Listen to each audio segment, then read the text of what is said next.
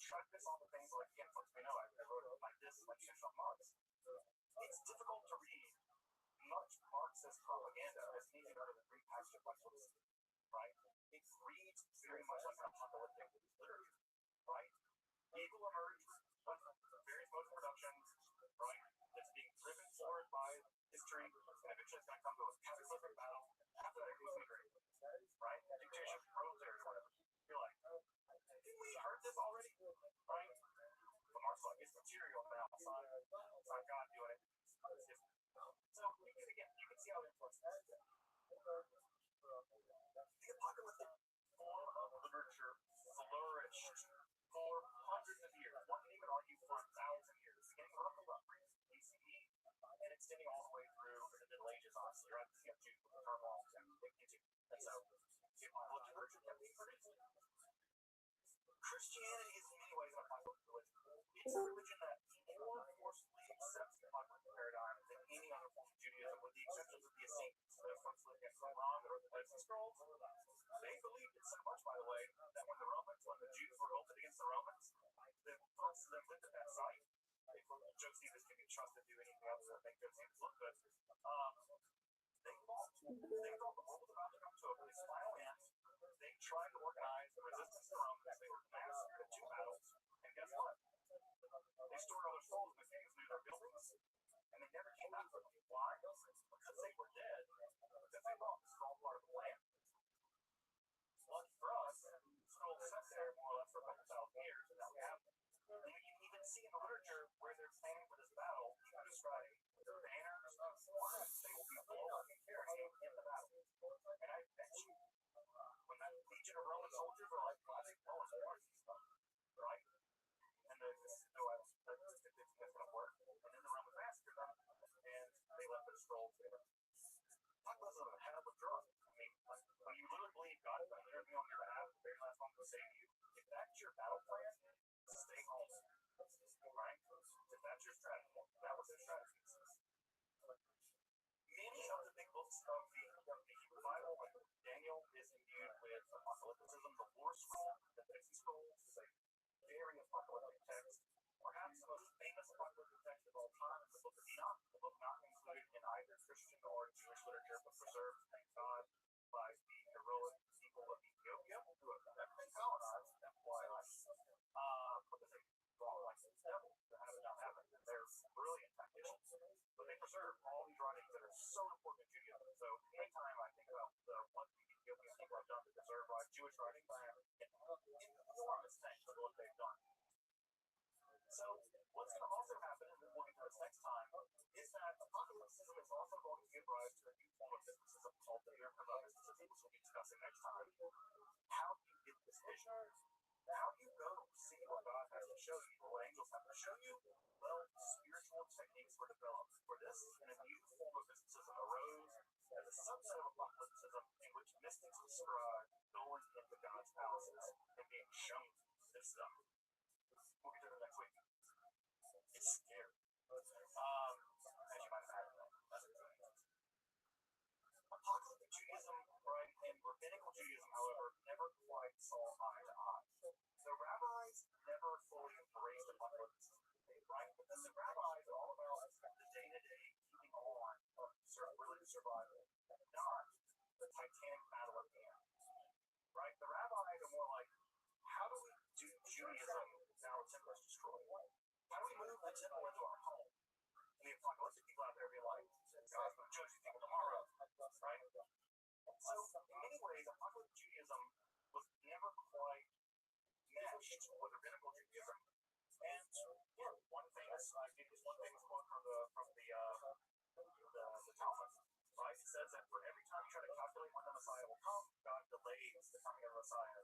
The years that you calculate when it's usually. The rabbis don't like this, right? When Rabbi Akiva says, right, that Shimon Bar Kokhba is the Messiah will save us all, the other rabbis make fun of him. They're like, grass will grow in your cheeks before the Messiah comes. Like, that's not going to happen. Unfortunately, grass didn't grow in his cheeks because being buried and burned alive before he will come to that. So, sometimes it's just me, right? The apocalyptic is very, very dangerous. But it was incredibly fun. Almost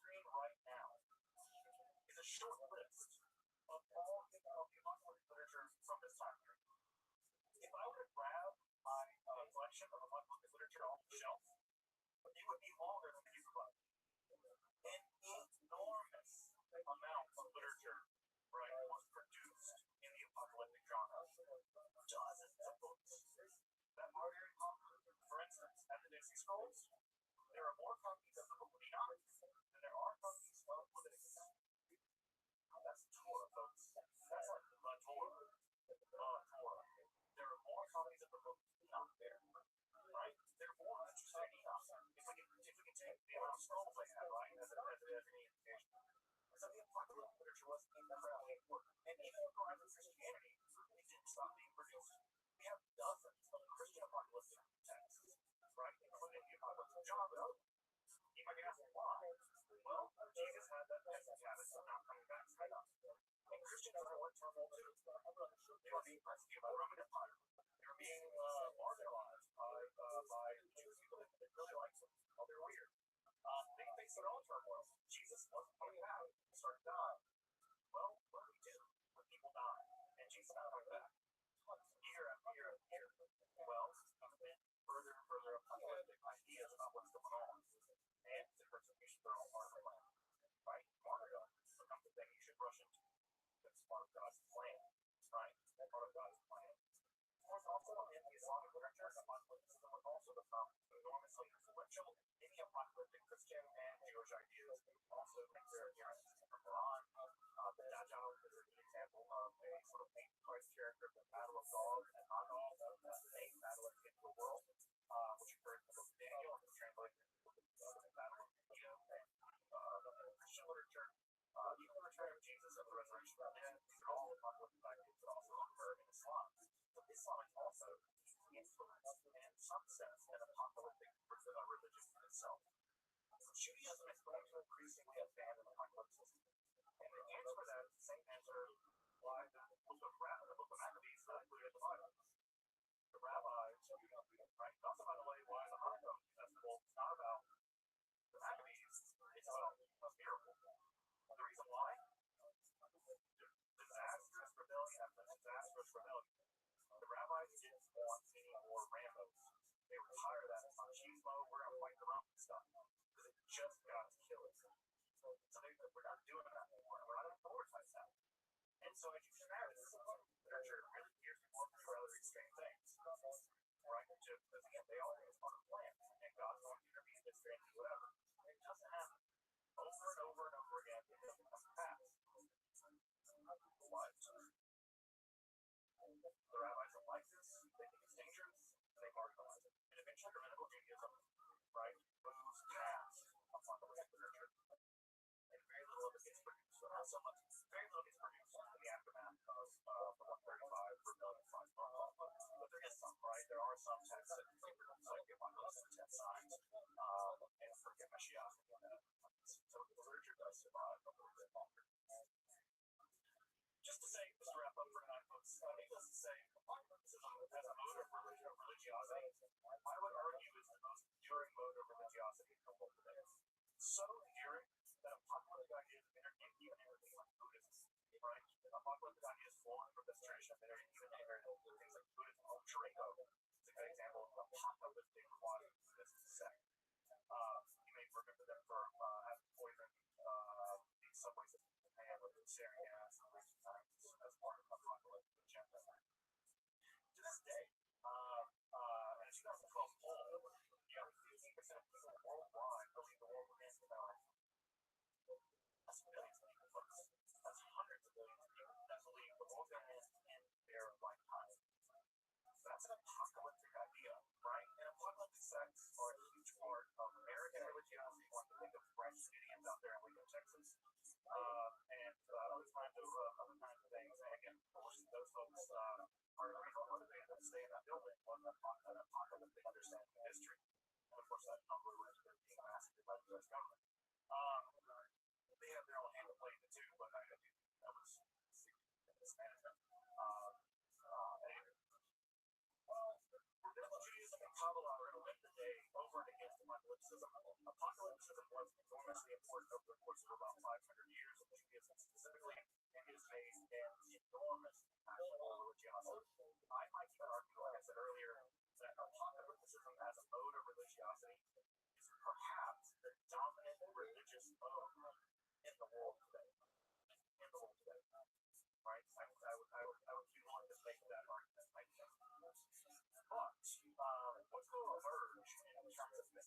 for the purposes of our learning together is that the form of apocalyptic practical apocalypticism, that's to say, a mysticism in which mystics attempt to descend into the throne room of God, is going to emerge out of the apocalyptic literature.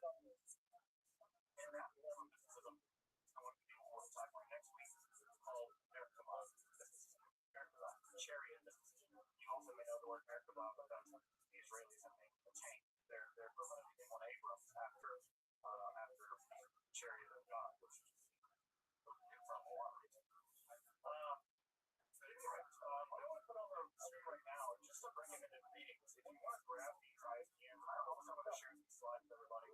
I'll have access to the slides later. But if you want a great apocalyptic literature reader, it's just a collection of apocalyptic literature.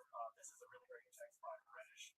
The large scholar of apocalypticism and the world now, John J. Collins, book The Apocalyptic Imagination, is the definitive study of apocalyptic mysticism. Right? So you got the college level class of apocalypticism. You can read Collins' book. If you're interested in Christian apocalypticism, Bernard again, the leading scholar in Christian mysticism, has written a really great book about apocalyptic traditions and relations. People are following the most amazing way possible. And of course, also John has published another text on trajectories theories of apocalypticism, and this actually covers Jewish apocalypticism through the Middle East, which doesn't get much play. Most of the time, a lot of it's not translated, but Reeves provides a great introduction to that literature, which is also forms of apocalypticism that survive Jewish apocalypticism that survive the Middle East. So, again, another form of mysticism that emerges from the breakdown of prophecy, but renovates prophecy to the phenomenological things that happen to show rather than tell, and show what? The whole plan of the universe and how you, as a Jew, right, or as not a Jew, maybe as a Roman, how you fit into it, right? And that was my mysticism, but it was important to Christianity. We all see Christian world order. It's none of this is imaginable without the apocalyptic term in Judaism here in beginning in the 4th century. Welcome back, and thank you for joining me as I explore the garden of Jewish mysticism and Kabbalah. Again, I support my work to provide accessible, free, and scholarly content on topics of Kabbalah, alchemy, the cult of active primitive philosophy. Consider supporting my work on Patreon or perhaps with a one-time donation. You can find those links below. Until next time, I'm Dr. Justin Sledge, and thank you for watching Esoterica, where we explore the arcane in history, philosophy, and religion.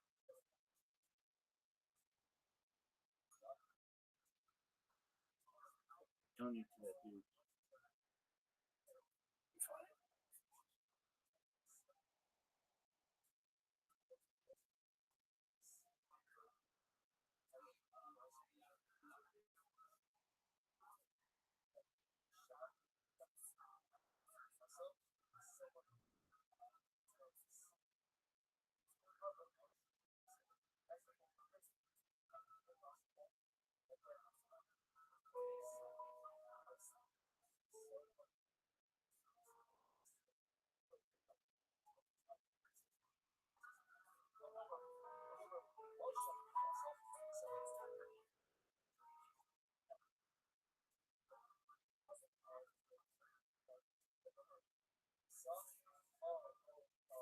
I'm Dr. Justin Sledge, and welcome to Esoterica, where we explore the arcane in history, philosophy, and religion. One of the most difficult aspects in starting to study Jewish mysticism and Kabbalah is getting a handle on just how those ideas developed over time. It's tempting to think that, for instance, Kabbalah has just always existed in the form that we have it, or that Kabbalah is just one thing at all. Of course, why the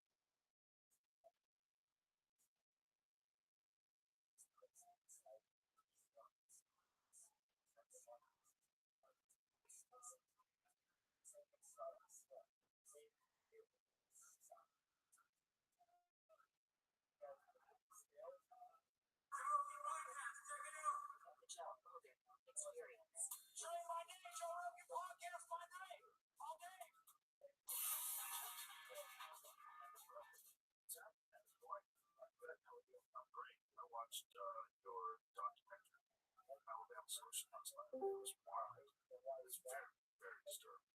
Kind of shocked to have heard more about it. Oh, everybody, stop what you're doing. Everybody, stop what you're doing. Whatever you're doing, whatever you think's important, stop what you're doing because we're all on Riser's time. We have to listen to his shitty microphone. Literally, it sounds like I'm in a fucking JanSport backpack. Come on, man. Seriously, still? Dude, it's like you're blowing into your My mic microphone. can't be that bad. It sucks. No, it's not making noise when I'm not speaking. It's good. Okay, fine. How are you? I'm excellent. How are you? Kicking ass, taking names, thankfully. When are we going to watch the Michael Jackson documentary, dog? Yeah, your mic is glitching out or something. Yo, dog, I'm perfect. No, it sounds like you're in Nigeria, right in the capital of Nigeria. Yeah, well, that's known as Lagos. And it would be a privilege to be in Lagos because all Nigerians, including Bitcoin Obama, are amazing individuals. Next question. Amen. But their mic quality is a little shady at times. Dog. About 99% uptime on the shady mics. All right. When are you going to answer my question and not critique? Is there going to be a coin that solves the Nigerian mic problem? Yeah, it's called JanSport Backpack. Next question. What the fuck is that? It's a type of backpack, dog. How does that solve the mic issue? Because your mic sounds like it's in a JanSport backpack. Their mics are pretty much perfect, but to please you, they will have the JanSport backpack mic coin. You still haven't answered my question, and I'm still awaiting an answer. Well, I'm gonna play a documentary tonight, as usual. How is your Michael Jackson documentary? Dog, stop this. Stop this. That's what I want to watch. I thought you watched it without me. I didn't. I waited for you. You're supposed to watch it. Dude, it's the number one. I didn't want to do it without you. So I did read I read comments and stuff, and it seems to be really, really interesting. So let's watch that tonight.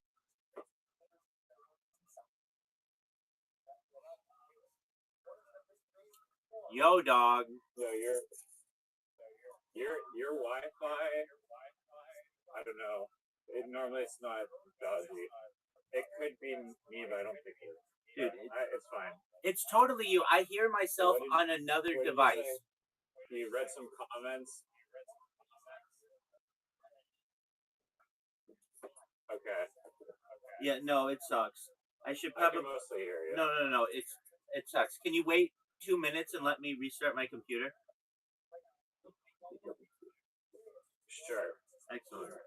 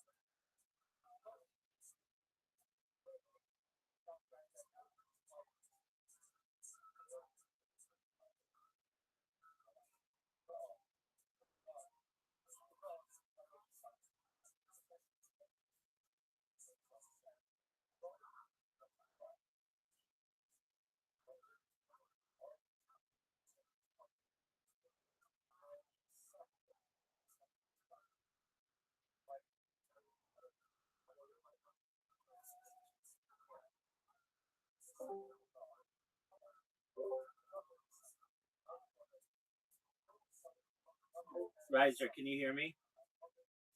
No. Yes. Oh yeah, you can. Yes. Is it better? Too soon to I'll tell. have to hear it a little bit more. Too soon to tell. Okay, but that's all right. No, it's still choppy. Still choppy. Yeah, my I hear that. Just give my device a second to start up.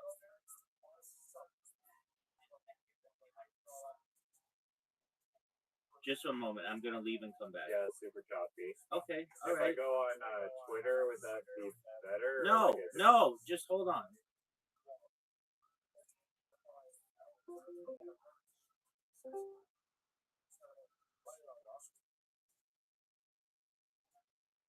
I think you probably still hear me talking.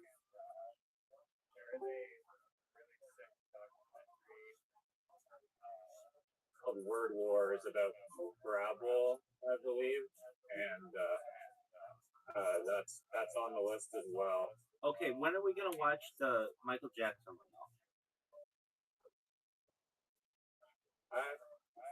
Is it about his death? No. And, like the doctor and shit? Doug. Is it about the Jackson 5? No. Is it about, what's it about? What part of his life is it about? It's about the accusations that were made against him and how they could be false. Okay, I mean, I'm down to watch it. I don't think my mom would probably be interested in that one. Why the fuck not? Unfortunately.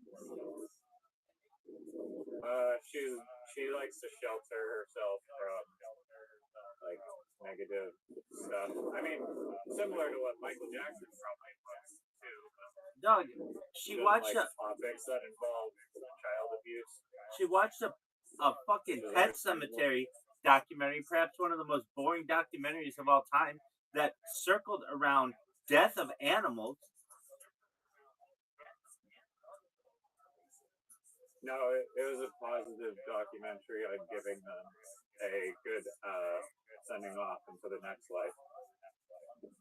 See, I think there's a stigma around cemeteries, and people think that they're morbid places, but that documentary really changed my perspective and really gave me a view that it's not actually. I mean, it's a sad place, but it's not actually necessarily a negative place. Because we all go at some point. You want to give your furry friend a good resting spot. It's like a nice gesture almost. Okay. And a better alternative than chucking them into soup. Yeah, that's disgusting. Can you hear me? I can. I don't. We'll see if how choppy it is. If you can hear you, then you'll hear if you're choppy. No, I know. I can tell that. Okay, I want to just quickly say. I know some people in Nigeria that have good microphones, but they can lend you. Yeah, I bet they sound like they're in a backpack. Dog. I've been publishing articles recently, and I think they're amazing. I think they're probably the most sound logic articles in the history of humankind. And when you have time, I want you to listen to them. And they're only like 2 minutes long. They're not really long, but they're gonna change the world. And I just want you to know that. Is that okay? You're not using AI. You're like actually writing them yourself. No, I do use AI, but this is what I do. I talk into my phone and I say, I'm writing an article on XYZ and I want to make sure to this is the point that I'm making. So like the arguments that I'm making are about ad hominem attacks. If you don't know what ad hominem attacks, it's Latin. Ad means against, and homonym means the person or the man. So basically, instead of critiquing someone for their shitty mini golf play, you just say that they are a shitty mini golfer or they're an anti good mini golf player or whatever. Like, you just attack the individual. And I think that's unfair. And I also think that there's a strategy, a very important strategy in debate that is basically it's what I call the king of the hill uh, element, which is like if you can call out your opponent for using ad hominem attacks, it becomes like a meta paradoxical um, element that allows you to basically take the high ground in the argument because you're basically calling them out for using name calling, and then you're going to destroy their argument. It's like added. I mean, the same is true with like regardless of what fallacy that you're pointing out. Any fallacy that you're pointing out in your opponent's debating skills is probably good. That's true. That's absolutely true. But especially the homonym. I agree with that. What did you call it? Especially the ad hominem. Yeah, no, 100. It's like the lowest form of attack. Exactly. Even like the presidential debate with like Biden and Trump, it's like they're not supposed to use that, and they're still like, using it. Yeah, exactly. So basically, when Trump calls Hillary Lion Hillary or whatever, or he calls Joe Biden Sleepy Joe, I think the best thing that they could have said is that's an ad hominem attack. Yeah, no, that would be amazing. You said that. Wait, I'm serious because not only does it deflect whatever the reference is, but then makes him look bad for resorting to that type of the tactic. I agree. I agree. Exactly. So, and especially when it's like supposed to be in like a professional setting, and it's not done just in like presidential debates. Like there's in like courtrooms or like any like formal setting, it's still happening where people are trying to like slander people with ad hominem. I agree. And so, or in the like Senate of like the U.S., especially like with Pam Bondi or Kash Patel or whatever, like those what the hell are they called? Hearings? Attorney generals or governors. The governors are even like using them against people in the Senate. Okay, you mean Congress people, not governors. And I know you're not American, so I get that. Yeah. Okay, yeah, no, you're 100% right, and I hate it, and I see this done all the time, and so I would really like to.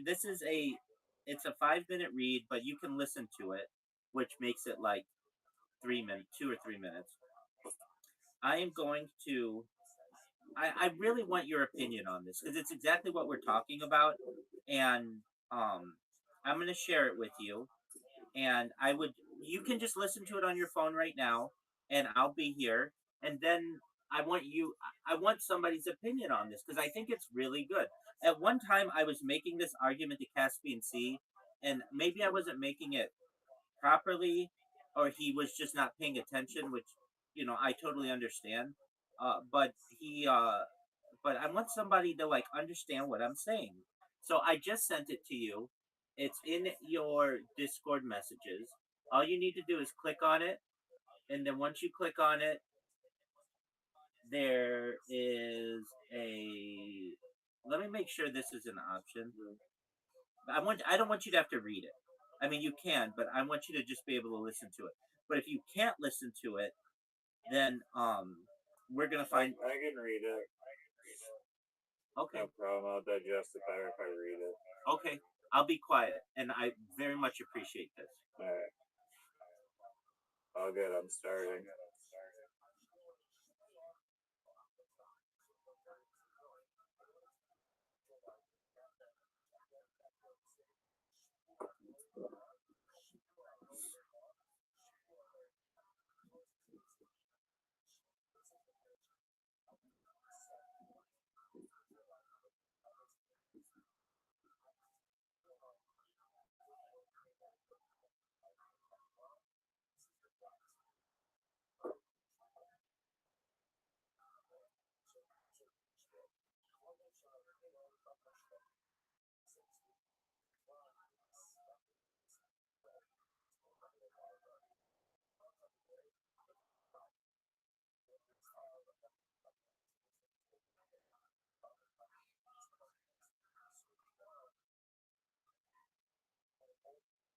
Sectarian night. Word.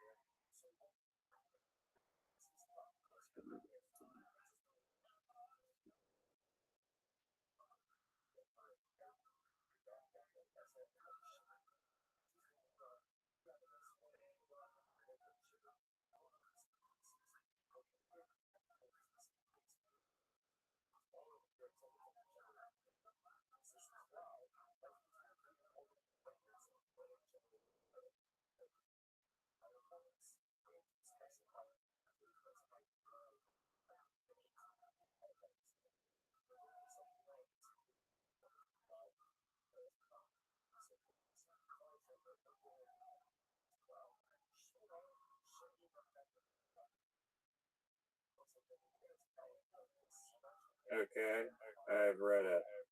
What are your thoughts? What has inspired you to write this article? Why did you write it? Great question. So, I'm going to be featured on a series of 5 podcasts starting on Monday for the next 5 weeks. On the first one is on life extension. The second one is on improvement of the Earth. Third is on mega projects. Fourth is on finding alien life or search for life. No, that's the fifth one. Fourth is on space exploration, and fifth is on the search for intelligent life. And I have like an outline of what I'm going to say, and it's really short,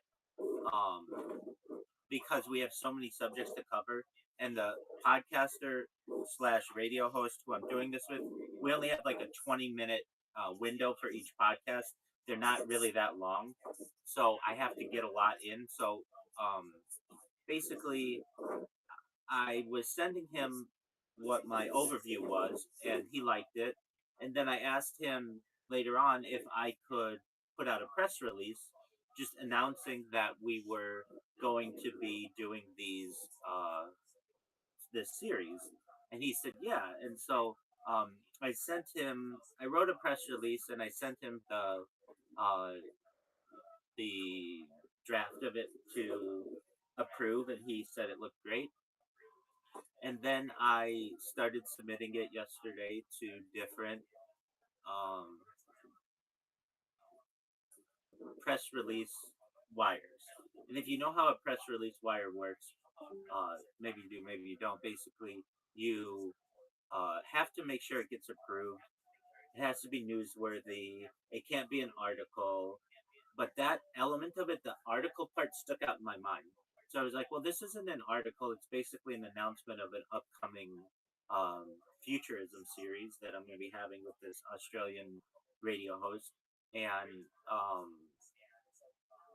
then I started publishing it on some free PR or press wires. And then I just watched it start to populate on Google. And these are like really strong terms that I want to associate myself with, like futurism and life extension and all that other kind of stuff that I like. And why this is important is because when someone uses AI to learn about me, I want it to be more about how I talk about futurism and less about how I bot people on Kick. Does that make sense? Yes. Okay. Now, I admit I bought people on Kick. I think it's an excellent strategy that I use, but people don't really know about me, and I want them to know what my thoughts are and what I discuss. And like, you and I have long form discussions on things weekly that are really interesting for people to be able to listen. Could easily be podcasts, if they had a little more structure. However, I mean, we talked about AI like for 8 hours, like just talking about the PGA. Why the PGA isn't creating a mini golf tournament? Exactly, that's a really interesting thing. But the way that Google and other search engines index, they don't have the ability to be able to take those words out yet from the transcript and publish them. So it just is whatever I title a video on YouTube is what it's going to be, and it already takes me. I made I used there's like some like kind of it's some tool by Google that is like basically like a cloud computer that you can use, and I used that like tool to download the transcript of one of your 10-hour Twitter videos. Like I specified the time frame where you're talking about the ad marketplace, and then it was grabbed downloaded the video, then downloaded the time frame that I wanted and the transcript, and did all that for me. but yeah, inherently the video did not, I guess, have it. You had to use external. Right. So at least with YouTube, which, so you did this with X or YouTube? I used some Google tool that allowed me to do like some cloud computer thing and run code and then do everything with like some pre-built like tools or whatever of it. I get that. Did you use an X link or the video is from X? Okay, yeah. X had the good best audio, I think. That's probably true. It's facing me. It has the recording near me. I agree with you on that. Okay, and did it do it?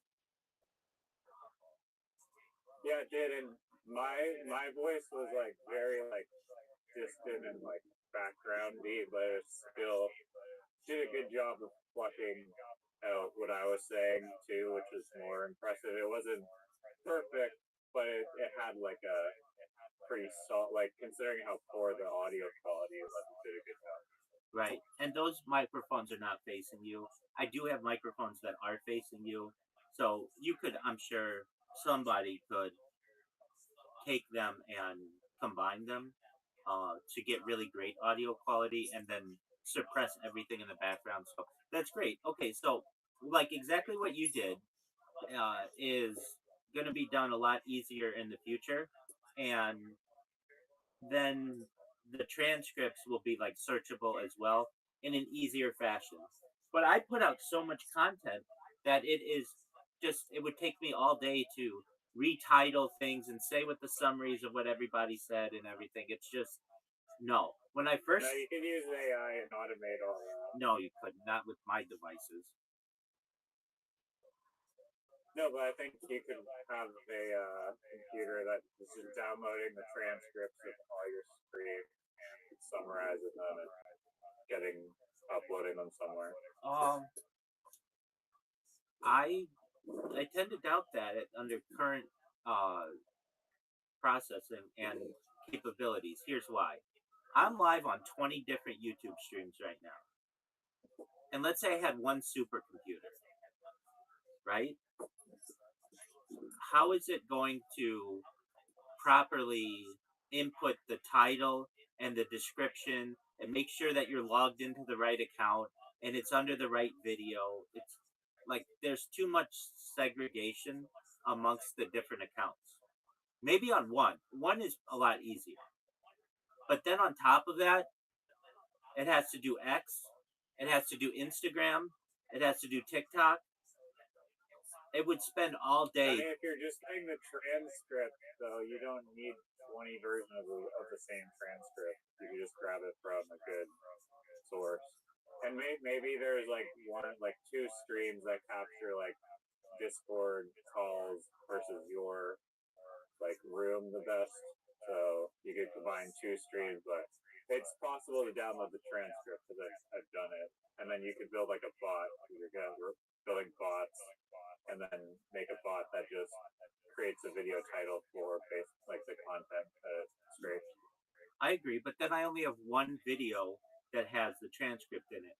And then what happens, which inevitably happens with a lot of my accounts, if you just lose it for whatever reason, copyright, or because Zoot talks about ending everything or whatever, like then all that. I'm not sure. I'm saying that like the transcript, like regardless of your stream, it's the same audio. It's not like with a video you have different angles, but the audio is the same or virtually the same. I get that. On mic quality, though. I get that, and I mean, I really feel like we're less than a year away from when you go to a YouTube video, it just tells you a summary of what the transcript says. I mean, they have Gemini, like you can summarize and ask questions with AI on YouTube videos now. I use it all the time. Right, it's great. And it's very accurate. But what I'm saying is, without even having to plug that in, it will just give you an AI summary of every video. We're not far away from that. Wouldn't you agree? They started doing that on Facebook, and I think for some reason it went away because it was pissing people off, myself included. But it was just like we like some random Facebook post and then it's giving me an AI summary of the Facebook post. I'm like, this really just at least give me the option to like exclude this because it was super annoying. Now I don't see it for some reason, but I didn't even have the option to get rid of it. I agree. I made a video on this topic to some extent for Instagram. If I say to you, fire monk, what do you think of? Like a self-immolating one. Exactly, exactly. Like that guy, his name is Quinn Duc Thon, from Vietnam in the 1960s. That guy, right? Yeah, protesting or whatever. Exactly. 100%. Thank you. Okay, so I typed that into Instagram, and the first thing that comes up, it was like this AI description of like some video game. And it's like, dog, this man sacrificed his fucking life against really religious oppression, and and and yet Mark Zuckerberg and Instagram think that someone who would look this up, a very historical event, would instead want some stupid game that nobody cares about. Or maybe if you cared about, that's fine, but like it's not as important to me. So I just made this whole video of like, what in the F are you doing with your AI? Where do you know the reason why? It's because like the reason I noticed is account on Instagram I follow who he just does like these like little improv like commentaries on these like stupid internet clips, and so I was sending him this video of this guy who fell underneath a moving train, and there's like a gondola train, and the train is moving. This guy's trapped underneath the moving train, and his like hillbilly redneck buddy is like, "Oh, you're you're hooped, bud." And then the train is like accelerating, and they were like suspected that there's like a crow catcher at the end of it, which is like this giant like shovel thing like that scrapes behind the locomotive and basically uh yeah, it won't be good if you get hit by the crow scraper. And so then the dude somehow like there's enough timing between like every other car where like the wheels were far enough apart where he could like squeak under, and so he managed to just tumble like just barely underneath the car. No. Wait a minute. But yeah, I sent it to that guy, and then he was like, "Yeah, I can't review this commentary because it violates Instagram's terms and conditions, which is basically promoting violence of any kind will result in account ban. So, like, you cannot post gore and any like dangerous content on Instagram apparently." Which I see a lot of dangerous content on Instagram because you post rock climbing videos, but like rock climbing is dangerous, and like all types of shit that people do is dangerous. But like anything, I guess it's a little gray area. It's just like where you draw the line between dangerous and not. But that's why it probably didn't show up. No, it does show up, but you really have to search for it. I agree with you though. And it gives you a whole description of it, but that's a newsworthy event. That's a historical event, and to me, it was just like Zuckerberg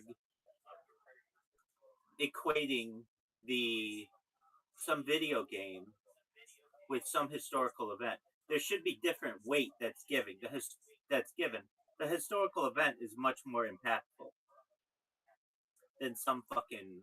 Yeah, I mean, it's like a freedom of speech kind of debate, but arguably, like, I know there's children on the platform, and it's like you don't want to promote all these horrible events to kids or whatnot. So Yeah, there's other sites like Wikipedia that will tell you all about that if you any other site really. That's true. The whole this is something that drives me bonkers is that they allow children on Instagram, and Not in Australia, apparently. Did you hear that news? yeah, 16. Zoot's pissed off about it because they shut down Pornhub. Oh, 16? Jeez. Yeah. Oh, yeah, Zoot cannot check the charts now without a VPN. Yeah, and he doesn't. And did you know Bonnie Blue faked her pregnancy?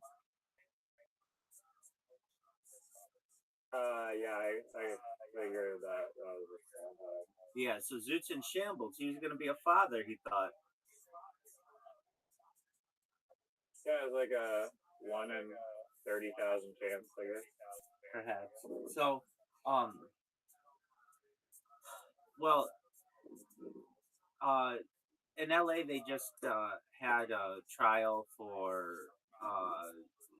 Meta and YouTube or Alphabet, and they lost. And it was basically these platforms push content on children, and they do. And I remember having a major issue with Facebook when it opened up to 13-year-olds. I remember thinking, in order to make a contract with someone, you need to be the age of majority. You need to be 18 years old. And basically, you're asking children to enter into a contract, which is unenforceable.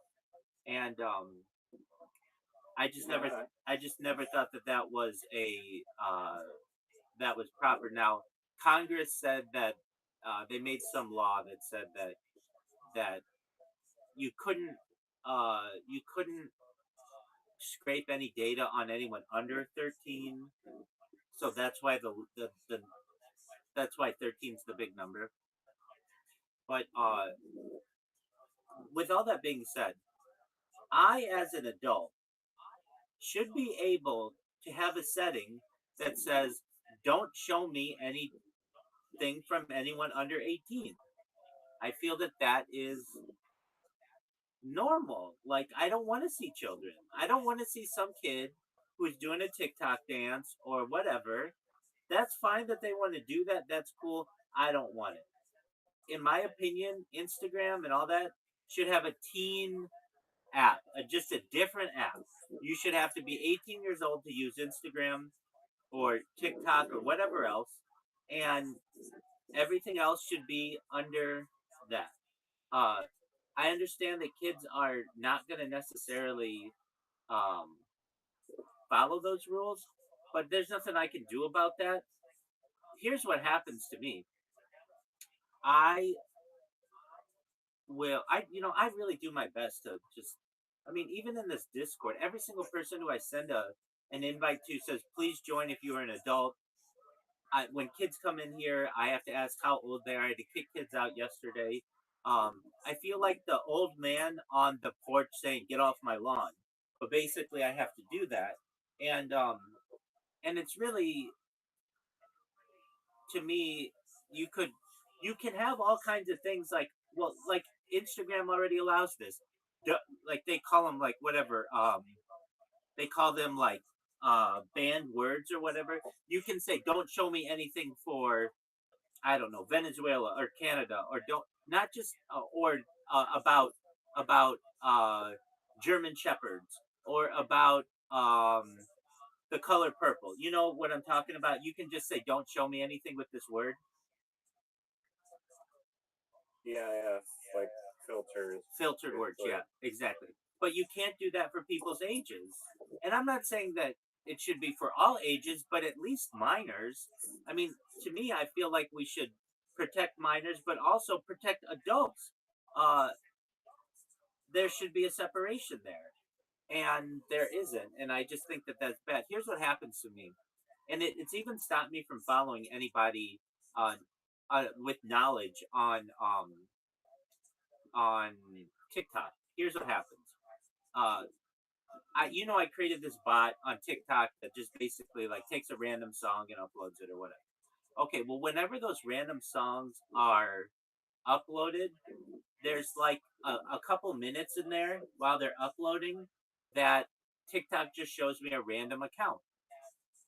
And sometimes the people who do the random account do lip syncing like I do, and it's really good, and it's to a song that I really like. And so I'll be like, oh, I want to follow that person just like a normal individual would.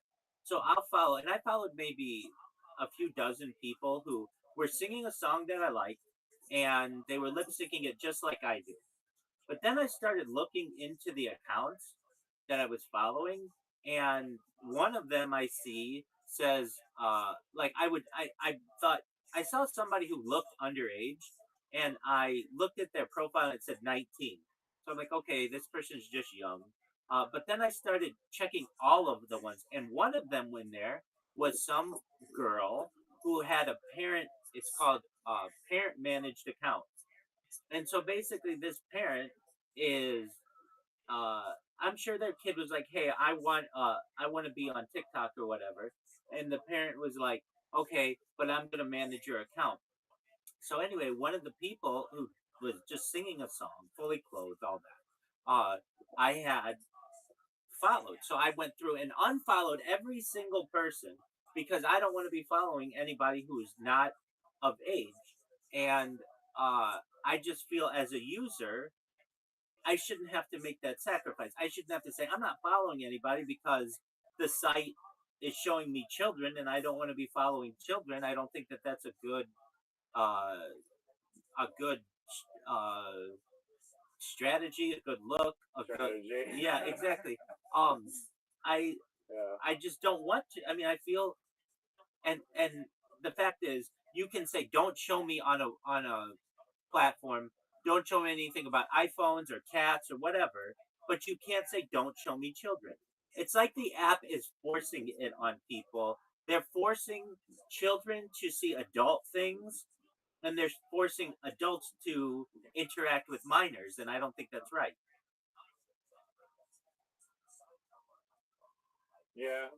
I mean, typically in society, like people the same age, like hang out together majorly, unless they're like a teacher or something, um, or parents. That's true. So That's true. And there are it's kind of like why just because the internet exists, it's just like too much of a clusterfuck, um, and there's not enough borders in place to like or any friction from preventing those they any already groups from interacting really. they already And they I mean, already like on social media, like TikTok, like anyone can just make an account and interact with anyone. It's just they way already too open. they already do this. They say you have to be 13 to be able to use the site. So they're already drawing the line at 13. And I'm saying draw a line at 18 so that I don't have to interact with any of these people.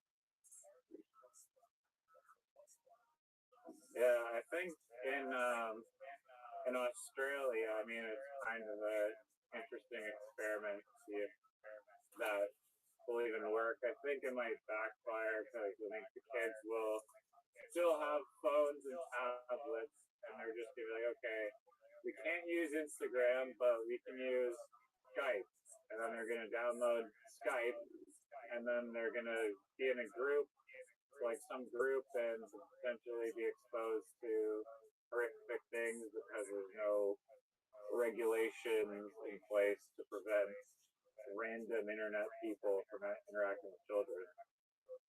Um, and there's probably could be like less moderation on those sites that they flee to, like refugees. Okay, Internet TikTok refugees.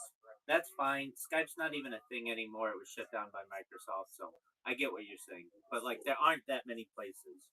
And um at least for the big ones, I don't know. I just don't want to see children, and that's my prerogative. There's no thing on there to say don't show me kids, or at least kids accounts. Some people want to show them with their family. That's fine. I mean, whatever. But I'm following the adult. I don't want to be following the 17-year-old person, and um, I don't know. That's just how I feel about it. And I'm on social media so much that this is just a setting that I think is necessary. I see a lot of adults people on X that use the phrase MDNI. Have you ever seen this phrase MDNI? No. Minors do not interact. Now, I didn't know what that meant, so I had to look it up. But it's basically like, don't interact with my stuff if you're not 18 years old. And I see it on X, I see it on Discord. I mean, if you look at my Discord profile, it says 18 plus. I don't want to talk with anybody. It's a big thing. Like, I mean, if you go to a bar in society, it's like, okay, you have to be 21 or 18, depending on where it is. You know, it's like, they don't just allow children in those places. I agree. And or strip club or something. I agree. Like there's rules. I agree. Here's an interesting one. But not the internet is just very lawless. In its own way, yeah, and that's changing. Okay, so X. In order to download X from the Google Play Store or iOS Store, it says it's a different kind of app. It's different than Instagram and Snapchat and all that other stuff that you can be 13. That one says you have to be 18 because they just straight up show porn on it. However, I get a lot of guys in Africa who don't give a shit about that, and they just make accounts. And then they come in here and ask how to get a job and everything, and I'm like, all right, well, create all these different social media profiles, and they're like, I can't, I'm not 18. And it's like, get the fuck out of here. Like, I met you on X. I'm assuming that you're 18 because it says that you have to be 18 on X. But it's just like, it's a loophole. And I get it. When I was under 18, I would have been doing the same thing. I mean, I can't say that I didn't ever say that I wasn't, that I was 18, just to get into websites or whatever. But it's just like an expectation that I have. Did you hear of the, were you aware of the thing called the 20-minute workout? Did you ever hear about that? Enlighten me, please. Sounds familiar. It's just like these workout videos, I guess, in like the 80s or something. And since there was not like widespread pornography back then, it was like the most provocative thing on TV that you could watch. And so these like little like aerobic exercise videos have come out, and the women are in like these like bathing suits and like doing some suggestive aero exercises, and that was like the closest thing that people had. With you saying that, yes, I know what you're talking about, and in my mind as a young person, it just wasn't sexualized by that. I just saw those as people who were exercising. But I know what you're talking about. The exercises that they were doing were, if you look at them with that type of view, then they're very sexualized. Yeah. The closest thing on public TV that you would see, practically. Absolutely. Okay, did you like my ad hominem attack article? I did. Was it I'm headed to pickleball now, though. Okay, so nobody gives a shit about pickleball. Dog, I want to watch this Michael Jackson documentary. I don't know if my mother will want to watch that one. All right, dog. But maybe. What's it about? It's I don't know. He told me what it's about. I don't know. We'll see. But I gotta run. All right, big dog. Take care. Peace.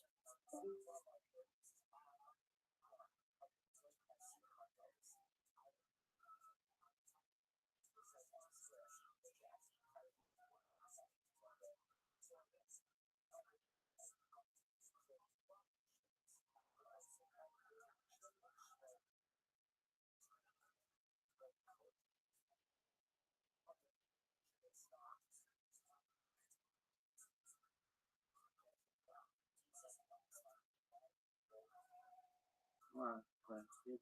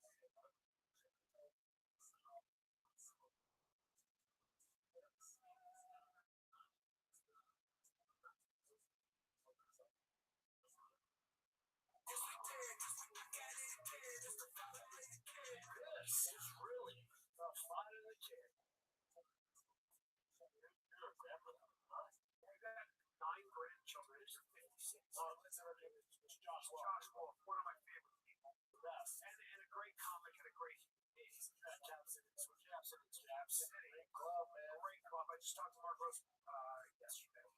Great club. I agree. How are the guys? You'll sell well there. Yeah. Yeah. I love. I've always come to even the old Cap City. Remember that old road? I love that old road. I like those strip mall. Yeah. Yeah. I like those long, kind of flat roads. Yeah. I love it. It's a great. Yeah, I love that place. I remember the old Cap Cities. Yeah. That was all about. Oh, sure. God, I love that. Those ceiling comedy clubs where all of the energy that you know where to go comes flying. I have so many great memories. Yeah. And then there's obstacles when you do San Antonio. It's like this. It's like crazy. In that place in Minneapolis, the mall, Mall of America. It's just a little. It's a little cavernous. The first time I went, the manager was like, "Hey, sit down." He was like, "Just so you know," he said, "unless this place is sold out, a lot of times you'll see them black there. You just won't hear them." I was like, "What?" They're right in front of me. He goes, "Yeah, but that was a club where a guy had a seizure. My front row, a seizure, and mass exits. Ambulance, stretcher. That's the end of that show. But yeah, you're right. It's not packed, and even if it is, it's just. Your residency. I have a residency there. Vegas, and this woman passed out.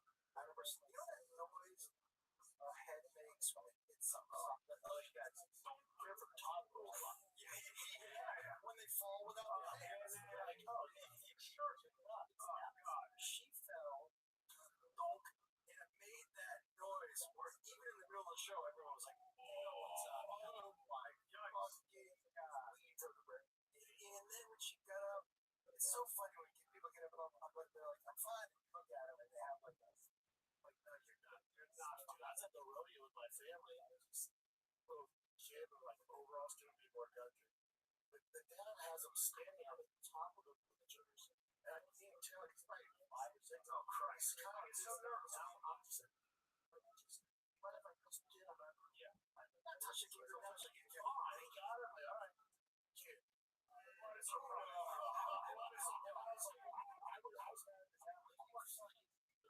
Kid's crying, and then dad's like, he's fine. I'm like, what? He's something. He's fine. And then the kid for the rest of the road, he was just a bunch of empty restaurant and just, yeah, man. Yeah. It's like cops. Yeah. Hey, Jack, dude. Hey, shit, he got it here. Just staring at the horses like, yeah, like, how many times were you in high school football and nobody gave it? Oh, dude. Oh, he might have given college. I got him doing college, too. He's calling give your bell rung, and then I was the guy who was fullback, and I was the wedge buster on kickoff, too. So I remember going to film study on, like, Sunday. Like, all right, let's watch Shop. Fucked up. And everyone was like, yeah. And then even then, I'm like, this can't be good. You ever notice the beat in? No, you catch him. Baseball. Dude, zero. Although the kid this past weekend did the pitcher took a straight hard line drive to the front. No, stone pitchers they still he's throwing shit. They're like 9 and 10, throwing like 58, 60. That's so insane. That's at 60 feet, right? Yeah. You're not on the full field. Not on the full field. I mean, throwing shit. Come on. He's a Texas dad. Get on up now. Get on up. Breeze, son. Get on up. And I was like, oh my God. Like, I'm calling out. He's like, oh my God, is he all right? And the dad's like, don't touch him. Don't touch him. And he's like, Breeze, son. And he's pitched the rest of the game. I'm like, different. Oh, they're just it's a different run some dirt on it. But dude, you look great. I've been on it for a hot second. Yeah. It's my first week with the TRT boys. With the TRT boys. Good new boy band. Now, TRT? Oh, what's up? Oh, my God. Dude, ladies and gentlemen, put your hands together for TRT. Can't sing what they are. TRT boys. Go River Gang. Go River Gang. Energy. Yep. The guy on the left is Jewish. The guy in the middle is Samoan. The oldest just dudes with the smallest nuts. Yeah. Right. My nuts haven't shrunk up or kept it on. Oh, okay. Eventually your nuts go. Are they gonna work too? You just have to pull up shop. Really? They're going back to their original home. Yeah. Mine are the size of like small. Are they? Yeah. You're taking a lot. I'm not taking a lot. I'm taking very little. But why did you get on? Because you've always been shredded. We were just talking about usually when people like start to lose like the definition of muscle, like lose some weight, that's when you guys are like, I should probably lose some. It wasn't anything the way I looked, honestly. Thanks for bringing that up. It had a reference. That's a baby dick, so that is not great. It doesn't make you dick straight. That's a tight dick. Whose dick is that? Yeah, that's a tough look. That's a tough look. That looks like child's dick. So honestly, it looks like a thumb. Yeah, it falls on the left. It looks like Brett Favre's dick. Yeah, his dick looks like I love it. I didn't let you. That big dick pic. It's the only dick pic I've kept on my phone, but it made me laugh. I'm like, this dude, he looks like a thumb with no head. Yeah, he's awesome. But who convinced you to do TRT? Honestly, it had nothing to do with the way I looked. It had to do with I love working out. It's like I have an addictive personality, so if I don't get to the gym, it's not bad for me. So, but my workouts were, and my recovery was just dragging. Yeah, dude. After that first half hour, I was like, I don't got it. Stage of the recovery. That's when you're like, dude, what the hell is going on? I couldn't walk up the stairs of my fucking house. Yeah. So I was like, I'm gonna try this. Plus, I can travel a lot. That beats you up. People don't realize it. Like, sleep and all that. Get into your routine. And when you're touring, you're doing.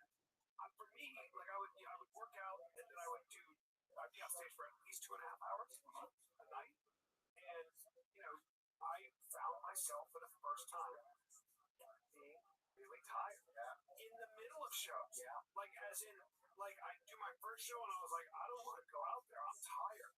And then by the end of it, I was like, oh, I'm going home. And once I got back, I got on TRT. I literally don't have that. I have that energy again. How long have I been telling? There's some weird taboo thing with TRT. Be like, oh, steroids like that. Let's say you're deficient in vitamin D. Yeah. When you go to the doctor and they're like, hey, we did the blood work. The vitamin D is so low. Yeah. Okay, we're just gonna get back to optimal levels. That's the same thing as testosterone. So way more important. Ways to well got deep. So ways to well, like Denise was like, she goes, look, your overall high testosterone is high. You gotta look at your free testosterone. You gotta look at what's available. You gotta look at your sex binding hormone, your sex hormone binding hormone, which is when you get older, especially in the Mediterranean, it sucks up all the testosterone. Yes, so if you look at if you understand somebody who really understands the endocrine system, she was like, I'm just telling you, I'm not telling you to do it. There are other things you can do. I go, well, let's just do it. Let me see what happens. Yeah. Boom. Yeah, with Ways to Well, like I've been on TRT for Ways to Well.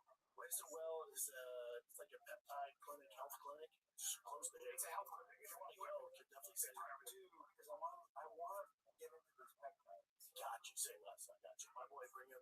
We'll connect you after this. It's close to here. But because I was on TRT forever. When I retired first, I was like, where's the next? How come? Because you've always been a big training as much. Yeah, but I think energy, especially once I started having kids, I'm keeping up with those critters, and then really just energy. Like this morning, like now I'm good. Like this morning, my baby girl woke me up at 3:30. And one time I'm there's no really. Let me go give her and then you can't go back to bed. Now if Billy wakes me up at 2, 3, that's right. That's so I've been up since late. I'm good, baby. I'm fucking great. Yeah, I'll go from here. I get 2 shows. I'm gonna do this workout, the thing in a film, and then I'll take Tiger to practice. I'll be on my feet for 2.5 hours. I'll go home. I'm good. But my thing is TRT. This is where the taboo comes from. There's bro science. So I was doing say you're doing 5, I was doing 12. Well, correct. And I was like 12. Jesus. How much do you do? I do a total of 80 milligrams a week. So I do that much in the syringe every other day. So I was doing my thing is I was doing 12 because this is where the bro science came in. No one, I just got a prescription from some random dude that made it happen, this random doctor. No one did my blood work. So I was doing all stuff. I wasn't feeling great. My libido was shot. I had all these these issues. So then when I went to Raise the Well, they actually did blood work and broke it down. Like, first of all, you're doing way too much. Like, this is why you're feeling like this. And then added some peptide. Your boy's can't cook it out. Cook it. Yeah, you gotta do it with the supervision of the doctor. The first thing I asked you is a lot of people just do it on their own. Like, you gotta look at your levels and have somebody who really knows what the fuck they're doing. It's a very delicate process. I am gonna do what you suggested though, just break it up. I just put it Like, dosing is really good because what happens is, so every other day, I'll do like a very small amount because you don't get these spikes. You don't get this like high. So if you take Cypionate, some people do it, but I'm saying for somebody my age, like they were telling me, just try to do a microdose. Everyone should, because if you do 5 or whatever is 8 I use all at once, you just sort of swoop, and then the rhythm is back down. So by Saturday, Sunday, you're like, oh man. But by breaking it up, then constantly like it is.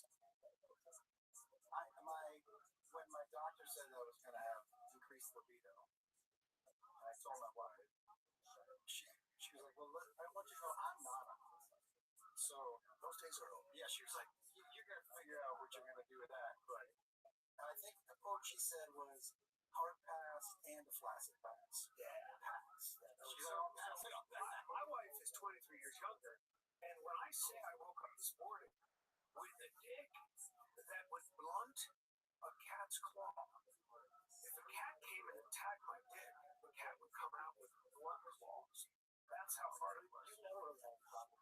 I never have, but it's teenage trouble. I mean, I'm 18. How's your wife feel? She feels good. See, but I have this buddy, I won't say who, I don't want to give away, but so his wife was constantly taking naps, not waking up for the kids, like not, just no energy, just kind of a bummer to be around.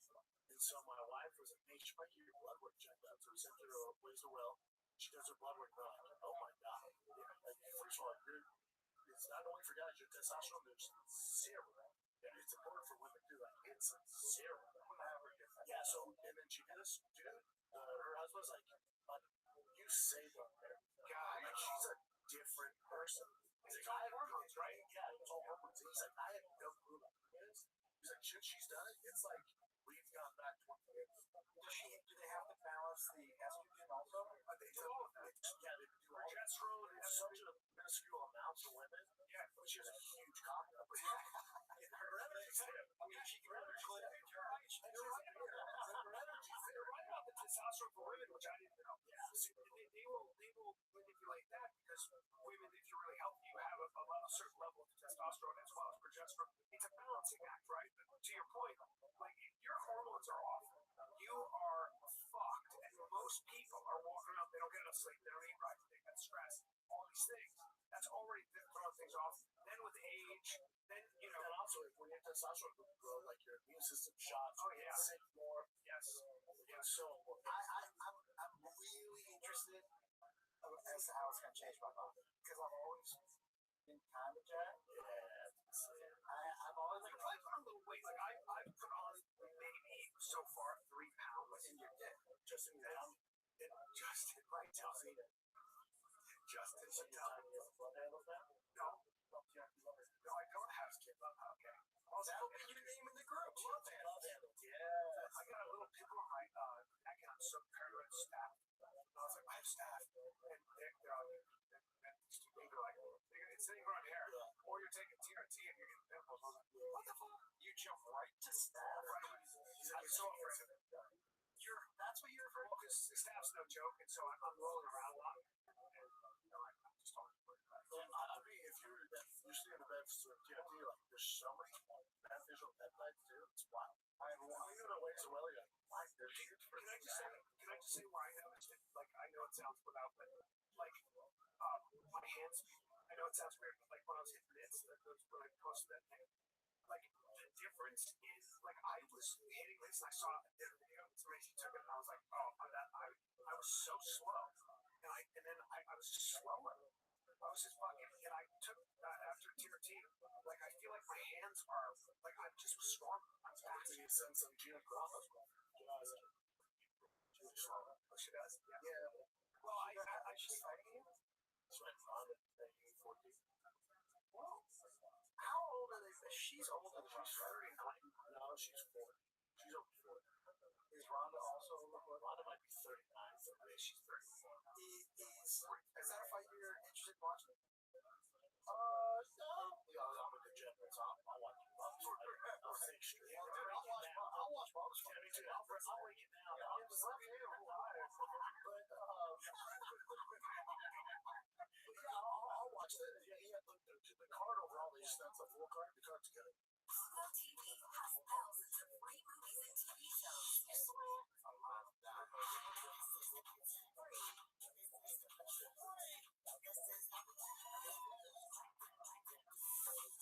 Titanic, Dreamgirls, and Gladiator. And TV shows like Survivor, SpongeBob SquarePants, The Fairly Odd Parents, and Ghost. Pluto TV is always free. Pluto TV, stream now, pay never. Like, what is? I remember Gina fighting early on. Dude, she hasn't fought 15 years. Yeah, so is that into a movie? Ronda should be a minus. What pounds could have hurt? Because her was. Yeah. Get the fuck out of here. Yeah. She's gonna. Is that the only reason she's taking the fight? Because she's minus 4,000. Yeah. Like, they offered me a fight, and the fight was very tough. They offered this is like a few months ago. I'm like, yeah. But if I was a minus 4,000, like, yeah, I'll do it. Yeah, fuck that. Who would be a guy without that you could find? Okay, I gotta look. Brent, $2 million. Okay. $2 million Flat fee. flat fee. No for government. 50. Let me go through some. Okay, how much you want? I'm with it. All right, you want $5?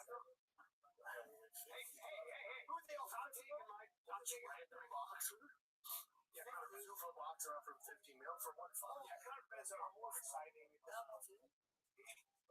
So I gotta. Yeah.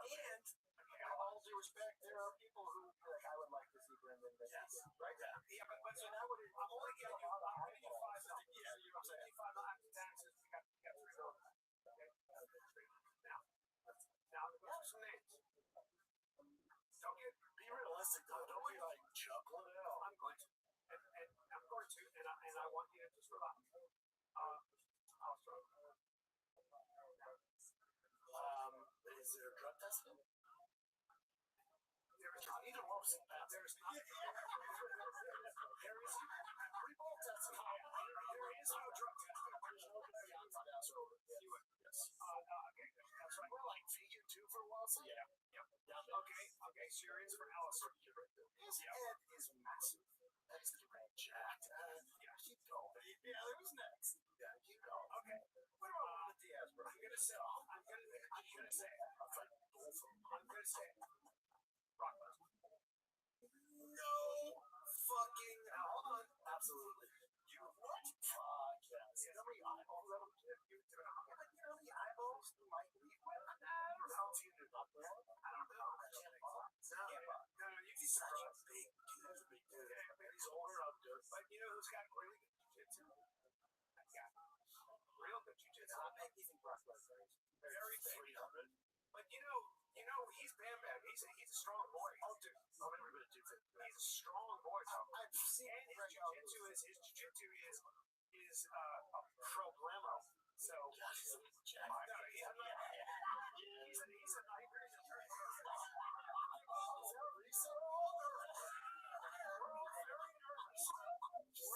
very nervous. It's not fun. That dude is going. But my guess, our cardio's better, Bubba. Yeah, cardio's way better. Cardio's better. He's gonna rear right at you, right? That's what's gonna happen. Yeah, there's no like mystery of what he's gonna do. He's gonna try to stop it. He's also 48. I know. So I like the fight. I like the fight. Okay. In your mind, you gotta survive the first how many minutes? 3 minutes. Yeah, and then Brock's got a problem because he's got very good cardio. Yeah. And his jiu-jitsu is a problem. Problemo. So it's gonna be. It'd be more than $5. What's that? Maybe not be more than $5 because they would probably pay him if it was like MVP like that. I'm saying five. I'm saying five because I can't pay him 40. If I give you 40, you're gonna play everything. You're gonna fight everything, right? What if I sent you to Japan to go on those 5-on-1 fights? Oh, that'd be cool. I would love to see that. I got like 5 little Asian cans. Did you run it back with Andre? Ross? Man, he's active. I'm gonna fight him with him. I'm not fighting him MMA. Yeah, he's active. I'm When's the last time? How long ago was it? Retired. It's just been 11 years. Damn, that's a lot of miles on that body. Does it, like, 11 years removed from getting punched in the face, is that something that you would have to be like, I have to feel this? Oh, yeah. Like, they can be like, hey, you got a 2-month notice. Like, I need 8 months to get back on track. At least make it yourself. Yeah. And then, things have to come to a whole, like, right, but since practice, like, those were kids' baseball, football, that, all that. Man, when Andre was young, in 2000, I remember seeing him first. I was like, fight. It's a tough place, dude. Dude, I remember the first time I got punched in the face in a fight. I was like, yeah, I don't want to. No, but This is not. Andre had cancer, brother. Yeah. What do you have? What kind of cancer? I forgot. We talked about it too. What is it? He beat it, though. What? You beat 2024? Yeah, she's had cancer twice. I think 3 times or something. Yeah, 3 times. 3 times cancer. She kept coming back. Oh, shit. Yeah, that's not shit. Jesus. If you're gonna get a cancer, that's the cancer to get, actually. Cancer? That's not good. That's not good. That is 3 times. How's life in Vegas, brother? My God. It's not hotter than here. Are you? So for 3 months, So first of all, it's dry heat, and it's way easier. So our heat, make no mistake, I don't think it should. So I don't like humid at all. I don't like this. I don't like it at all. I like humid. No, I don't. But Vegas, dude, I'm telling you, the best kept secret about Vegas is the weather. Yeah. So 3 months a year, it's rough. I lived in the fucking valley. That's what I'm saying. So there were 3 months of the year why didn't you go outside here? That's the point. Everyone was curious about Tennessee. I'm like, man, the valley was 106 or 45 days straight. Yeah, just heaven hot. Vegas. So we were at 70 degrees last week. Yeah. It's beautiful. It's fucking 88 to the top. You like that? I love it. Listen, man, I like being removed. I don't need to be in it anymore. I got my residency there, so I get 2 nights a week in town where I just drive down and fuck around and do whatever. Where are you doing that at? Oh, same. Dude, it's for the wise guys, too. I don't do Wise Guys because Kimmel's has me there. Sundays and Mondays are just being me now. So I do my show, she does her. It's great. And the thing about Vegas, man, is that when people are like, I don't like Vegas, I'm like, well, then you don't like anything. Everything, you have everything. Well, it's the same when people like, oh, LA, Hollywood. I don't live in Hollywood. Yeah. Like, that's a weird thing. It'd be like, yeah, I don't like Austin because it's 6th Street. The only Austin is going to 6th Street. Like, the suburbs are amazing. It's like if when you were living in LA or somebody was like, hey, let's go to Universal City Walk. You'd be like, yeah, I'll be playing you. Absolutely. Yeah. I've never fucking gone there. I go to the Strip twice a week for my shows. My wife's been out of town shooting a movie, so I'll go down and get them every now and then. I take some mushrooms over there. But the food is fucking next level. Yeah, it's good restaurant. Next level. Next level. Kids are older, but also good school system. But also, you don't even to Sphere yet? No, I drove by it. You went to it? The Eagles or some shit? Maybe. I don't know. The Eagles. I don't know who else is there. I went and saw Zach Brown there. Oh, I love Zach Brown. The Eagles. I don't know who else on the Red Sox is there, though. Yeah. I like everybody else. I went and saw the Dead. Fucking amazing. I'm gonna go see Metallica. Oh, I would love that. And I'm gonna go see Backstreet Boys. Oh, that'd be fun. Oh, come on, dude. I know all those other Wait, ways. is Justin Timberlake gonna be part of it? Or that's not the Backstreet Boys.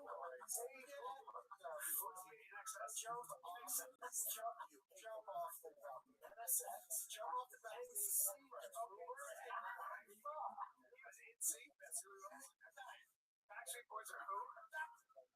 I know who they are, but I don't listen to that because I'm a straight man. You should know. I know, but they're like, I don't like their music. They're slammers. You don't think Backstreet Boys has some good songs? Are you just saying that because you're on testosterone and you I think it's terrible. I don't like that kind of music. It's too canned. It's a little too. I'm an artist guy. throat tone. He'll listen. Tell freak. On the flute. If the flute's not, if there's no flute, you don't listen to a ton of music. I only listen to music when my kids are in the family. I listen to podcast. Yeah, me too. My wife is a music girl. She always has music in the house. I don't know if you relate this with your son's playing baseball. When I'm driving at 7 a.m. to a game, dude, it's fucking Metallica, Rage Against the Machine, Eminem. How great, by the way, dude, is watching your kid play baseball? So Jacob Wolf, my son, was a phenomenal, really, dude. When I tell you, So don't you think because he's good, it makes the experience better? yes, Like, I know some have other kids who just don't have it. We're not having the same experience. no. Jacob, at 9 years old, I'll remember this forever. I had to pull him off first base, crying, because it was the first time he had ever gotten out. He just didn't And I was like, dude, you're out. He was like, what? And I'm like, yeah, you have to come back to the bench. What do you mean? He plays baseball, so there's 3 out. I'm always on base. Like, you actually, Not this time. you're out. Yeah. He couldn't You know, I went. It was a phase. My wife and I went to see a friend of mine. And his son was playing lacrosse, and my wife was laughing so hard because his son was running away from the ball and was running. He was running straight up. He looked like he just he looked like he was barefoot on pebbles. Didn't have it, and the ball would be right there, and he would go like this. And he's like, all right, come on, Tommy, let's go. I don't know what that's like. He's also coaching too. Oh, yeah, it's the best. What's up, guy? So your son played for how long? He played until he was sophomore, and then he moved to a school that just didn't have. Then you guys were playing in the Valley? Yeah, we were. And he didn't want to do. Honestly, he didn't want to do the job. I can't. So what? It's a lot, dude. It's a lot. A lot. He's gone all day. He's literally for 12 hours. He's outside on a Saturday and Sunday. Here's the truth. I want to practice with him. Jacob was like, did you have travel ball? And I said, well, I was brought up, no, our parents didn't like us that much. They weren't fun. But my dad would be like, you want me to drive an hour and sit on a field for 6 hours while you play 3? I have shit in my head. Yeah, fuck. It's such a business now. That's the. What is the correlation between size and skill in terms of when? Right now, it doesn't matter. It doesn't matter. Like, do they hit puberty? So when they don't hit puberty, you know, like size though, you play in majors. No, not in baseball.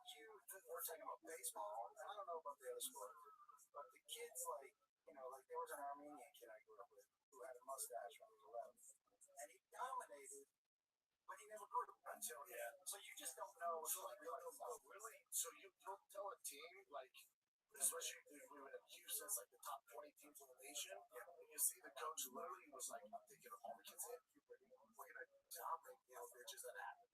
And they're throwing 60, 65 change ups, like the curveball splitters. It's like, enjoy it for now. Just once these kiddos hit that, you're catch up. We'll catch up. I actually had to tell you off. I'm like, what's all that? He struggled. This kid was fucking top 20 team in the whole nation. It's good for them. It's good to a certain extent. Like, I just want all there. But also, once you go to travel, it takes away the innocence. It's no longer just not fun. That's super competitive. It's such a bummer.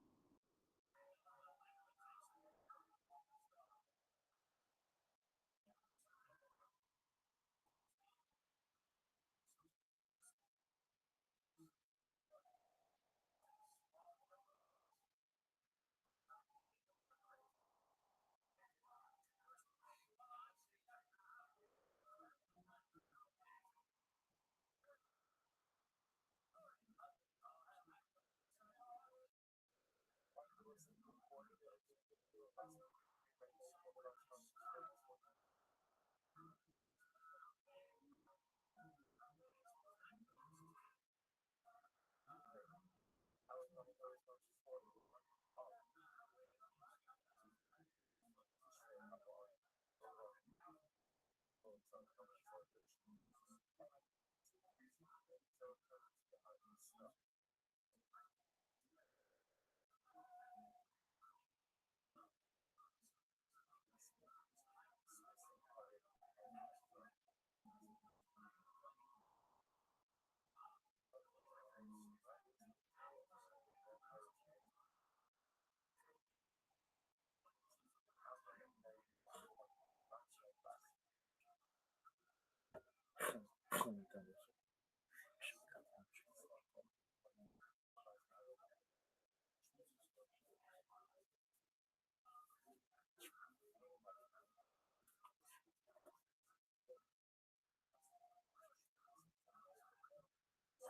like my son has anxiety with coaches, and I'm like, I never had that till I was like in college. Yeah, because this isn't good. Baseball for me, out of all the sports, I find the best. The best one. It's the best one to go watch. You're outside, it's good weather. You're not in the gym in the winter or rink in the wet. I mean, you remember? Did you go to hockey, play hockey at all? The skates were like at 5 a.m. Yeah. To get away. It was fucking. Jacob was like, I had to tell him. He was like, I want to play hockey. I'm like, you have to get yourself there. You think I'm getting up at 4 to get you a rink by 5? 0% chance. But baseball is great weather. You're outside. It was my favorite sport to coach and watch him play and all that shit. I freaking love it. Is yours some good? Yeah. What's his? It's both of them. So my oldest Tiger is so Tiger's massive. It's 109 pounds. Well, just a big kid. Dude, he's like a 260 foot home run. He's got a neck this thick. He's got traps. It's so weird. He's athletic big kid. Do you got him working out? Oh yeah. You have like 6 years.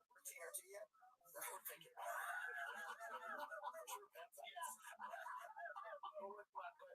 The G code is obviously Tiger's this beast, super strong, can hit the ball a million miles.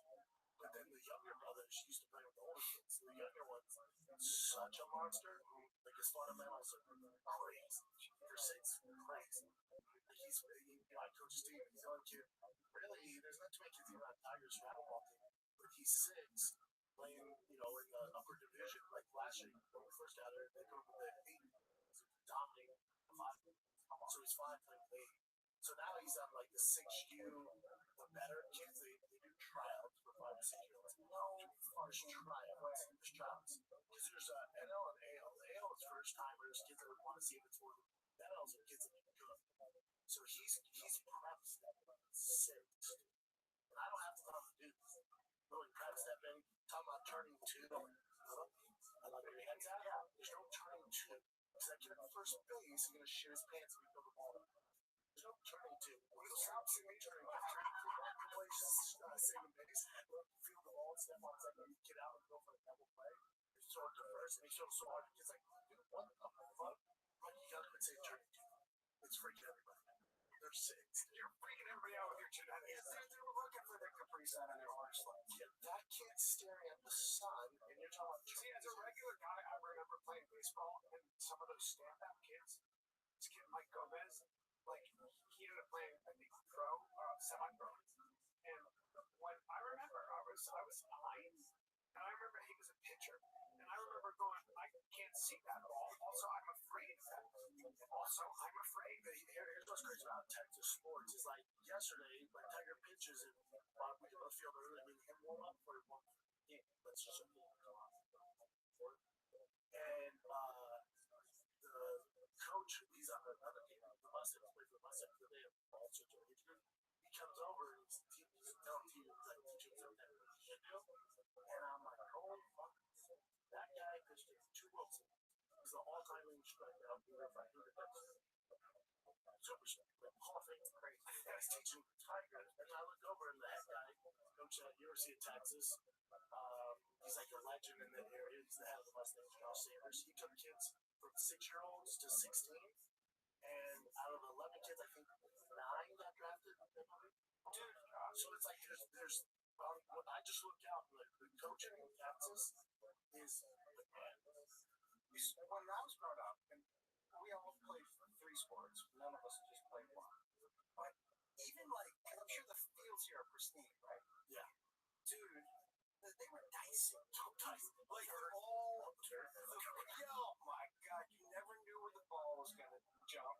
And honestly, like the people who umpired the games were drunk. Yeah. You don't get into it. No. There's barely money in this game. We're just putting money into different animals. How many kids do you have? I have 3 kids. Okay, you like 3. You have total 3? Total is 3. I thought you had 5 kids. Sometimes it feels like you know. You guys know when you saw Jacob. He opens well. So, Dude, you've been doing for a while, right? This will be, I think, his 4th year. It's the best time I have ever had on the road. I honestly, as soon as he started touring with me, I stopped thinking about tickets. I stopped thinking about anything. It is the absolute dream. We started in a separate hotel room, and then it was like 3 months in. He was like, "Dude, let's just what are we doing?" He said, "Let's just hang out, fuck up, buzz." I'm doing that with my son. My son's a natural. I'm 14. I'm telling you right now, it will change the game for you. And he's time. Yes. But it's like, it's so good. I'll be 70 and my son will be 20. Hey guys, what's going on? What a deer. He's going to go. I'm losing my voice. That'd be great. You're doing it right. Forget this ticket sales and all that, like the experience and this time with your kiddo. Like I told my dad, it's the only thing I'm ever present and aware of. I realize that these times are so fast. Yes. So like the last tournament, we're driving there at 6:30 in the morning. I give him a latte for every game for 5 coffee and and we're driving. I look over and Marino's the best time of I said it's the best time of my life, and I go, we maybe have 4 years left. We have 4 years. He's like, what? I'm like, I'm here for 10. Yeah. So when you're 14, you're in high school. I could be driving a game. I said, I'll be here. But there's no more of this. And by the way, you won't want me driving. That's why I told him, I'm like, things are going to change. But like right now, I'm your hero, and we spent all this time together. There's 4 years left of this, brother. So if you strike out, just know. Like, yeah, you go from Tigers to Daddy's little disappointment. So you don't want to be Daddy. This is 4 years. Don't fuck this up. Don't fuck up my life. Who have not generally had a name as a cooperative group like the Rabbinate, and their efforts to build societies and Jewish homes and communities and education. And it's time that we start recognizing them. I just want you to know, it's the best time of my life. You should have gotten this is your responsibility. I did tell him. I was like, let's keep the ratio. That's great that he recognizes that, especially at 20. Dude, he and I are, look, I'm still his dad, but we're fucking straight up. He fucks with me all the time, which I love. I've started sardine, and I torture him. I eat him on the hotel. And I'll just leave him in the can by his job. Is he single? Yes. Is that weird? Like, it'd be weird. Like, me and T are close, but I can't imagine talking to me about chicks. Well, here's the thing. He's a fine line, right? So we do it. Yeah. I'm saying when he's 20, we do it talking like, damn, this chick. The only thing we don't talk about. That's it.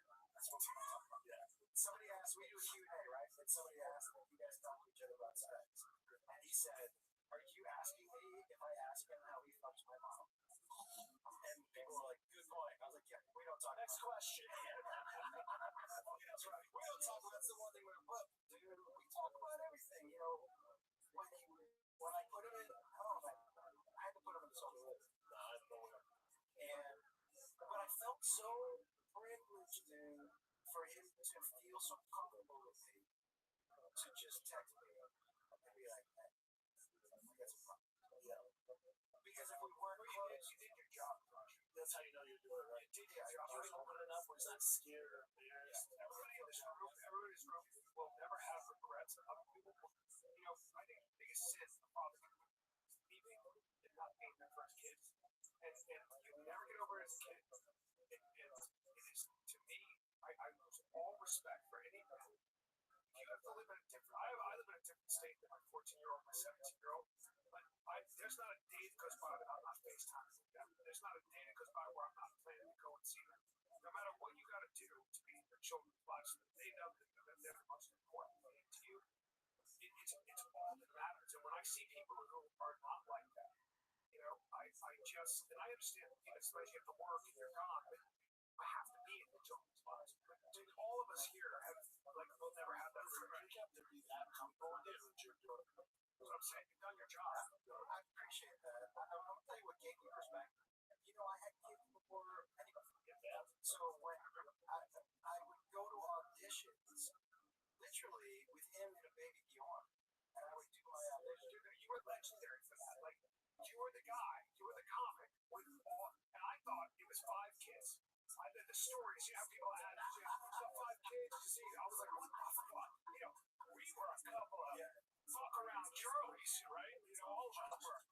Oh God, Josh had responsibility having me home raising kids. I was like, that was the perspective. When I drove home from the audition, everybody else I knew, I told them all about the audition. You were also single. You were a single dad. Yeah. So they thought about it all day. What did I do wrong? I can't wait for my agent. As soon as I left that audition, I didn't even think about it because I had other more important things to do. So what was your routine as a single dad? You wake up, get ready for school. Yep. I woke up. How old were they when mom left? Call it 6'4" and 1.5. That's very hard.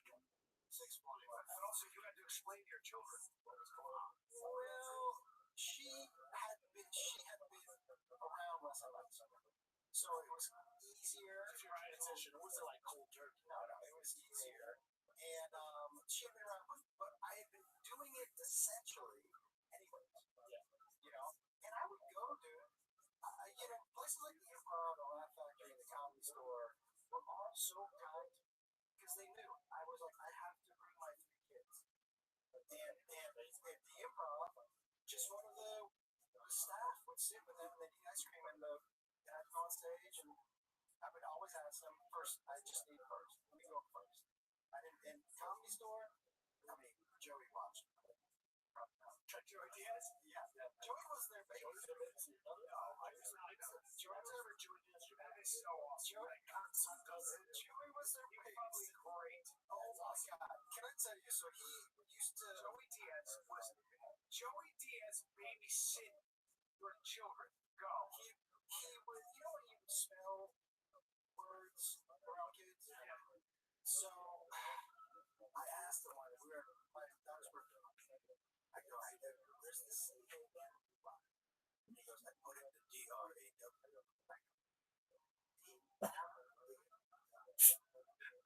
What is it? He says, the draw. It's in the fucking draw. That's not how you spell it.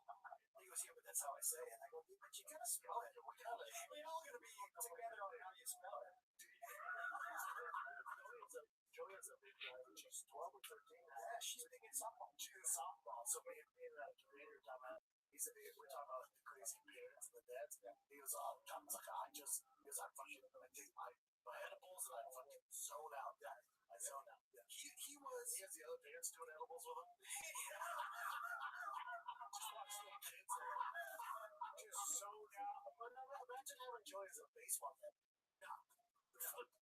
But back then, Joey was also 350. Yeah. It was much then. Yeah, he's healthier now, but he was 3. And he was, as long as I made turkey burgers, he was like, I will babysit for turkey burgers. But he babysat for turkey burgers. Dude, have your wife like this. A comic trying to make it with Joey Diaz is the babysitter. Think about that screen.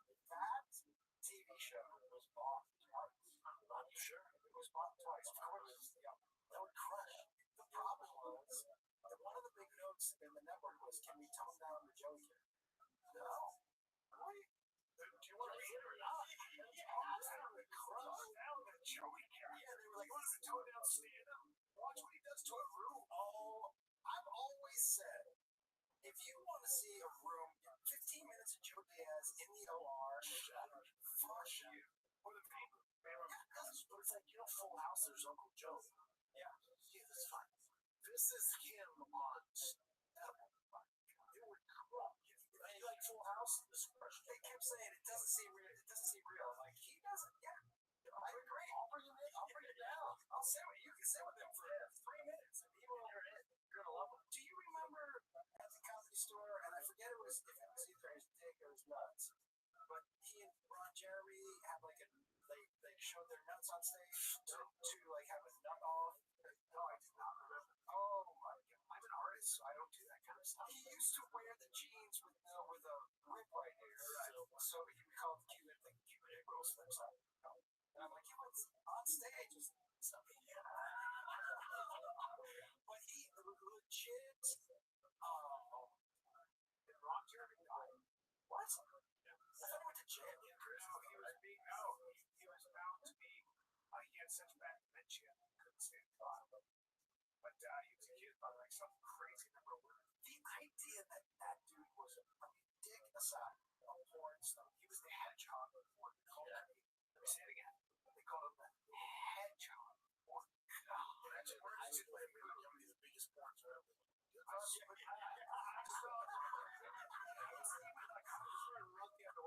star ever. Right? Declining health. Yeah, this is 2023. Dude, he got into stand up for a little while. I believe he's dead. He passed away. What was positive? He's still alive. Do you think in jail people have don't you think? Wasn't he in jail? Yeah, he was in jail for a while. Yeah, right. Way off of home. He was in jail. There's no longer in jail. When he was, if there's a picture of him in the past, it just looks atrocious. I think I hear a guy who's the first thing to do. I get a guy that just what's up, man? I get 4 to 7 years. Yeah, I don't get to see too many new things. Like, let's think of man, I've been a fan for a while. Can you just get it on the table? I'll get a pack of smokes and get that coffee out for me. How many ramen do you need? If I watch the lady boy suck you off, man, give me 2 minutes smokes. Yeah. No, I gotta tell you, man. People have asked me a lot about why would you let Joey babysit? But my thing with babysitting was always this. I would rather have he love my kids. So sure they hurt fuck or whatever. He's a good coach. He's a good dude. He loved my kids. And if shit went down, I knew he was gonna care. Yeah. More than a $15 an hour babysitter. You know, that crazy. That's what's funny. Never had a man babysit your children, but it was Joey Diaz. I trust him. Which is counterintuitive. We lived in this building where there was a drug dealer on every 3 floors. Drug dealer on every. And in Hollywood. This was back when, remember the Denny's on Sunset near the Guitar Center, where there used to be Hungry Bar up and down. And so it was a bananas place. Do you ever go back to LA? I do. The store and stuff still? When I go back, I don't generally perform. My brothers live there. My parents just moved there. I haven't performed the last 5 times I've got to get plenty of stage time. And I want to tell you something for real. And I love the thing I do miss is chopping it up with the guy. I miss that. But I want to chop it. I want to chop it up. I don't want to talk about how many views. I just want to talk about friends. In LA, and I understand it because we all live there. When you step out of there, you go, oh, you're always comparing yourself or you're always like, right? And that's hard not to have. Yeah. Because you're around. That's like the label of success. It's how the machine keeps going. You never get there. You're like, oh, I got this, but you know what's really gonna make me happy? If I get this. Although there are a lot of actors now who are literally going to Sacramento and saying, you guys are making it possible for us to live in Los Angeles because nothing's shot here. So expensive. So they're trying to get tax Hollywood out. Yeah. So they're going to shoot in Los Angeles. Yeah. Everybody shoots everywhere else but Los Angeles. And Los Angeles was chosen as the hub because the weather was pretty good. Yeah. So you never have to worry about rain or anything. So I think the most part of the business is construction. They made it possible to do it. Way to go. Yeah. Way to go. It's Sacramento in general. The way to go. Way to go. All of these are known for best as left to Atlanta to Canada money to get ourselves out of a problem. It's a bummer how most for the below the line. It's not just below the line, because drive by a house. I definitely can't. You can't even be a dentist and a doctor and buy a house now. Like houses are insane. In the valley, imagine being in college. You imagine being like starting a new family. You're like 20, 30. The average house price in the valley is What? That is exactly right. It's nobody can afford them. Woodland Hills is 1.1 million. The average Woodland Hills used to be when we first got there. If you wanted to buy a big fucking place for $0, you go out. And so you go to Sacramento without making it political Republican or Democrat. But anytime you have a majority, it's all Democrats, it's all socialists, and all they want to do is keep taxing. And what happens, like in New York, Amy Klobuchar goes, she goes, get on a bus and get out of here. Cool. And they did. And now she's saying, hey, we don't have a tax base to pay. What a surprise. They made it impossible for anybody that works and produces to do business there. What you want is you want to like make incentives for people to create start businesses so you can hire people. My thing is, I think they do this so solid because the things get so bad that I put it up. You're in the rat race. They're like, yeah, shit. I'm like, oh, fuck. I would have never done this amount of time with baseball. I couldn't. There's no way. I couldn't. What I just like Vegas is very split. It's a very purple place. And because it's so purple, I like that. Nobody talks about balance. There's zero talk. Just ask for balance. I love purple. The purple is great. I think they all so purple cool. You don't want one way or the other. The other great thing about Vegas is sure. It's like, but medicine's terrible. Is it people with money fly other places for the cops in Vegas don't fuck around. Not down on the strip, dude. Yeah. There's no fuck about it. There's no fuck about it. But I got really sick last year. I lost like 30 pounds. I was on the infectious disease program. What happened? I had these 2 bacterial gut infections at the same time. The CDC fucking called me. They called me and they were like, hey, we need to know where one of these bacteria came from because if it's in the bag, we need to close a lot of places down. And she said, this was great. She said to me, I'm going to ask you a question. I need a bit of She said, have you been in contact with your goat? And I was like, oh, yeah. I was like, are you asking me if I fucked Tom Brady? I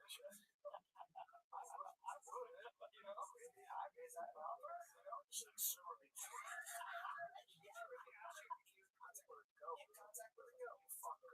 That's not what I asked. I said, the answer is I used a condom and it's this is what I said to her. So I couldn't help being if I said to her, so are you asking me in a nice way if I had sex with a goat? And she said, did you?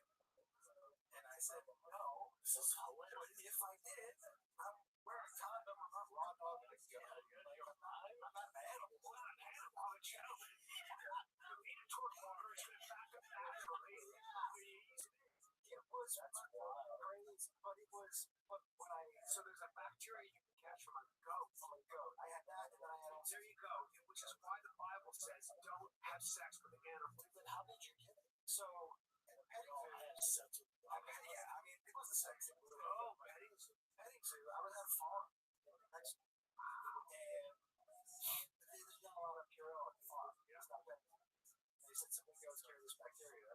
And I also had this thing called C. diff, which was, man, I lost 15 pounds in 7 days. What is C. diff? C. diff is a bacteria in your gut. How did you get that?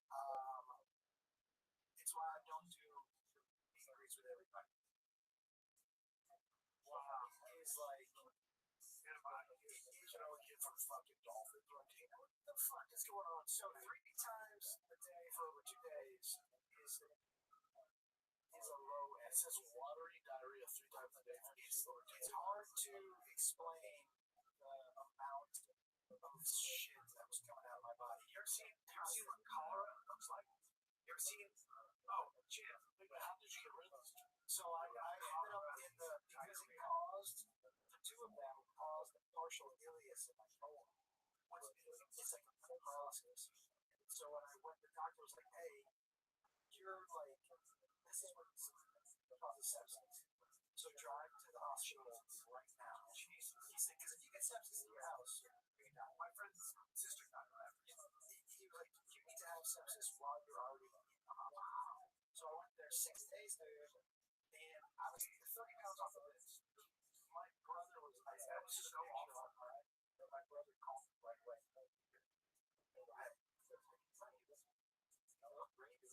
Auschwitz. I said, "Yeah, yes." I was like, "It's not Auschwitz." Yeah, he was like, "Take that picture down, by the way." Yeah, get it in. Yeah, that's not a good one. Cancer, you would have done some serious shit. Yeah, it took me. I bet you. So after I get out of the hospital, I don't think I was back to normal. But the point of the story, like, people were like, "Are you gonna go to a hospital in Nevada?" I would fly. They like fly to Los Angeles. Yeah, that's the one. I mean, the hospitals in Austin are really good, but the best healthcare is Los Angeles. Yeah, you call it like there's people from all over Sinai, so they fly to LA. Go to YouTube. Bring up cholera prevention. Take a look at what happens when you have cholera, which is actually cholera. So cholera is a bacteria, and like dirty or no children. Just there's a video of a person's ass, and there's shit flying out of it. It's on the water hose. Why did you? Because you guys need to see how those happens. They're great. What's that? Oh, cool, Josh. You have this crazy injection. Dude, I'm gonna one up you. I never had it. Nobody had it. Check this out. Yeah, well, cholera was a major problem. Wait, what was that thing? What's that? I don't know. Sanitation. Cholera is serious disease. It's right.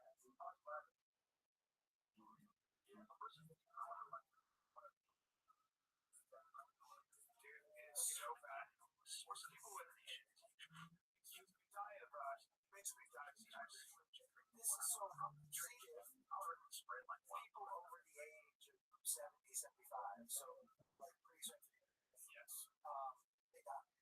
Yeah, they got. They got. So it's the guy who in the hospital claimed by I felt so bad. I felt so bad for him.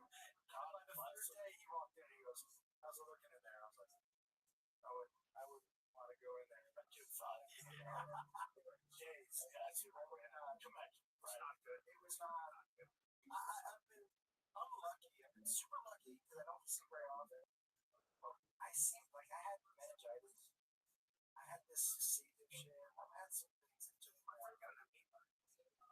We were in Venice and we were on the raw food diet, and there was a raw food market, and so we were drinking green juice, eating raw meat, raw and bullshit raw milk, and my friend, he said, "Well, he goes, no, I got an amoeba, dude," and he was, what does that mean, Don? Same thing, you just shit like throw up. I have Giardia, all those things that you can get in the wild. Like, there's a reason that we have sanitation and what a huge development that was for human health and longevity. Sanitation and nutrition and vaccines. Those three we don't have the problems that usually most of the world did forever. Well, there's a reason that when you poop, it goes underwater and shoots a long way away. Yes. Because that's why I'm walking into a porta potty. It's the biggest emergency of all time. Like all time. Those baseball fields, it's your only decision. It's hot. So teenage kid comes out, I go in there, it's just a pile of dude, that is bullshit anywhere. Planes are bad too. Planes are fucking bad. Planes are bad people. So I'll roll too, like when it's an early morning game, we leave at 6, because I take my creatine, like pre-workout before I hit the road. So this creatine's gonna hit in about an hour. I'm gonna do that quarter potty. At least it's early. Creatine doesn't take. Yeah, I take so much. How much do you take? 20 grams. Why do you take so much? I do. I think it's big things. 20 grams? See, that does something to your kidneys. I think it's it's supposed to increase your brain. Yeah, it's good for your brain, good for muscle recovery. Yeah, apparently though, when you're bigger, but apparently the 5 to 10 milligrams good for your brain, but then when you take more, it can be a little bit. See, that says, I don't know if I'm right about this. No, it doesn't. How many pills take regular doses not cause kidney damage? No. Well, high unnecessary doses, 20 grams extra stress can put extra stress in the kidney. Yeah. Stress. Yes, it's, I mean, I've been doing it for 2 years. you cycle it? You cycle it? I'm not a giant puss. So drinking what? I'm not a boomer. I'm not that old, actually. I'm not a boomer. You're Gen X. Gen X. Are you on the cusp? I'm 59. Yeah. It's just boomer take. How are you feeling about 60? I think about every 15 minutes.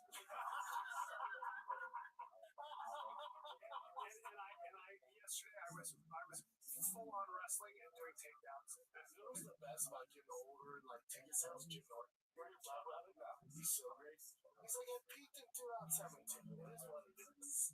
Yeah. And he goes to the club manager, like, man, Twitter didn't sell out. He's like, the print's up. He's like, yeah, the print's up. He's like, there's a road over there. He's like, oh, stop it. It's not the road. It's me. It's me. But you don't have to do this. That's right. I appreciate your meeting. I got it, man. I got it. That happened to me. I was at Jim's. Have you been to that club in Alpharetta, Georgia? I have, and I like it. I love it. Great show. Me too. I had one show that was light, and they were like going through all these reasons. They were like, yeah, it could be. I'm like, it could just be that nobody wanted to come to the show. I mean, that's all cool. Yeah. You don't have to do this. Yeah, I've had that those times. And it's weird. The WNBA's in town, and they're playing 70 shows and stuff. I'm like, oh, you think there's a same fan base? Oh, gotcha. Yeah, you don't have to do it. When I was in Houston, they go, every other show was great, but the first show Friday was light. I go, oof. He goes, no. Listen, Rodio's in town, Luke, whatever his name is, right? He's playing at the stadium. I'm like, that's not my fan base. Yeah. That's not an excuse. 10 million people here. Yeah. I just Rodeo next show. I'm like, this isn't fast. And then we went to Alabama. I called Ryan and like, how's it look here? A little wide man. The manager said, there's gymnastics. And you were kind of buying that going, buddy. Just like, okay, just all this film was in Birmingham. It was Huntsville. This Huntsville. Oh, I love that club. Yeah. That was a great show since. Yeah, you remember that? Oh, yeah. I had no idea that NASA was in Huntsville. Yeah. And so the first time I was there was a table, and I wasn't expecting to see an Indian movie. I was expecting to see South. Now, there is some Alabama. Oh, for sure. And I had a table full of Alabama. And I said, I did this joke. I go, I'm not going to make it this life. My zero emissions engine sucks. Trying to get protons sickly in my cold teeth. The electrons are like, I'm going here. The protons. Anyway, sorry, that's a physics joke. You wanted to. And usually go, and this board goes, speak for yourself, motherfucker. Just this real southern girl, she took that shit seriously. I was like, whoa, hey, you missed my ironic joke. I don't know what the fuck I'm talking about. Divine ironic. When was the last time you did that? That's funny. Shout out to that Alabama lady. You're so motherfucker. Because in the South, that's been a thing. Like, where you're just dumb redneck. Buddy, coffee or redneck or dumb. Yeah. It's like Marty McFly calling chicken. You're like, whoa, it was reference, dude. Yeah. Remember that? Did you give a movie reference you thought you gave out? I knew you would do. No, that would be Back to the Future. Yeah, if you call it like Feels Proper South, call Feels Dumb. Just used to king and sing and roast each other. And then, it's a big fun for being dumb and all that stuff. Providing shows that came out from wait, dumb? Real? Yeah. I was like, I didn't know it was driven from the beginning. Or like, I call him a redneck. He's like, that's the Marty McFly chicken. Don't call me redneck. Yeah, I was kind of like that. Well, don't call me dumb. You know it's driven from each other.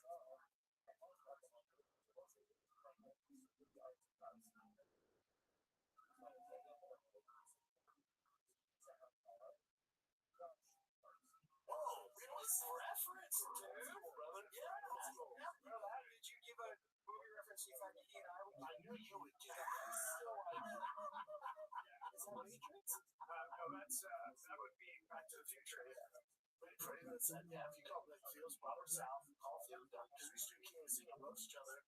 And then, it's a big fun for the dog and all that stuff. If I have shows that came on a phone, we call it dummy. Yeah. I was like, oh, I didn't know it was trick on the again. But like, I called him redneck. It's like, it's the only McFly chicken. Don't call me redneck. Yeah, I was kind of like that. Don't call me that. I don't like you either. But we're insulting each other. I thought we were roasting each other. Yeah, we're both wrong. Yeah, there are certain things where you're certain angry with. What's your thing? I never had. There's something. I kind of have. I know who I am, and I think we don't like being called certain things in front of the world where you have to defend yourself, right? Like, so I think a lack of respect. If I think you're being serious or you want to really do something, like we fuck around with each other, right?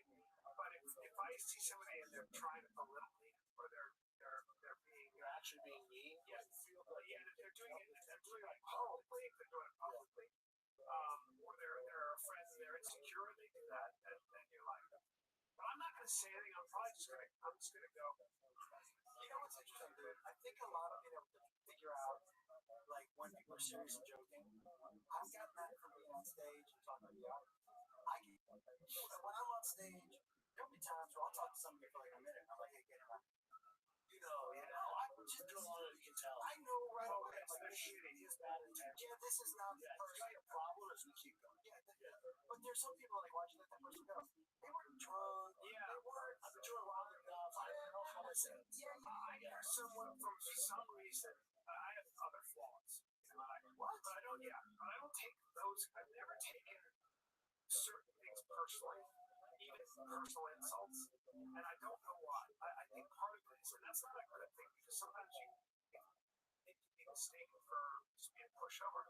But I think I have to say that for me, I figured out a long time ago that when somebody's insulting you, they are having a problem. Yeah. There's something going on. Like I'll see it not because I'm a very fair person, but I'm not. I'm not, and I don't. When I see it, I go something. It's almost like you doing okay. Tell me about that. Yeah. What's happening? It's the same thing with kids. Like tigers have this. I don't know why kids would become tiger, but there's this kid in the neighborhood. He's a good kid, but like he doesn't really have a sport or anything. And tiger's like, yeah, he's been really mean. He's big up. All right. My first instinct is violence.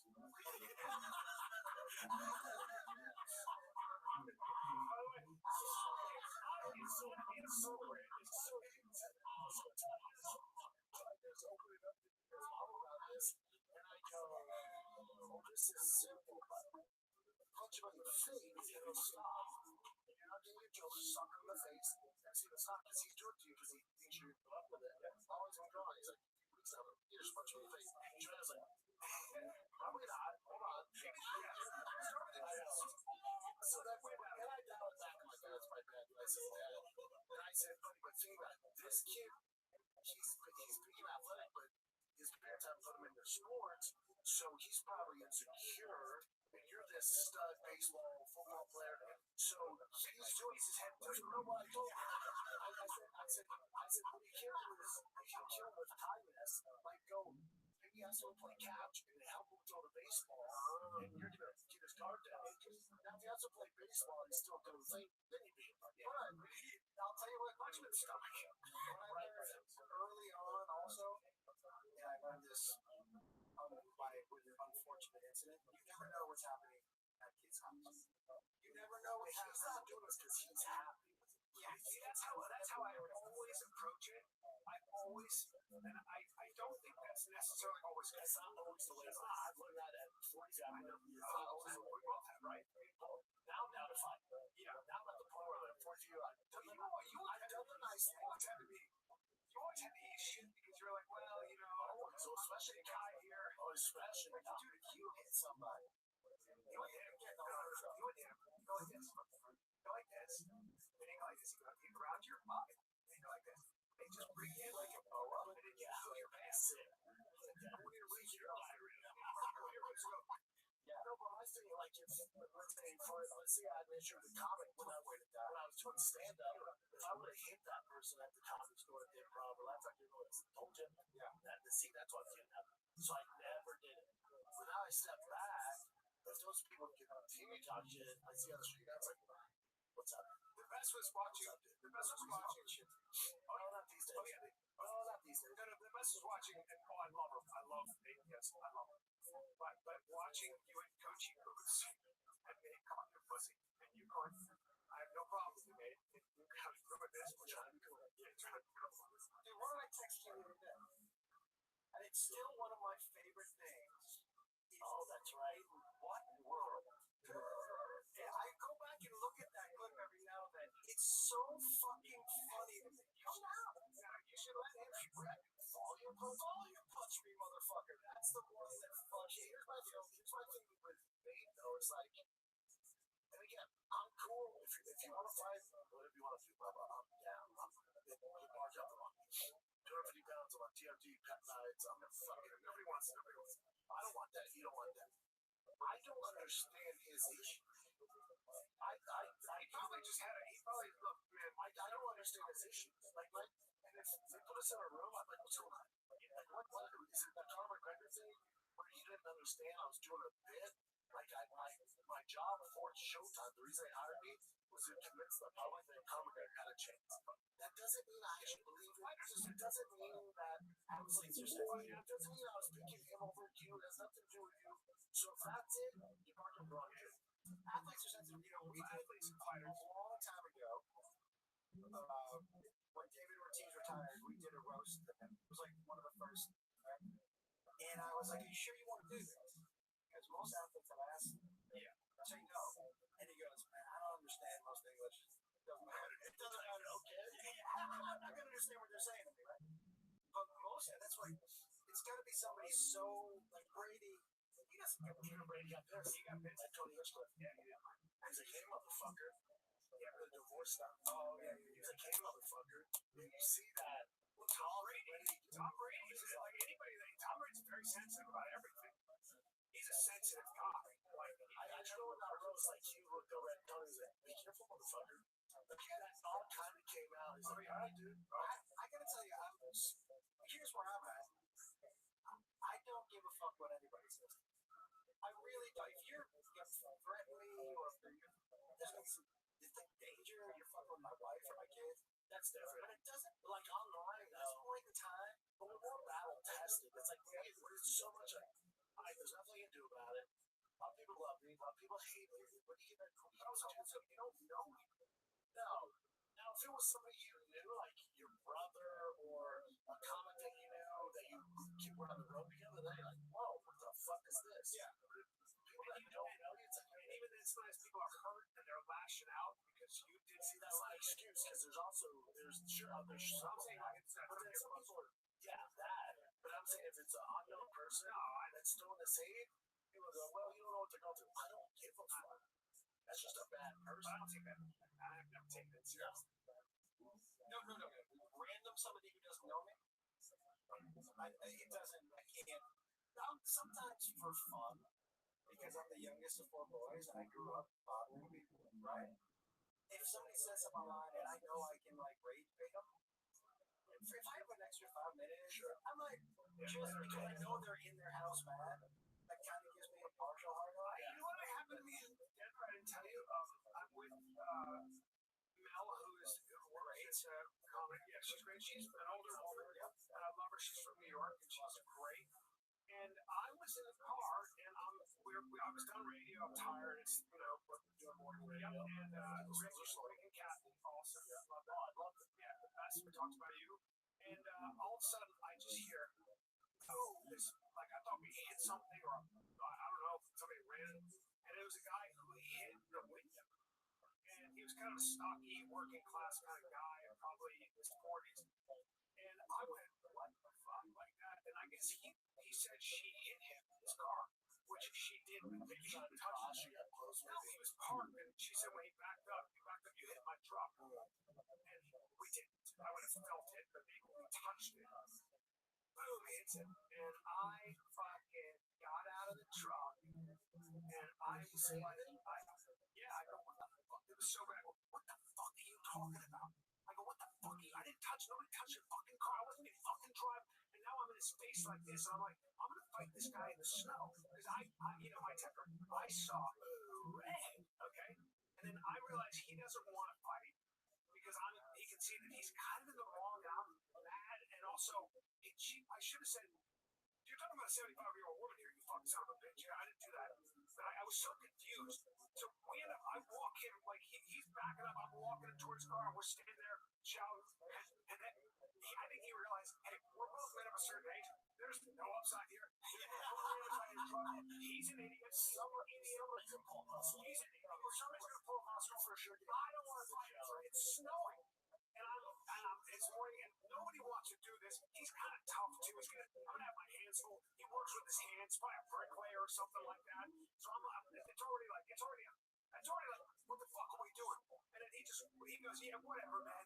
And he gets back, and I go, yeah. And I said, yeah, you fucking, I'm getting back in my truck, and something like that. He goes, you don't even know, it's not even a truck. And I was like, SUV, whatever, I don't give a fuck. That's how we ended it.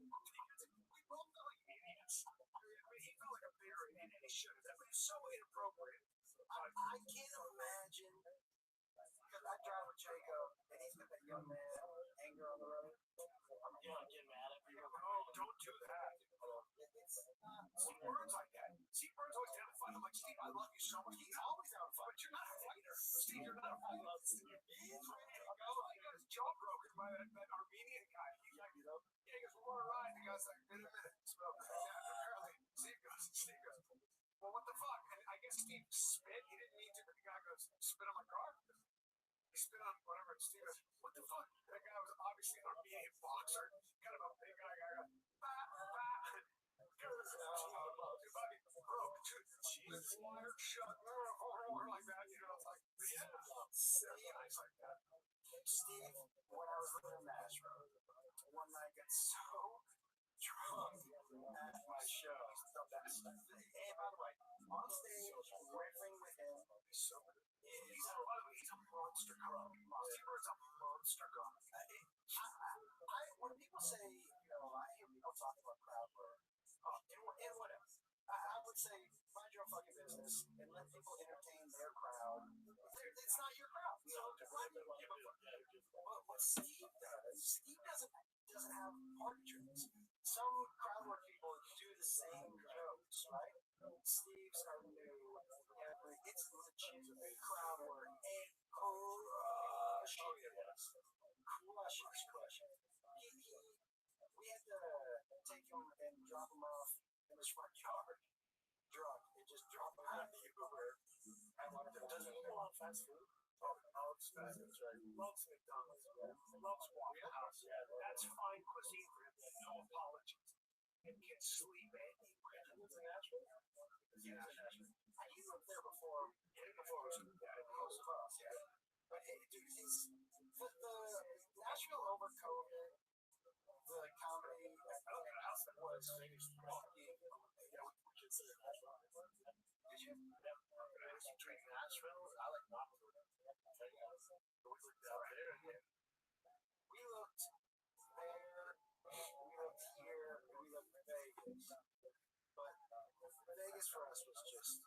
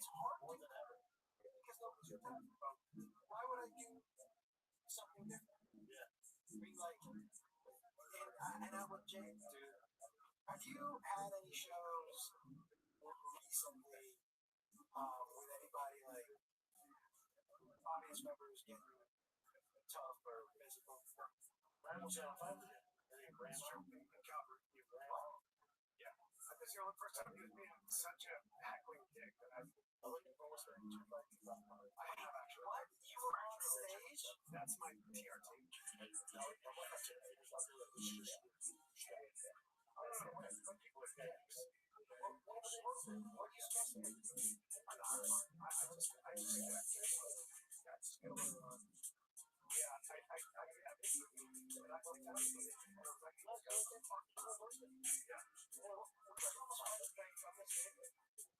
There was a moment, and then I saw him between shows. He walked towards me, and I saw him. He didn't see me, and I turned around and ran the other way. I didn't want to deal with it because I would have had to have said something. And again, it was outside the cold. I want to fight the cold. Also, I want to fight. And, I was mad then, but I go out. Your stress, it's like you're just down, rolling out. Fuck. Very true. What's up? You want to take your head off. That's 100% true. There was a time when I was going through the work of my shit where I promise you I would have fought anyone right then and there. I wanted it. I literally wanted it. I was like, there's some dick out there. I'm going to punch them immediately. She's a dick. A dick. What? Yes. I'm your guy, and I was so stressed. I was waiting for a cop. Just popped out. I wanted, wait, have you always been a guy who wants to fight? No, I don't fight. I'm not that guy. I've never been that guy. I'll avoid it. I get mad immediately, and then I don't hold on to it at all. I'll talk a big game, and literally while I'm talking a big game, like with this guy, I'm like, I don't know how to do this. I come to my senses immediately. And then I don't really have an anger. My whole joke is like, man, dude, when I was younger, no, I wasn't crazy. Yeah. No, I wasn't. I was always sensible. That's why I'm not in jail or dead or anything. Because I would always be like, I don't want to do this. Yeah, but I think when you've been stressed out, you just want to put all the way with that. Yeah. You're more apt to do something else. Irrational. Yeah. So for me, stress ends up with drugs. Oh, that's not fine. What kind of drug? No, like my drugs, like I take mushrooms, smoke weed, acid, every now and then some ketamine. But besides that, I'm sober. Yeah. But I take 3 grams of mushrooms before I go on stage on Friday night. You take 3 grams Before a lot. My 3 grams, but 3 grams is a serious dose. Yeah. So before my How are you able to? this so Friday night late show. So this Friday, tomorrow night, every Friday night late show on the road, I take 3 grams of mushrooms and I go on stage. And it's amazing. It's the fucking best time. I don't. People are like, did they have a good time? I'm like, I don't know. I had great. I had a fun. I was crushing it. There was one time. He does it. There was one. He takes care of it. He's the dude. There was one time on stage. It was actually at Cap City, where I was up there. It was towards the end of the show. I was pretty high, and I kept talking to Jacob. And then I turned around and I was like, dude, you know what I'm saying? He had been on stage like half hour. Yeah. And you ever find yourself staring at something for too long? Oh, yeah. And last week, when I moved my head, people's faces kind of moved. Yeah. 3 grams is a lot. Oh, it was pretty. But dude, You're done mushrooms. you would love those. I did a microdose a long time ago. I've got several. Hero drink didn't come with my naked on the field position. Yelling out some obscene words. Yeah, I mean, farting nonstop. Yeah, it was a night. I had to be rescued by my wife. It was in a ceremony with people who bring their own pillows. It was not. It didn't go by. It's outside. Wait. We can't say the words you say, but it's. I don't know. Apparently, I was screaming lots of things that are absolutely inappropriate. Why were you naked? I don't remember any of it. No, I wasn't naked. I was farting very loud and hard though, and I thought I was in hell, and I was trying to get somebody's attention. I was trying to get somebody to pay attention to me to get me out of hell, so I was saying the most outrageous stuff because nobody was listening to me. And then I was asking for a manager because I was in hell and I needed to speak to a manager to get out because I hit a portal. It was in the house. It was a fucking disaster. Were you a mushroom taker? So I've taken serious mushrooms. I've taken. You asked for it. Yeah. Well, I took 3 grams. I was in Mother Earth's vagina. It was amazing.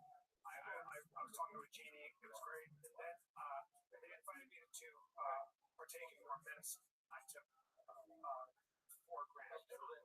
it went very bad. That's a huge jump, I don't dude. remember it. When I tell you I don't remember it, I don't dare jump to it until my friend told me what happened. My other friend ran away.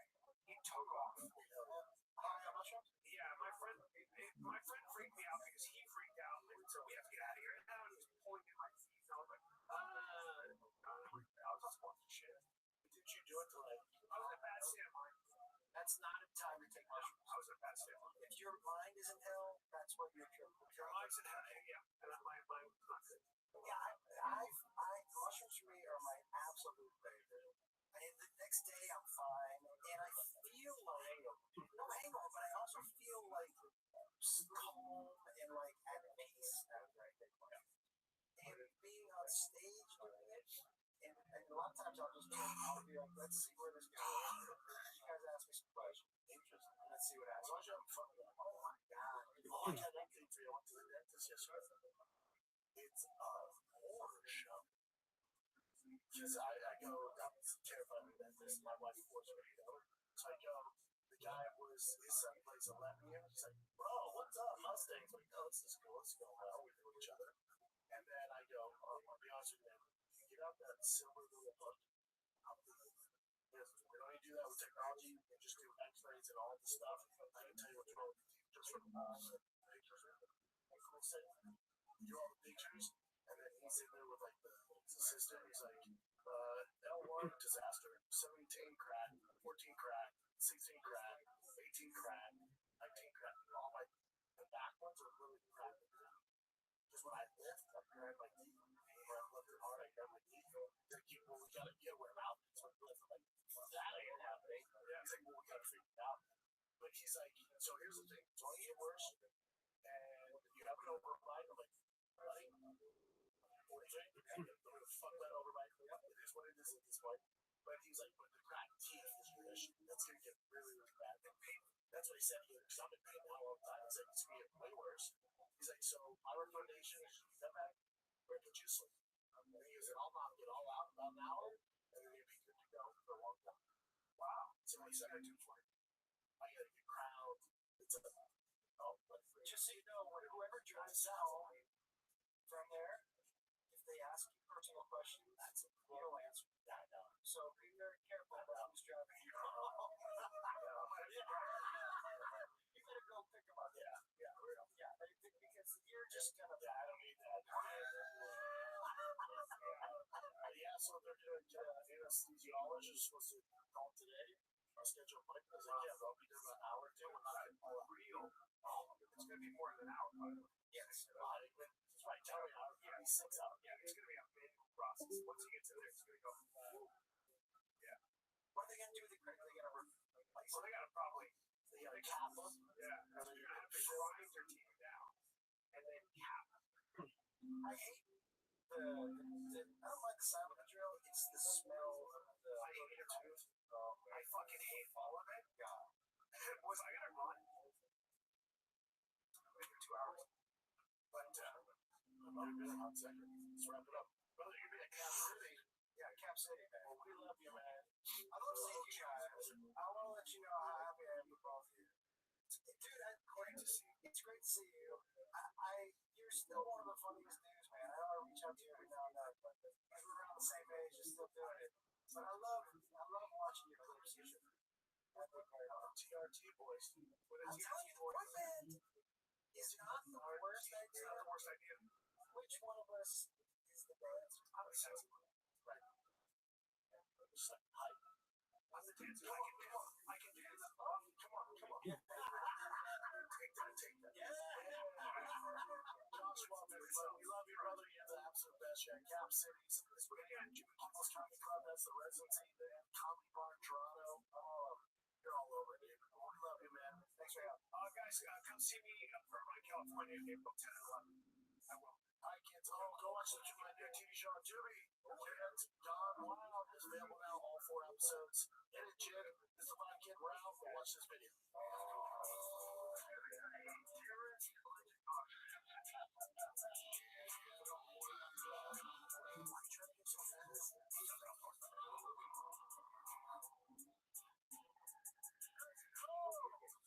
That's the PFT. PFT stands for Bigfoot Super rare.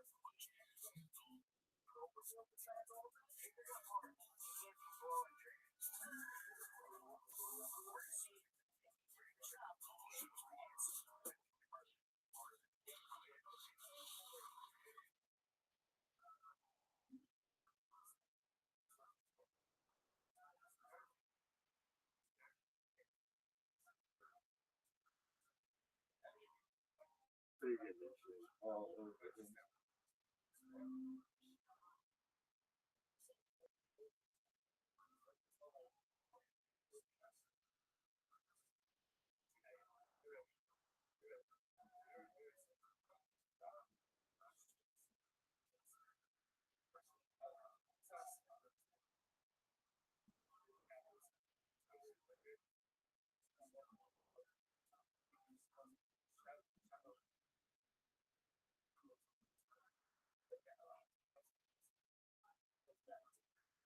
Hey. Gang, gang.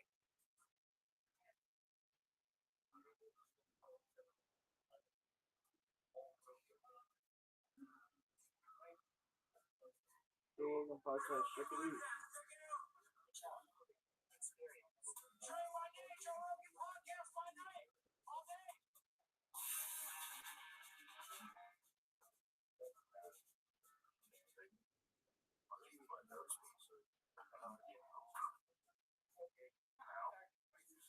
It's changed over the years. Sounds like more. I don't know.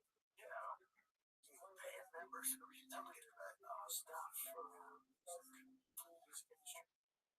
Yeah, I was just talking about switch up the word on you hum a song, just like fuck around with like like the cocaine song, you know what I mean? Or you play air clap. If you do that, you get flagged on YouTube. They took money from you. How desperate is that? It's gross. But you can't even hum a song. You can't go, what are you talking about? You can't even hum. In the future, you're not even gonna be able to fall in love. They're gonna charge you for it. How are they gonna do that? Though you won't be falling in love with the person. People get outdated. People come with problems. I ain't coming on their body. You know, ever put it on your mind. How will they know? Yeah, maybe this keeps them alive. Imagine that. What do you think about it? You're the sucker every day to keep her alive. You know, just to shrivel up on you. Like she's always up to so she's Latino, you're saying you gotta keep her plump. You gotta keep the juices flowing. If you guys ever sign up for that, okay, but day 5,026 in a row, you're going, oh my god, I can't do this. Yeah, and she's dying. Why is she dying? She's electric, isn't she? She's only gets powered by cum. Sad. And 3 days with no cum, she shuts off. So you can't bring her back. Not shut her down. I have to let your buddies fuck her just to like keep her alive. Oh, that's gonna be gross. But it would be sad and stuff like that. And you'd have somebody like late at night, like, hey bro, yeah, what's your wife doing? Like texting you like 4 a.m. Bro, like keep her alive. Yeah. So over there stroking that wife on the phone. Bro, plug your wife in for a little bit, bro. Yeah. Like come over there. We're getting close. Did you see those ones they have consumer electronics show in Vegas? The dancing. It's an AI companion.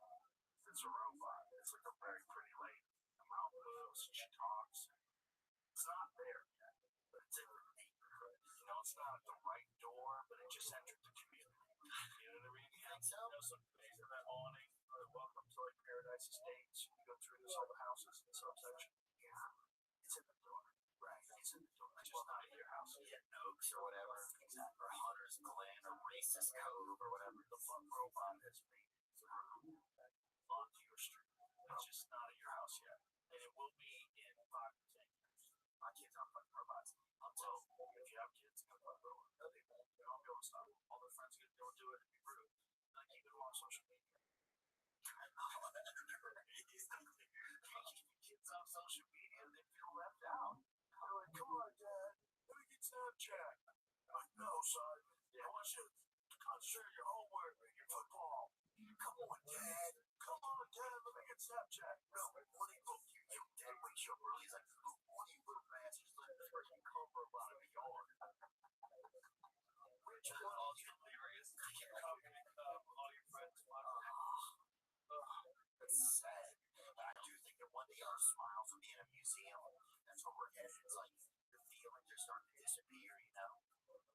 that's what autism is. Like severe autism.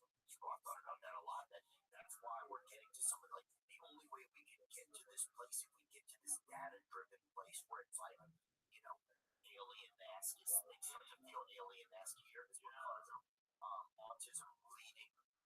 It's when autism mixes with what's it called? Our society is based on money, capitalism. When autism and capitalism converge, things get really right. And think about it, right? We don't know exactly what's causing autism. They have a lot of suspicions. A lot of them have to do with vaccines, different medications, different chemicals, and pollutants, and all sorts of different things. And cologne, too. One thing we can all agree on, and Tylenol, too, right? One thing that we can all agree on is a big factor is stuff that we've created. That's a big factor. Whatever it is. Yeah, so let's not put the blame on any one of these industries, but there's something going on where more people are getting autism now than ever, and it seems almost positive that it's coming from us, that we did something. Human society. Well, if you think about where human society is Right, going, a 2004 wouldn't that shirt. be a way That's a to turn medium us style into something new? regarding Zionism and greater Israel, and how that is still too small of an idea of what Zionism really is. Zionism may be the entire world, or Israel may one day be the entire world. And for anyone out there who is scared of this, know that there are ways to convert to orthodoxy, and that the Jewish world, for many religions, is just what all of the other world would have been, like Christianity and Islam. Their mother religion is Judaism. And for people who don't want to be Jewish, they don't have to be. That's a choice. They can be Noahides. But the idea of greater Israel is too limited. That the real end goal of Zionism should be for the globe in a peaceful way. Spectrum society. There's no regular people left. Think about that. If it's 1 in 12 boys right now in California, and it used to be like 1 in 10,000. This is like an invasion, right? Like an invasion of like a way that people think that's entering into human civilization. And I feel like it was, I agree, right? So then it's like, and then if you don't have this like uprising, this emotional uprising out of people, of like, like this is wrong, because I think like, when you get real data-based and like that kind of like tism-esque type of energy, I think you're not thinking about some of the, like how it affects you as much, or maybe just you're able to like roll into that nest of like, this is this new digital landscape, and those people fit well in it. Does that make any sense? It does make And say that there is a world I know a lot of people for both Jews and non-Jews, just being online all the time. and it should be voluntary. But if you want to be Jewish, That's the scary part. Is there's nothing stopping you from being Jewish. If you want to live according to halakha, Jewish law.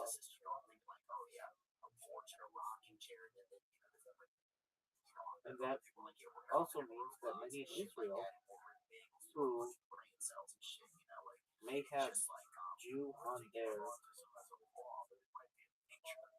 license are still not halakhically Jewish, and they would need a conversion as well. And there's nothing wrong with that. For a united world, we need a united people. It might be how it goes.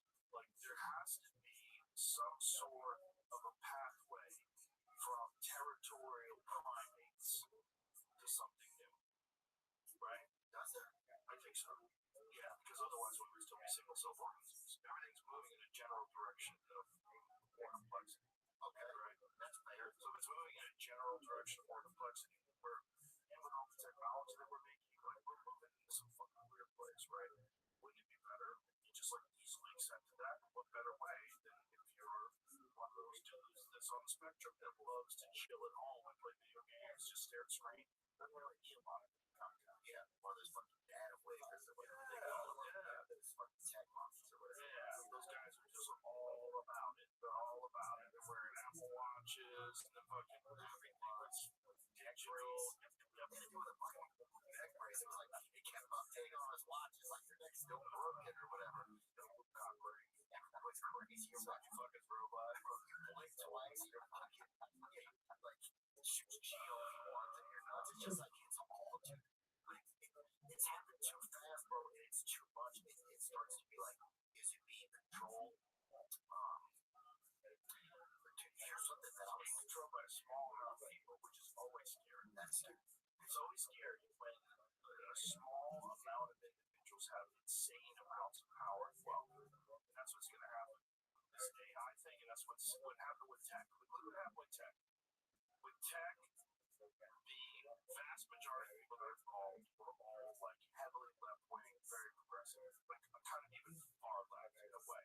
And look, they pushed the entire country's narrative in that direction. You could also make Censorship the on social argument that media, banning using technology in the future, you know, all calculates the narrative. Jews may have shared mitochondrial matrilineal DNA. There may be a way to do that with some type of technology, and that there may be a world in the future where all non-Jews want to become Jewish, and the entire world becomes Jewish, but this shouldn't be forced on any person. It is part of our free will. Response to that, but they never really took off, right? They took off. Not really. You know, there's some people that are on Twitter, there's some people on Truth, but the reality is, if you're not on Twitter, you're not really going to connect with most people. That's the giant majority of conversations. It was all completely controlled by a small group of people with one ideology. But didn't all those happily move over to the other political party when Trump got elected? Like, you know what I'm saying? Like, Zuckerberg was on the left side. Bezos seemed like a very left-leaning guy. And then they're all just... So that's what made me start to think, oh, none of these guys are really on a side. There's this other third side that a lot of us can't see that is just kind of commandeering or fabricating or, like, infiltrating both sides. If I can hum a song right now, I'd hum the Penguin song Money. You know what I'm saying? Because that's what they were protecting that. Protect that cash. Out of all the states that are trying to impose wealth taxes. They're trying to steal money from people. Either rabbis or Zionists who have said that the entire world may one day become Jewish. Lost from that because people leave the state. Their businesses leave the state. New York is having the same problem. Like Kathy, old lady, you know, now she's asking people. Get a better name. Who cares what her name is? Yeah, she's asking people to go to Palm Beach and tell people to come back to New York now. We're losing tax base. Like, come on. Of course you're losing tax base. You can't just arbitrarily decide that because someone makes more money, they deserve to give you more money. And then, what have you done with the money you have? That's a shit ton of wasted fraud. Israel does not stop at a river or a set of rivers or whatever. It encompasses the entire world. And that is okay. No one has to get hurt because of this. Everything should be voluntary. But an ideal world is one where everyone is united, perhaps by DNA and religion and national pride, and it is just a matter of time until this happens with Israel. There's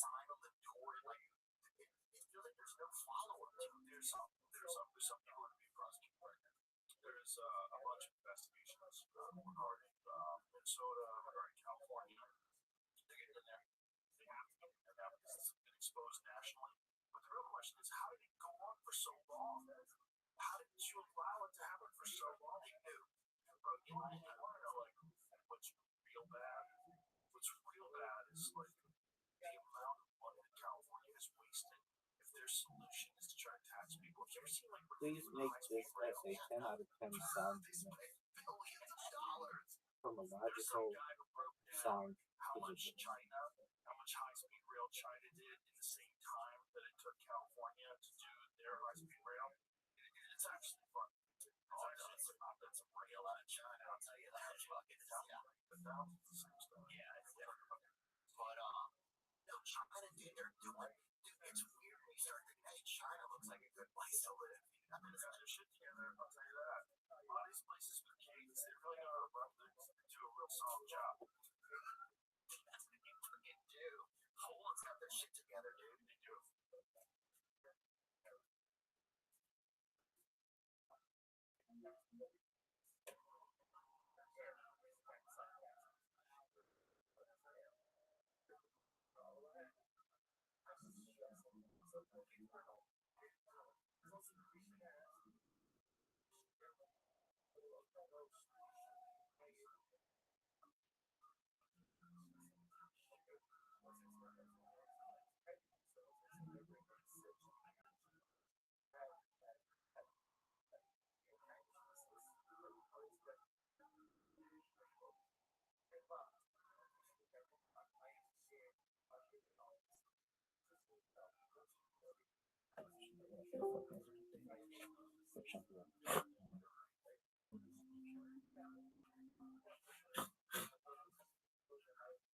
Yeah, Rabbi.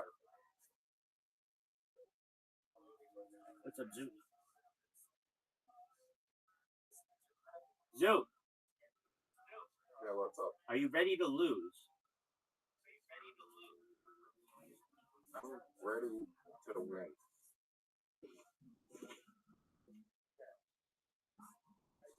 All right. How was Hey, your day? Rabbi. How was your day? Okay. Hey, Rabbi. What up, baby? How what? Kicking ass, taking names. Thankfully, how about you? Not bad.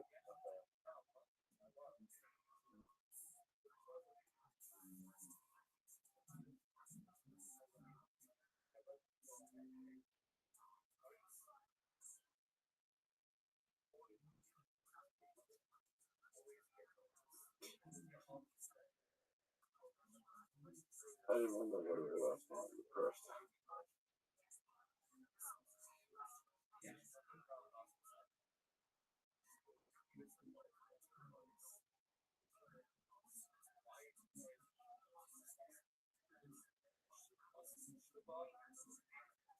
Rabbi, I got good news. What's up, Tim? I'm still virgin. That is good news. All right, Zoot. I am sending you an invite. I don't really like Trick Shot that much because I don't focus on like the shot as much. I just kind of hope that it goes in. I don't know if that makes sense. Are you gonna go? You have 10 seconds, 9 seconds, 8 seconds, 7 seconds, 6 seconds, 5 seconds, 4 seconds, 3 seconds. That was good.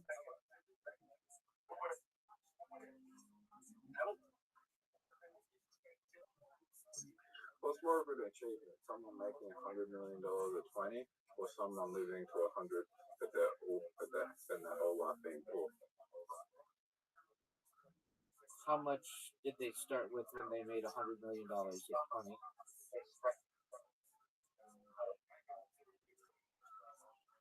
So, point zero.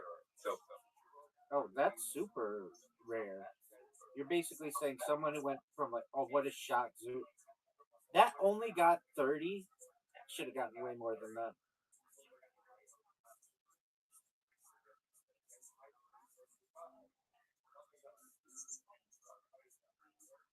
so would you the person who does made 100 million died 21? Now, what's more of an achievement? Someone who Get $100 million at 20, dies at 21, or someone who dies. That was the greatest shot I've ever had. Are you gonna answer my question? No, dog, that was such a good shot. Dude, you didn't see that shot. What would you rather? Okay, what would I rather what? Die for at 100, make $100 million at 20, or get to 21. Oh, I don't know. I mean, your scenarios don't give enough information. You say die poor. Are they happy? No, they're poor and single. Okay, then single doesn't really have anything to do with it necessarily because somebody could be extremely sad with children.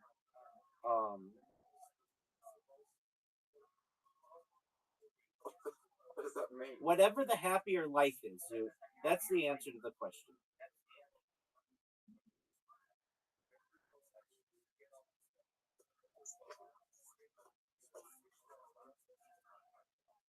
It doesn't really matter about years lived or anything else. A happy life is what everyone wants.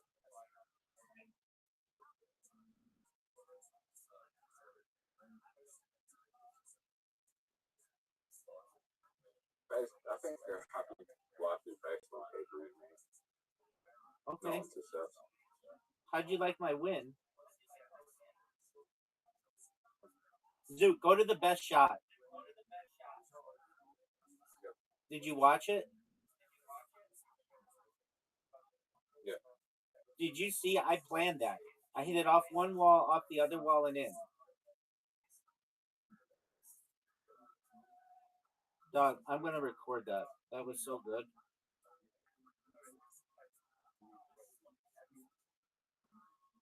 Just a moment. That was such a good shot. Bing, bing, bing. That was so good, dog.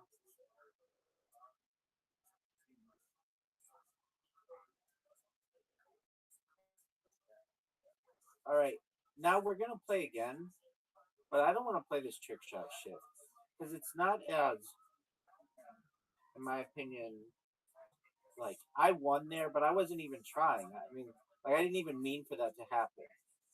I just hit the ball like whatever. I'm gonna hit a shot like Zoot. I hate it when we're like that. Zoot, we're done.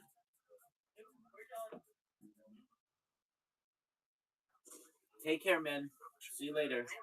Come back when you can learn not to speak like that. Spain, I feel like it's taking their shit back. True, they're picking up their toys. We're gonna find this this is actually fun when you see like the comparison between like what China's done, what we've done in the same amount of time. Yeah, it's actually kind of fun. Oh, I want to say thanks to this lady Sarah Whitechecker. She just came and helped me get blood over a while ago. And she's just a nurse practitioner. You could tell she was just working hard. Yeah, she was just like, showed up and just like, just got it done for me. You can tell she just like is a hardworking lady. I admire her hardworking. And that's it. Well, they should. So look at this. Things that happen fast. Just fucking earlier though. Does that help? Fuck, he fell off. California high-speed rail. China's higher high-speed rail network is moving out the mile. Or LA In 15 years. Going from Bering Desert Wasteland to Bering Polar Wasteland. You can be shown a higher distance. I follow flight 7 internet. Follow more bullshit. I love that guy. That's Harrison Paul. That's crazy. That's crazy. And they just took billions of dollars in taxes and they're we're working on it. Yeah. Everything is fraud. You're starting to realize it's all fraud. It's not fraud, it's waste and it's bureaucracy. So they keep the money coming in, so they keep people working with little even fucking keep the TSA workers. Dude, I fucking still had people in Goldfish with fucking TSA worker today, the edible ones. Just to fucking keep them going, dude, out there. They're not from some Goldfish. Yeah, they're not even being paid.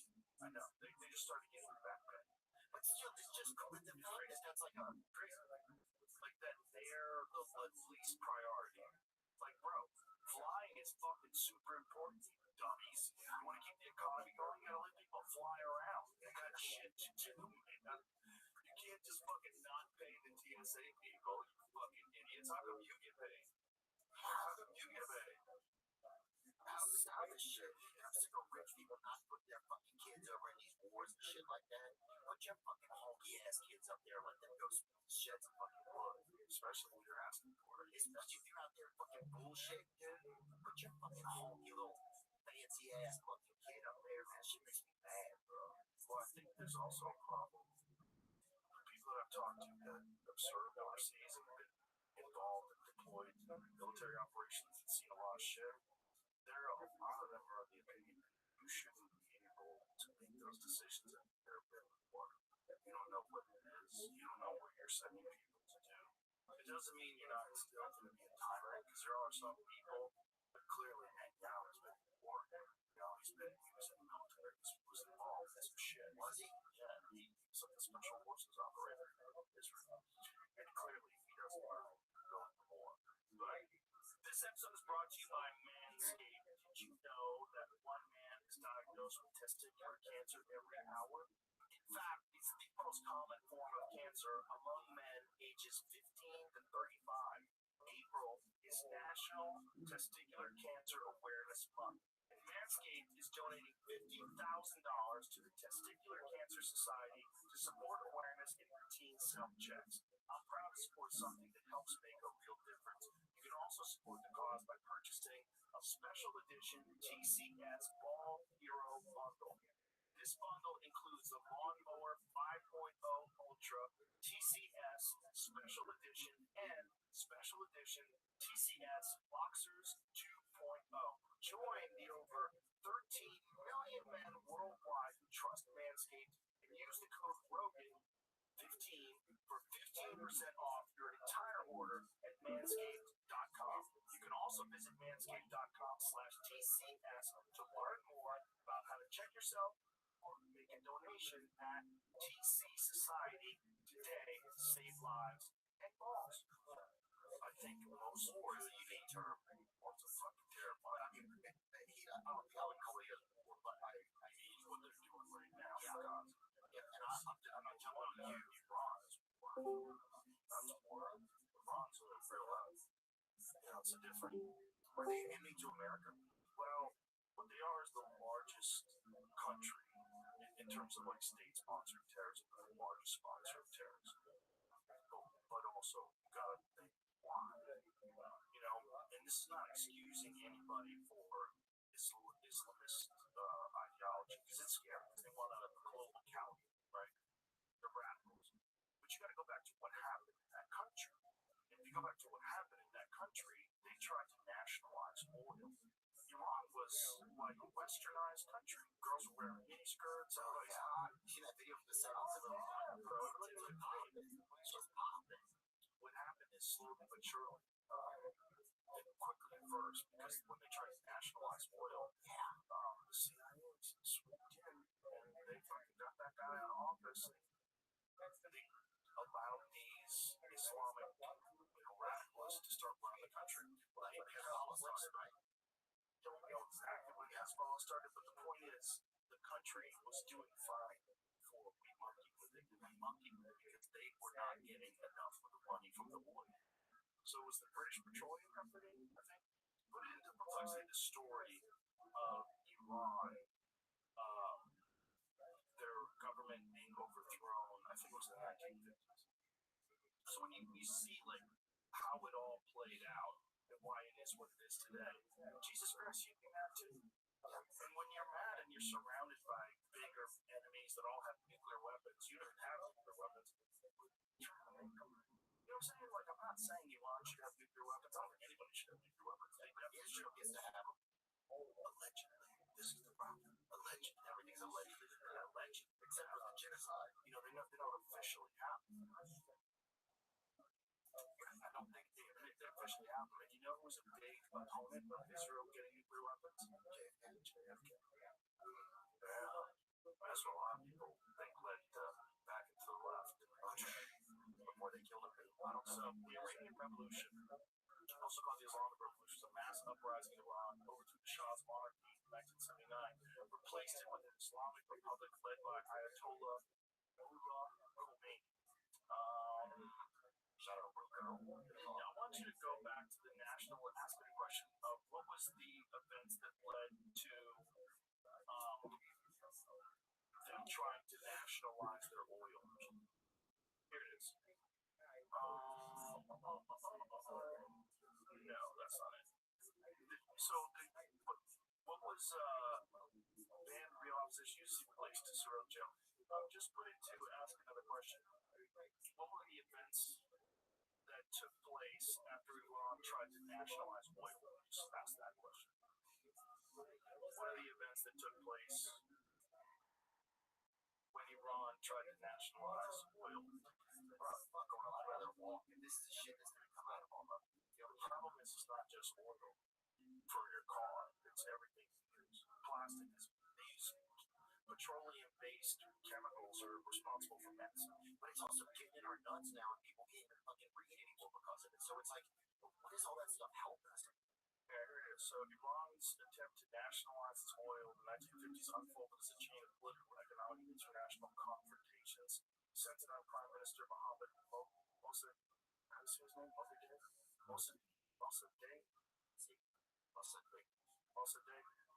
and British-controlled Anglo-Iranian oil company are one key events. But it had to do with who was in control of the oil before that, like who was making the money before that. Yeah, of course, he's going to give us the fucking tinfoil hat story of how it went down. But the bottom line is, people are making a lot of money over there in oil, and they wanted most of the money, and they got boxed out. They wound up with a fucking psychotic dictator. And a lot of these people look back on what Iran looked like when it was a westernized country. Damn, we should have fucking supported motherfuckers. Do you feel like we used to do things that were better, and then we got here's the tinfoil hat version. I love how Perplexity gives you a tinfoil hat version. Nice. The story's basically Iran tried to take back its oil. The British and Americans teamed up in secret to crush that idea and send a warning to the rest of the world. Britain had built its empire and navy on cheap Iranian oil via the Anglo-Iranian Oil Company, later British Petroleum Company. So when Mossadegh, I don't want to say his name, I keep fucking it up. London saw this direct threat to its global power and profits. Elites feared that if Iran got away with nationalizing its oil, other countries in the Middle East would beyond what Kami destroying Western oil monopolies. So it was determined to make Iran an example. Bro, I've been monkeying around with other countries forever. This thing in Venezuela, it's a real quick thing that happened real quick when they kidnapped in Venezuela. Like, a lot of it is because these are the countries that are still outside of the Rothschild banking system. Whatever. Have you seen that thing?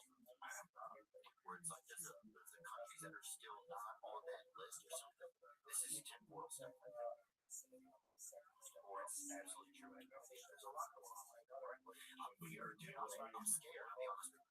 Yeah, you should be. I'm scared. Well, it's a scary time because it's scared one. People come up and tell me about it. So I was in Florida yesterday, and there's a man there. He was driving, and he's like, we need a revolution, you know? He's like, you have a voice. He's telling me stuff like that. And all that. Don't take Cooper's stuff. You run a car, motherfucker. I'm not renting a car. Why would you rent a car? You don't rent cars? He's coming on renting a car is insane to check under, see if there's any dents in it, if there's any, like, and then you can do all this stuff. Renting a car that I had, you know, we'll tell you the story. The one time we did rent a car, and we got a dent on it, like a pretty good dent. We caught a pigeon that had shit over that dent to fill it in, whatever we said it is. That's a true story. Yeah, we got caught a pigeon. You think it's hard to catch a pigeon? Bro, bring up a picture. getting caught. Bro, down he raised them, bro. Yeah, but he had autism in his hands after a couple years. You don't think you idiots are just the dumbest murder ever, dude. I just put the shit over the net. Yeah, you hang it over there. Oh, shit. I think this is down we're talking about. These fucking bitches shit all day. So you just hold them there until you're done. We still got a shit out or whatever. Yeah, we fucking put it on there, bro. That's why God wants you to help. That's my insurance. Okay, this one's all fucked up. That's not fair. That's as American help. Dude, well, here's what I want to know. Like, I guess, yeah, like, yeah, I don't know, man. Everybody just feels scared. Well, they should because a lot of things are getting exposed right now. You know, there's a lot of fraud that you're seeing at the highest level of government, and people are also scared because no one gets in trouble for things. Like, no one gets in trouble for getting their files, no one gets in trouble for, and that's almost disappeared. Well, what's part of what happens when there's some sort of a big social thing? One thing that's in the past that leaders have used to cover up problems at home is a fucking war.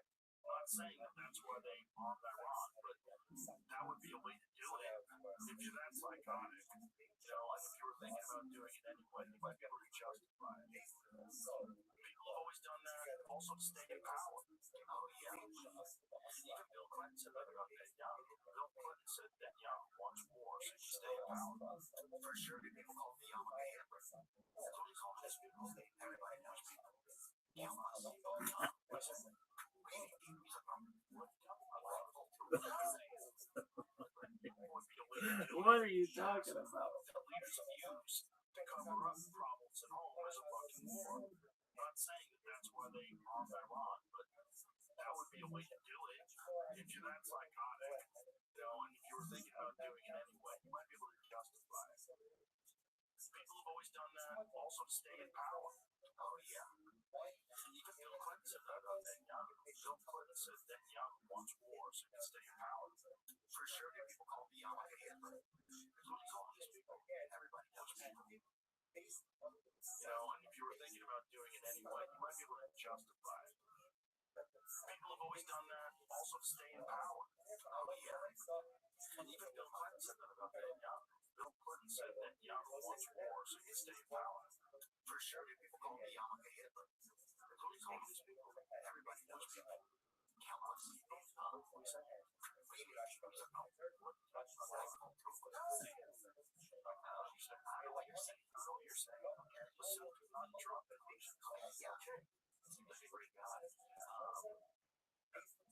It's just a scary time. It's a scary time because people are willing to blow people up with fucking drones and missiles and shooting into apartment buildings, blowing up schools. It's like, fuck, man. I think that we've been poisoned. I do think that we've been poisoned. Because I think that, like, we find out that our food is, a lot of our food is poisonous, right? Or half our food is on yes, not good for us. So we have a healthcare, we have food that is made not good for us. And then we have a healthcare system that'll just kind of take care of you, right? Barely. So then you start to create this other, like, you're going to need your autism, yeah, your mind shit. But then you're going to need this sort of, like, mollusky sort of, like, the worker bees. And that's what the rest of us start to become as worker bees because, you know, you're on the antidepressants, kill like the vibe and the energy of so many people, right? Like, the opioid epidemic, like, you broke apart so many families and ruined health and so many, like, kids and parents and homes and, like, the COVID where you shut down recovery rooms and places where people were meeting so they were so disconnected. And then it's like you start to wonder why there's no uprising because there's nothing rising up inside of you because a lot of your vitriol has been killed. People are jerking off in the fucking robots, even just on car batteries and shit. Some of the videos on my car batteries, people come in here, what happens when you're too close?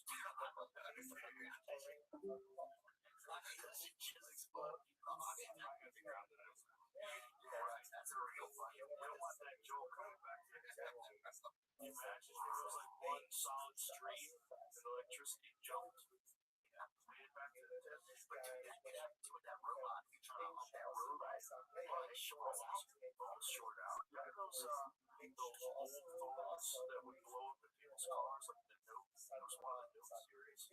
like people's cars would catch on fire if you left it plugged in. Yeah, well, it's your dick, and people would always, you know what I'm saying? And people are always leaving plug it next to their wife at night. Or Jesus, put it on top of your wife. And just, you know, fucking burst in flames, electric fire. But there's successor. I think we can poison just enough to, like, it feels like just to hurt, but not. Like, we just have to start.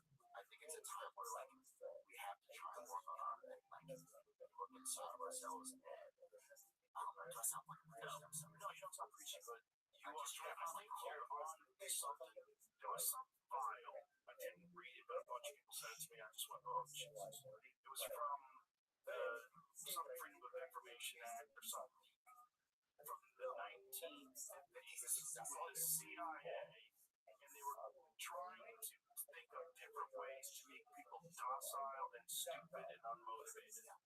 And they were talking about different medications, putting stuff in food, all these different strategies to keep people stupid. But this is our own government. Us. The United States of America. Well, that's another thing. Is that not treasonous? I agree. So why? Yeah, it just feels like there's no recourse. And I know that, like, you start to think, well, this is how a lot of people who live their entire centuries in different countries and stuff like that, like, they live under this type of oppression and, like, fear all the time. And it feels so weird. I want to know what exactly. Could you put that into our local sponsor request?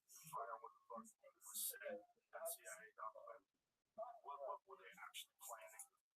Because it's the idea that there's people in government that would just say, fuck millions of people and their potential in life. Let's tank their potential so we can get our agenda through easier without them being upset.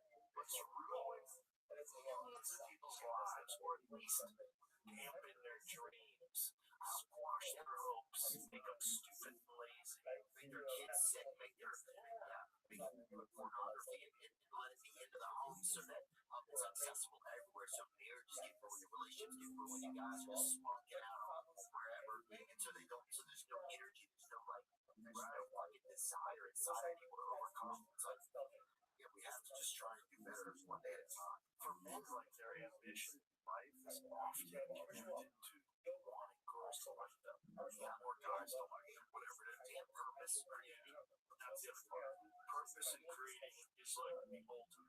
That's like the ultimate is, it's almost like you're doing a service. Like, whatever you're doing, if you're doing it your best, your real reward is that people enjoy it.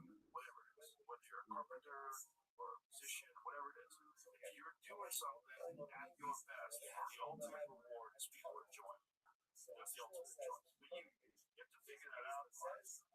You're probably thinking of declassified CIA, mind control, behavior modification, experience like Uber, artichoke is it. That's it. Especially MK Ultra, which did run in the 50s and 60s. Okay, Uber, MK Ultra, what is make people stupid and cognition? CIA efforts to use drugs, hypnosis, and other techniques. No, that's the interrogation. That's different.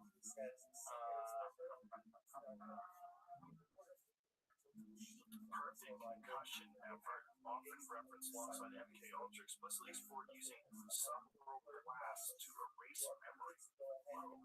Erasing or degrading memory is practically a way of disabling a person cognitively, even that is not described as making them stupid in official language. yeah, it feels like we're just stuck in an experiment. I feel like this is not it. This isn't it. No, this is so. Why don't you run a search for recently disclosed CIA files to make people okay,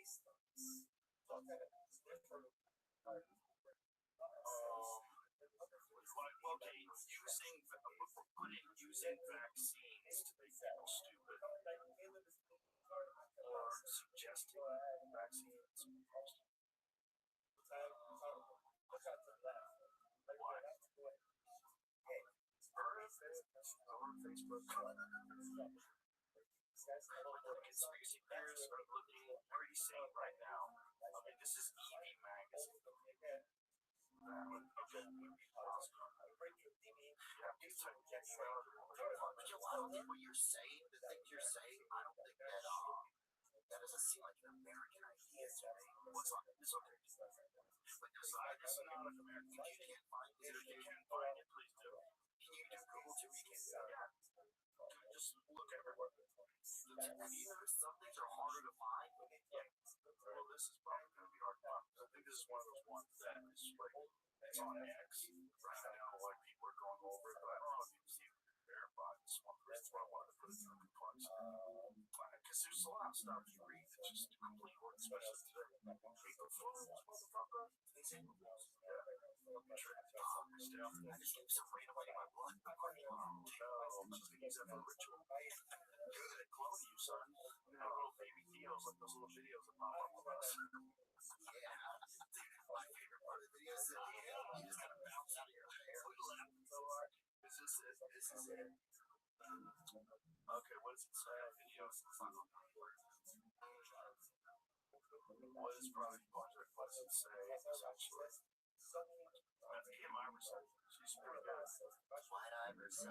Artichoke. So this says, look, we've got this grand idea of how we're basically going to drug people and do all kinds of weird experiments on them to see if we can control their minds. These documents don't show that anything is actually done. It just shows that we've got these really crazy ideas, and they're extremely unethical, inhumane, terrible, terrible ideas. The 1977 leak documents say, oh yeah, well actually the government did it. They did all of those terrible things they said they were doing in that previous memo. They did it, and now here's some of the archives that we have from when they did all of those terrible things. So, okay, these documents, Special Research for Artichoke, dated April 21st of 1952, the memo proposes developing long-term overt drugs that could be slipped into daily life. Drugs that were, quote, administered over a considerable period of time, possibly being placed in food or water that caused either agitation or depression. These drugs should include chemicals or drugs that could be effectively concealed in common items such as food, water, Coca-Cola, beer, liquor, cigarettes, etc., and should also be capable of use in standard medical treatments such as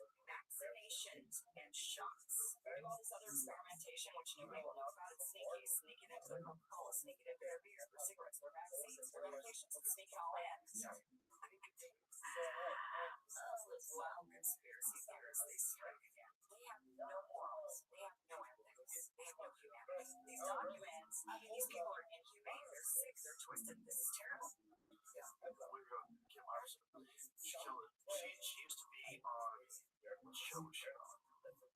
Not Breaking Points. What was the show that they did before Breaking Iverson? It was 227 where she got to get on because Fauci was coming on and she wanted to question Fauci about the COVID vaccines. And they kicked her on the show and she went independent.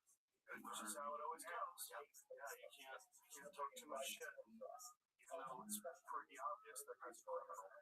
Pretty fucking obvious that guy's a liar, lied in front of Congress, was responsible for gain of function research that led to who knows how many fucking people died, man-made disease, whatever. Just don't question me. You can't work people. That's really wrong. Yeah, but now she do stuff like that. Good for her. That's your tax dollars pay for that. Them figuring out how to make people stupid. How do I make Theo stupid? Let me slip something into his Coca-Cola. Let's figure out how it works. Let's experiment on random people and see what kind of results we get. Here's my question. Did you know whenever they introduce antidepressants, that changed like the cognitive therapy side of things, like advanced therapy results, it totally revolutionized, like industrialized therapy, and it ruined a lot of people, I think. Like, one of my goals is to get off of the antidepressants completely. I want to feel how I'm supposed to feel, so I can have thoughts and actions that feel connected to the world that should make you feel dead. So why did you take my advice? Because I was in a bad relationship 20 years ago, and I was having a tough day at school, and they gave it to me, and then I never got off. Because you get off, it's like that. I think we talked about this once. Tolerance. Yeah, it makes you more fucked up. You're on balance. You're probably Yeah. And so like that's one of my goals is, and I know this like for me I'm taking like mental blue. I've been doing some things like, and I'm working with the doctor to help me, but I'm gonna get there, and I'm just gonna start to take the power back of myself. Well, they say that exercise is whatever, any time it's greater than its effect at relieving depression. And I wake up and I do my yoga, and I do like a 35-minute workout. I'll do like 6 exercises, runs of it in a row. That's 30 exercises, burn those bitches. If I do that when I get up in the morning, I am good. I'm fine all day, and I'm also more positive because I'm already taking care of myself in a way that I feel is sufficient enough for me to keep operating forward. But I want to get away from this. That's the medicine, which is really crazy. That's the medicine. It's just hard for people to take. It requires effort. It requires discipline effort to do it when you don't want to do it. There's a lot of times you're not going to want to do it. A lot of times you feel like I'm fucking tired. And I think that's what we have to do. Something else. I just need to keep going. This is the best I've ever done. Some primary training. Some shit. Some cash. Something to make it. Why don't you hire a trainer? I hired a dude that's cool. They'll come over from my house and they'll put you on audio. You don't have to touch you up. There's someone to do it. Well, you gotta get it. They're doing something wrong. But someone gotta say no. I never say it now. You have to say no. Don't touch my butt. It keeps you on. Just no. I don't like that. So I'm gonna take your asshole. It's gonna make you want to explode to the top. Ready to go. Sure to convince you this. So you get more reps.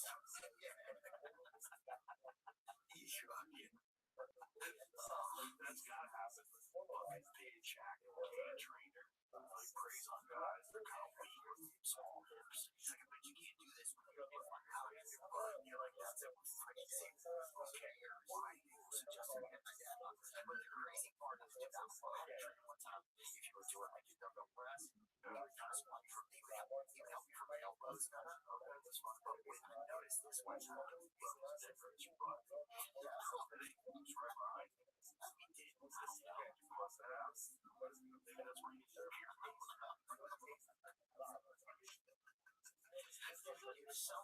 I know all the things I've ever seen in my life, dude. All of them. Yeah. Jesus Christ. Honestly. Alive and in jail. Count them on one hand. Two of them are already. The Army's visited fucking kombucha bottles in this room so many times. It's such a hell. He has kombucha in it. That's all the kombucha. Nobody has ever touched my elbow. I'm like, I see you do a slight like massage on it, and that's when I kind of go.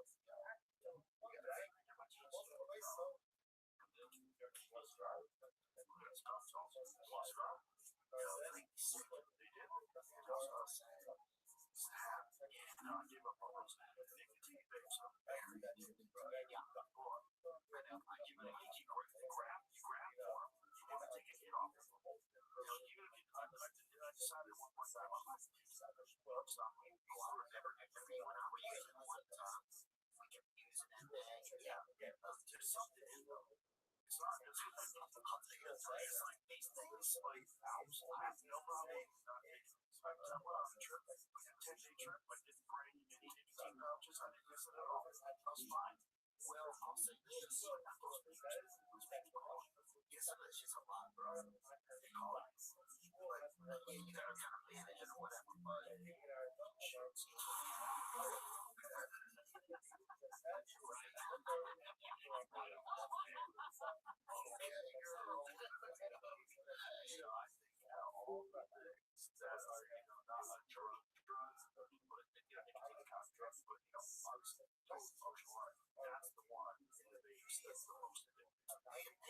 yeah, you're talking about like recreational technology, antidepressants, things like that. Oh, yeah, so of course not. Okay. Yeah, but here's the thing about them. They're all for one. It's the first hit. The first hit on the vape is fucking wonderful. Yeah, you're like, oh yeah, this nature just shines down upon you. So relaxed. It's only one. After that, you're just chasing that dragon. You're not getting any better. You're just getting like purpose. You're like, you're never getting hurt. You go too far, but you don't get that one. It's the same thing with a cigarette. With a cigarette, what you want is the first couple of hits. You get that lightness and like, look there. I was chasing that dragon. That's that's why everybody loves the first cigarette. They sit down that first cigarette, they get a cup of coffee, like, I got ideas. I got fucking ideas. Write this down, write this down. You know, a lot of bands, most of their music on cigarettes. Like, Tony was talking about before. The Declaration of Independence people only get cigarettes. For sure, for some back though. I don't know if they pipes or what happened. With the cigarettes. Because if you think about it, like pipes and cigars, you don't inhale. You just take it in your mouth. The cigarettes, you like take into your lungs. I wonder when that first dude figured that you gotta like suck it all. You know, it's not for sure. You want to suck it. Cigarettes,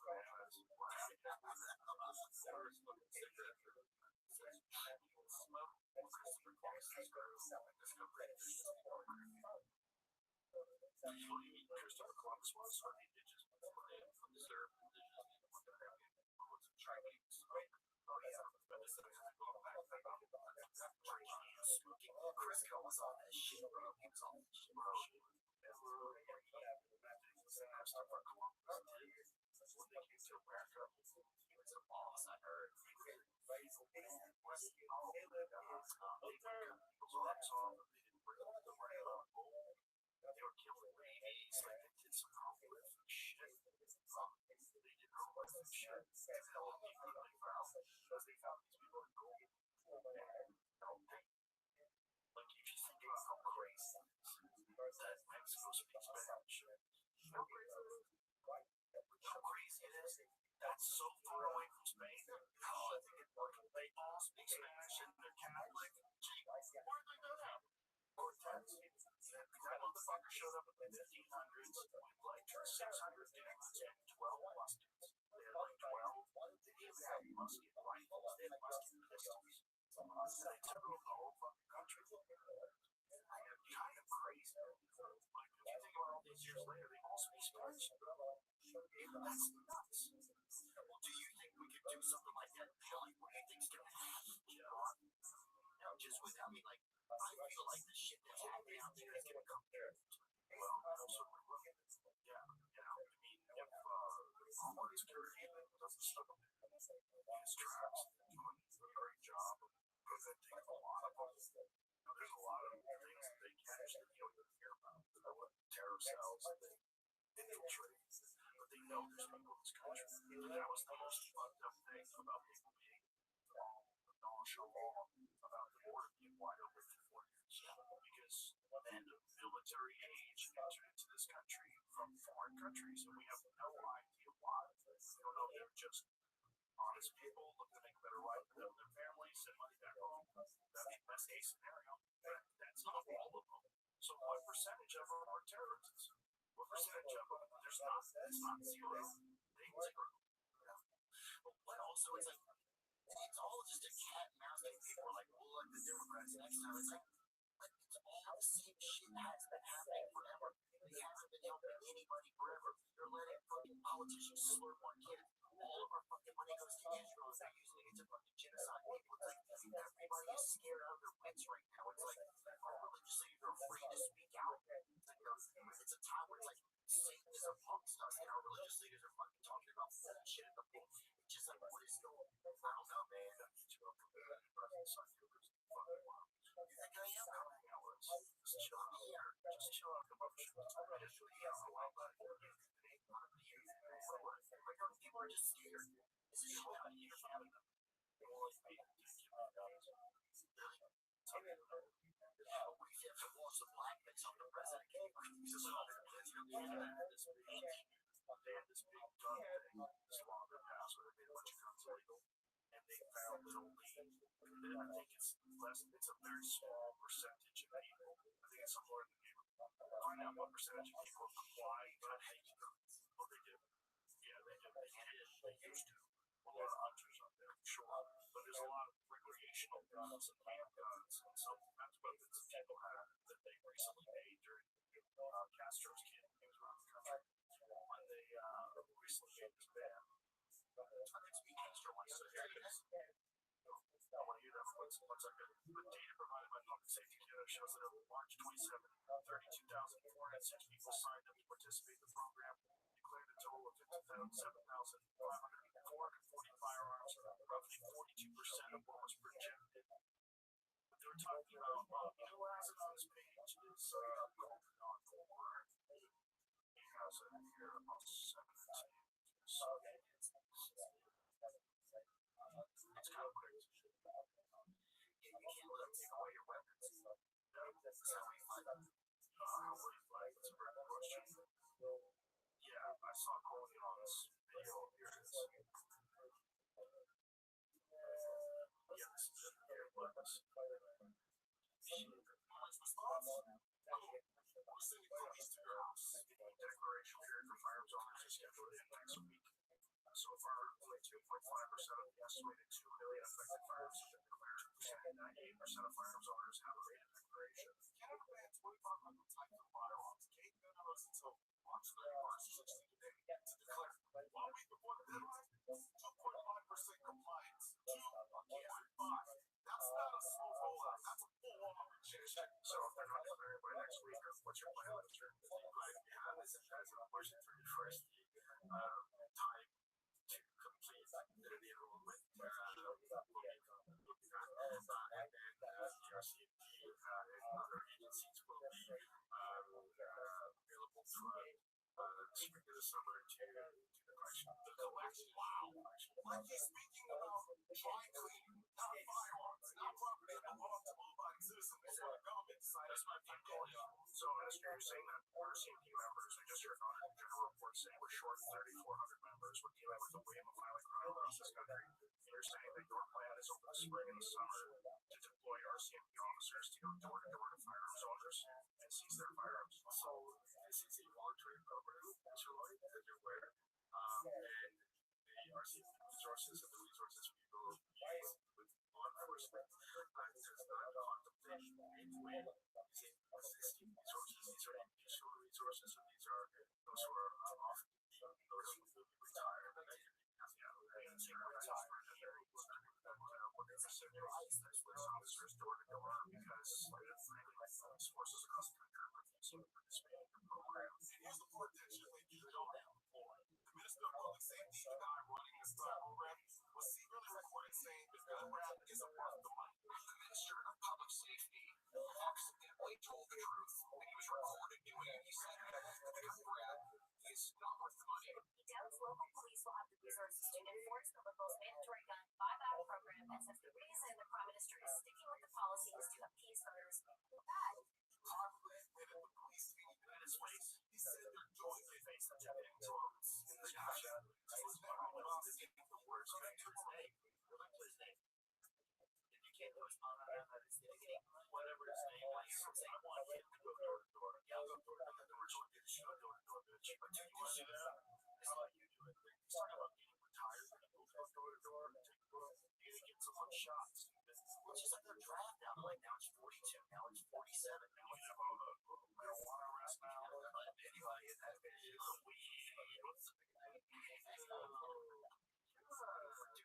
Here's the parts of it. It's like you start to see like the chink in the armor or whatever. It don't affect anybody. But you're allowed to say that chink in the armor. They do. Or I'm not saying I know you're not. But they will think that. Yeah, I hear you. But you can't say spick and span anymore either. You can't say spick and span. Well, you can, but you shouldn't. Yeah. That guy should be forced to go door to door. Go door to door, shit, bright orange vest with a circle on the center of it. Yeah, I was just gonna get his name because I want to see that guy's a plus. You go do your own shit. There's the fucking dope boy. Yeah, that little sloppy grandma. Sloppy mother top. Yeah, that's his name right there. And what's this agree? And that's us. Canada, they're gonna come in. But here's what's funny. That's such a crazy look. You can't even grandfather people in mandatory gun confiscations. They just want people more. Of course, that's what we're saying, man. That's what we're saying. It was yeah. Much rather that. It's like, what's happening? What's happening in America and everywhere else? One of the big differences, we're fucking heavily armed. Right? that's one why it's a real problem to try to take over America. And it's in our Declaration of Independence. It's in the Bill of Rights. It said like that the right to an armed militia, the right to keep and bear arms and have an armed militia like that's what is it? And people are like, what is that for? That's to keep you from being taken over by tyrants who have guns. Well, here's one thing that's interesting to me is like RFK was on not long ago and he was saying that 75%, that could be all 5% of young men can eligible for military service. Yeah. So this is the hilarious part to me now. Now they poisoned us so much that they can't even figure out people to serve in the military, and now they're still like I feel like the powers that they are like in this tough spot now. Like we poison them too much, they can't even go spill their blood for us. Well, they can. There's enough. But they're widening these things. It's like with the ice now, like if you're 65 and like you're decent vision, you can be they're running just like you can't run under ice. You only have 7 weeks of training. Yeah. That's not good. That's what you get on the police force. That's crazy. We had more than that for like T-ball when I was a kid. Mr. Brady, remember you had T-ball in your coach? Just some dude and made like that's our coach, right? Imagine getting 7 weeks of training and you have to go through the jiu-jitsu. Now you get fucking smoked. You get fucking smoked. You just know what you're doing. But you make a bunch of mistakes. So 7 weeks of training in that is even scarier because you've got guns. You're going out on the street, you're arresting people. Yeah. It's always like more than ever, it feels like theater. And it feels like it's been theater for a while. And it feels like, maybe this is crazy, but it feels like we're the last cusp before something weird is going to happen. Didn't you say something weird might happen, Jamie? James always is he like that? James got a even blacks are getting scared. Yeah. They're more scared of the trauma. Totalitarianism and fascism. I think they're getting, they see these ostracized, they see these communities of people out there getting abused and shit, not making reflex of this. Well, like, there's a lot of violent people getting murdered on TikTok all the time, and in the Middle East, and I think you see that, it makes them like, that activates everybody should upset about that. I agree, but the idea that this is the only way to solve problems is like dropping bombs on people. It's so crazy. That's still 2026.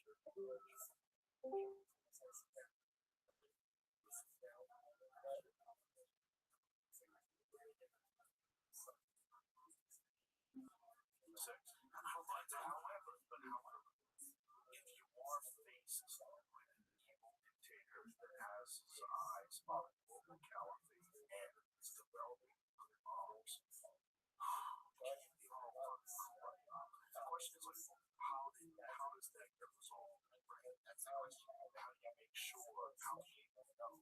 That's what Canada is capable of having weapons. And for the last 20 years, they've been preparing stockpiling vessels, developing. What is the? They have some crazy thing I was seeing online where it's like they almost like have a mountain dug deep into the ground. They have these missile elevators.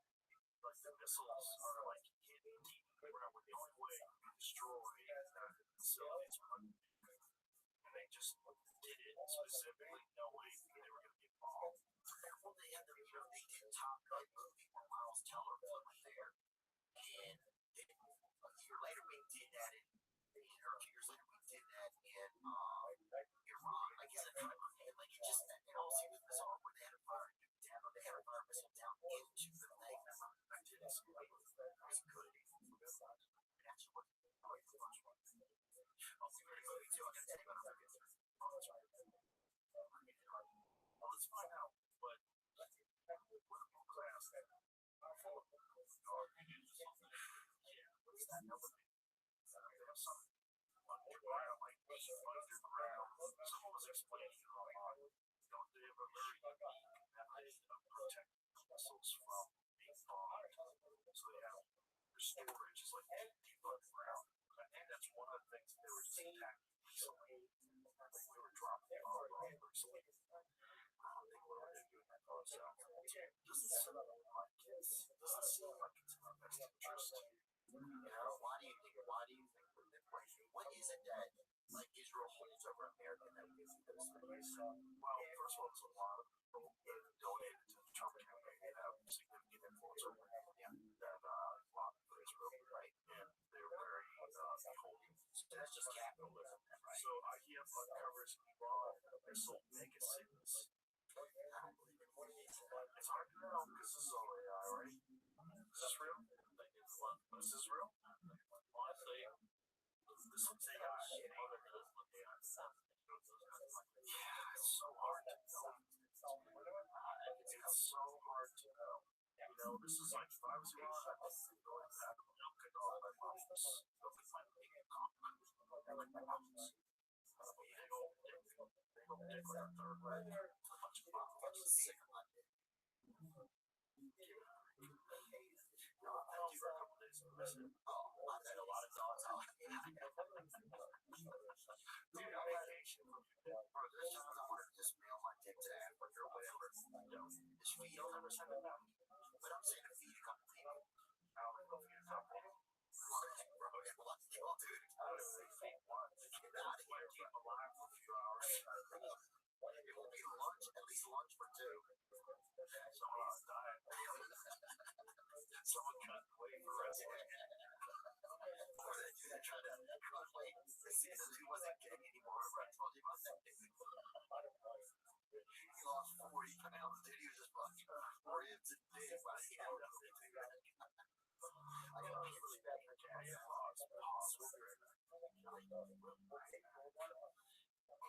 Deal on David Spade. Us boys in theaters. April 17th. Did you find it? Did you fucking get shit? Yeah, you wild motherfucker. Wow. Wrote it. Yeah, we get it all. There's no studio attached to it. You know, I don't. He did a good job. He's awesome. He is awesome. He really is. He's one of my favorites. No doubt. He's one of a kind. Is that the idea? Bro, he was Jack? No. Was it Cam Patterson, Gerald Wallace? Nice, dude. What's it about? It's about two guys, and they're just regular guys, and they're not doing that good. And then they think if they can, one of them loses his girlfriend to a waiter, and they think if they can become waiters, that they can get his girlfriend back. And they have to start at plus sports.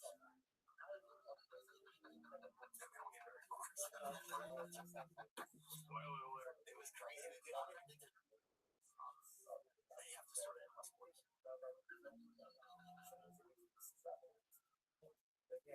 They're just regular guys, and they're not doing that good.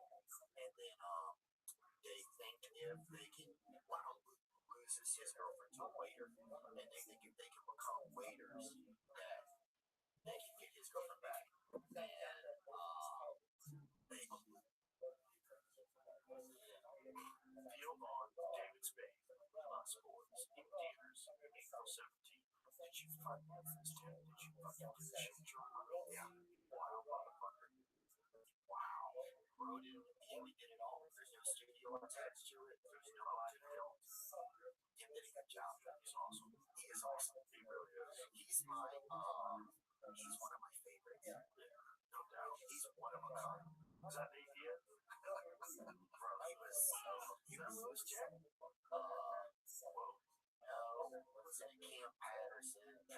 us. Nice, dude. What's it about? It's about two guys, and they're just regular guys, and they're not doing that good. And then they think if they can, one of them loses his girlfriend to a waiter, and they think if they can become waiters, that they can get his girlfriend back. And they have to start at hospitals.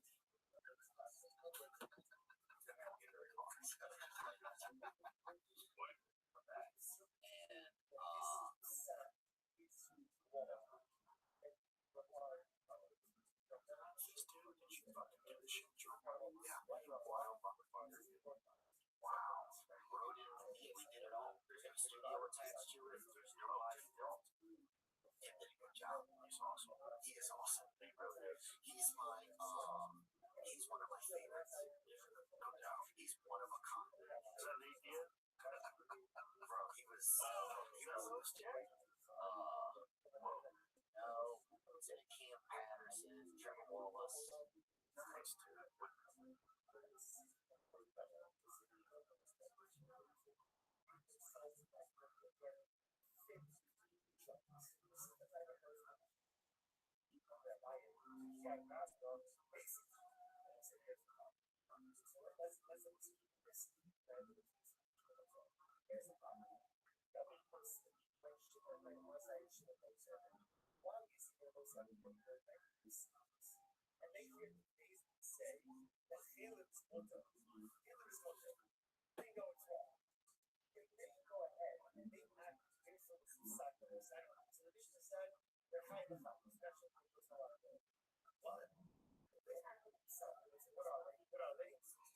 What's it about? It's about two guys, and they're just regular guys, and they're not doing that good. And then they think if they can, one of them loses his girlfriend to a waiter, and they think if they can become waiters, that they can get his girlfriend back. And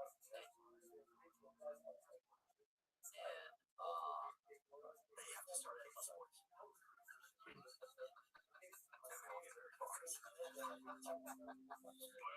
It was crazy. Dude, I think there's just like a thing about like nobody, like it's just we made it ourselves. We wrote it, we did it. There's no fucking somebody saying I came from this and like some of the street people are like, nah, it's too crazy for us or whatever. Fuck them.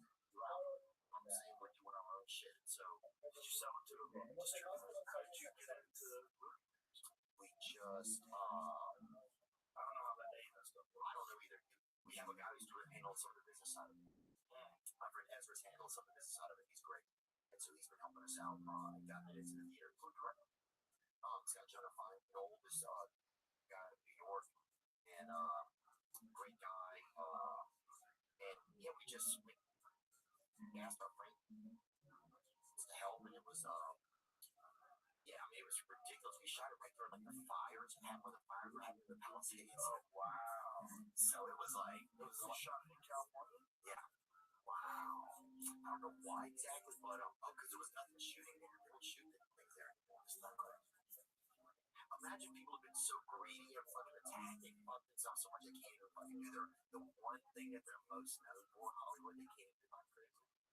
It's so crazy. It's gross. It's not just crazy, but it's gross. It is gross. It's all government. It's all government. It's all government policies, regulations, taxes, all the things that make it unprofitable to do business there. People just pulling up shop. And there's all these, yeah, there's so many guild you have to pay. It's like, I don't see how these people, I don't see how like a day-to-day actor can survive. And they don't. And they leave. A lot of guys are fucked. I was just watching this video with this guy I've seen him in a ton of movies. It's like blue collar actors are just not doing well right now. It's like I had to sell my house. You know, a lot of people are just going to television shows because there's no money in films anymore. Because I used to be able to make a living in films. And he's like, I didn't make a lot of money because he's just, you know, the guy was a small part in the movie here, small part in the movie there. So he's getting by, and he gets to take his family to the movie, and they get to see the dad on screen. It's cool. Yeah, he's paying his bills, doing what he's not getting wealthy, right? Like the stars get wealthy, but those dudes that you need, you know, the guy that plays the cop, the guy that plays this person, those guys are fucked. Well, I had to name everybody that was in it, everybody that worked on it. If we have some success, I'm gonna go back and reward those people. And I'm excited about that. And yeah, people, even if it just does good,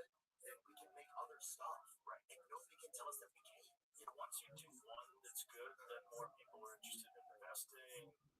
Gets your foot in the door. Yeah. In a Netflix series, you do anything you want. And it's not like Dunkirk. I don't know if they really get into like that much act and stuff, but it was just like, I grew up watching David Spade. We got to do it together. We just went through all of these hurdles, and then like the fact that we got it done. Dude, I thought it was all emails till the first day I showed up on set, and I was like, no fucking way, we were serious. People were serious about this. That's crazy. Did it? But yeah, I think so. Yeah, something like that. I think there's something like that, and if people can buy a ticket early to it, I don't want to sound dead. I'm not desperate about it. If it does fine, that's cool. And if it doesn't, that's okay too. I feel happy that we got to do it. If it's funny, it'll do great because there's not a lot of happenings there. There's not a lot of really funny things. Yeah, I know it's gonna be fun.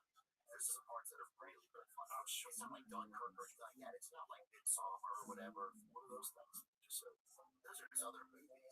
But it's, I don't want people go in there thinking it's like trying to think of Bridges of Madison County. Yeah, it's nothing like It's that. a comedy. It's a comedy. It's you and David Spade. Who the fuck is gonna think it's Clint Eastwood and Meryl Streep? Yeah, What's wrong with you? I don't know what people think. I don't know what people think or how they think. But yeah, anyway. But yeah, there's just some fucking retarded stuff. It's just fun. You know, he used to have a great joke about Bridges of Madison County. Chris McGuire. He had a fucking great joke. Dude, it's one of my favorite movies. Congratulations. Let me tell you his joke. His joke is about how it's hard to choose a movie with your girlfriend. She wants this, and he goes, Bridges of Madison County. He's like, oh, Clint Eastwood's in it. Clint would never fuck me. And he goes, 10 minutes in the movie, he's like, hey, something's fishy. Clint doesn't have a gun. He goes, 20 minutes after that, Clint's crying, like, oh, Clint, you fucked me. He goes, he's crying because he doesn't have a gun. Such a great joke. Yeah, Shout out to Chris McGuire. shout out to Chris O'Brien. You never met him? Fun dude. We started out together way back in the day. The opportunity to learn from so much data, and that AI needs human models on which, or human examples on which to build its models, and that Rabbi Rothschild will have the opportunity perhaps to be the most important single individual in global history because of how much data has been created. And not only that, but Rabbi has more social media than any person ever. Rabbi's archived all the world history events since the pandemic. The death of the Queen, the birth of AI, the coronation of the King, peace and wars, assassinations and assassination attempts, stock market highs and lows, everything. Bitcoin crashing, Bitcoin bull markets, the price of oil crashing, price of oil spiking, everything. And this is the biggest event ever. This is like bigger than the Talmud, 2,711 folios. This is bigger than Tanakh. This is a new age epic for a new generation on video. That is crazy. It's a banger of a movie. All the good shit's going, dude, but it's not. It's not sure. It's like that attitude where it's like, I gotta stay out of those little moments. I should get out of it. You can still do those movies, but you have to do it the way you just did it. You have to finance it yourself. But luckily now, man, you can shoot a whole fucking movie on your phone. We shot this bitch in 23 days, dude. There was one day where the winds were like 50 miles an hour. I was like, we can't afford to be here another day. So suddenly, in these scenes, there's just a ton of fucking wind, dude. Oh, that's fine. That shit happens in the real world. But I'm sure it can happen in your show. I agree. It was just, I think it was just interesting how it all worked out. People are making their own stuff. No one was talking to Shane about this last night. There's no Shane just wrapped up tires. Just tires. Yeah. Yeah, he was telling me some hilarious scenes from tires. I can't wait to watch it. But it's like that kind of a thing where it's him and his buddies put together a show. You know, it's like his buddy's the writer and the director, all his buddies are on it. They all came up with the idea. They do it themselves. No one's looking over their shoulder. I asked him, like, Netflix has any input? He's like, no, there's no input. They just make a show. Just make a show. It's fun. Give it to Netflix. Bang. It's a beautiful time for stuff like that. Yeah, you're right. It's a primavera Spanish. It's a springtime for everything. Well, there's an opening, right? And because there's no gatekeepers anymore, because they've essentially killed their own business, you can kind of do it on your own. Yeah, that's the beautiful thing. Like, you don't have to like sit in the room full of Economists fucking said executives that don't know jack data, shit. specifically human data, overtook petroleum as Earth's number one resource in 2018. You should have a black transplant, like, oh, Yeah, we think you should have a faggot ant or whatever, like an insect or whatever. I'm like, that's crazy. You're like, this is a script about truckers and like, but you need an insect. it's just people got stupid. They got stupid with their virtue signaling in films. You can't do that with art. You can't have. Do you see what the Academy Awards doing? Like, in order to qualify to be nominated for an Academy Award now. Well, for the podcast thing, I know that they said they didn't pick a rock like a figure or something. No, that's different. That's the Golden Globes. Okay, sorry. Yeah, that's yeah. You didn't pick that even, did you? No. Did they ask you to? Yeah, fuck it. Yeah, I'm wrong. I said, so what? Yeah, and I'm like, if Joe Rogan, if you don't even have it in it, then what are you even making that thing? That was also the reason why I didn't want to do that. Like, I don't want to legitimize this. You guys have fucked up every other form of entertainment and now you're going to judge podcasting. And what did you pick? Look, I'm not saying there's anything wrong with the Amy Poehler show. I haven't watched it. People love it. That's great. But she's like a famous lady who just started doing podcasting 6 months ago. Like, she's doing the number one podcast. Like, if you guys ever listen to Radio Lab, you know, you ever listen to, like, this is some banging fucking podcasts out there. They might not be number one, but if your whole idea is, like, pick the ones that are great, that are, like, really interesting, how stuff gets made, there's a bunch of fucking great podcasts. This is cool. There's a bunch of great podcasts out there. Oh, dude, there's so many great ones, dude. Matt McCosker's, how fun is he? He's awesome. He's fun. He's a good dude. I'm glad he's out here. He's a special dude. Yeah, very smart guy. Yeah, it's there's a lot of great podcasts out there. Tim Dillon's on that list. Fuck off. Yeah. If he's on that list, fuck off. Get Fuck.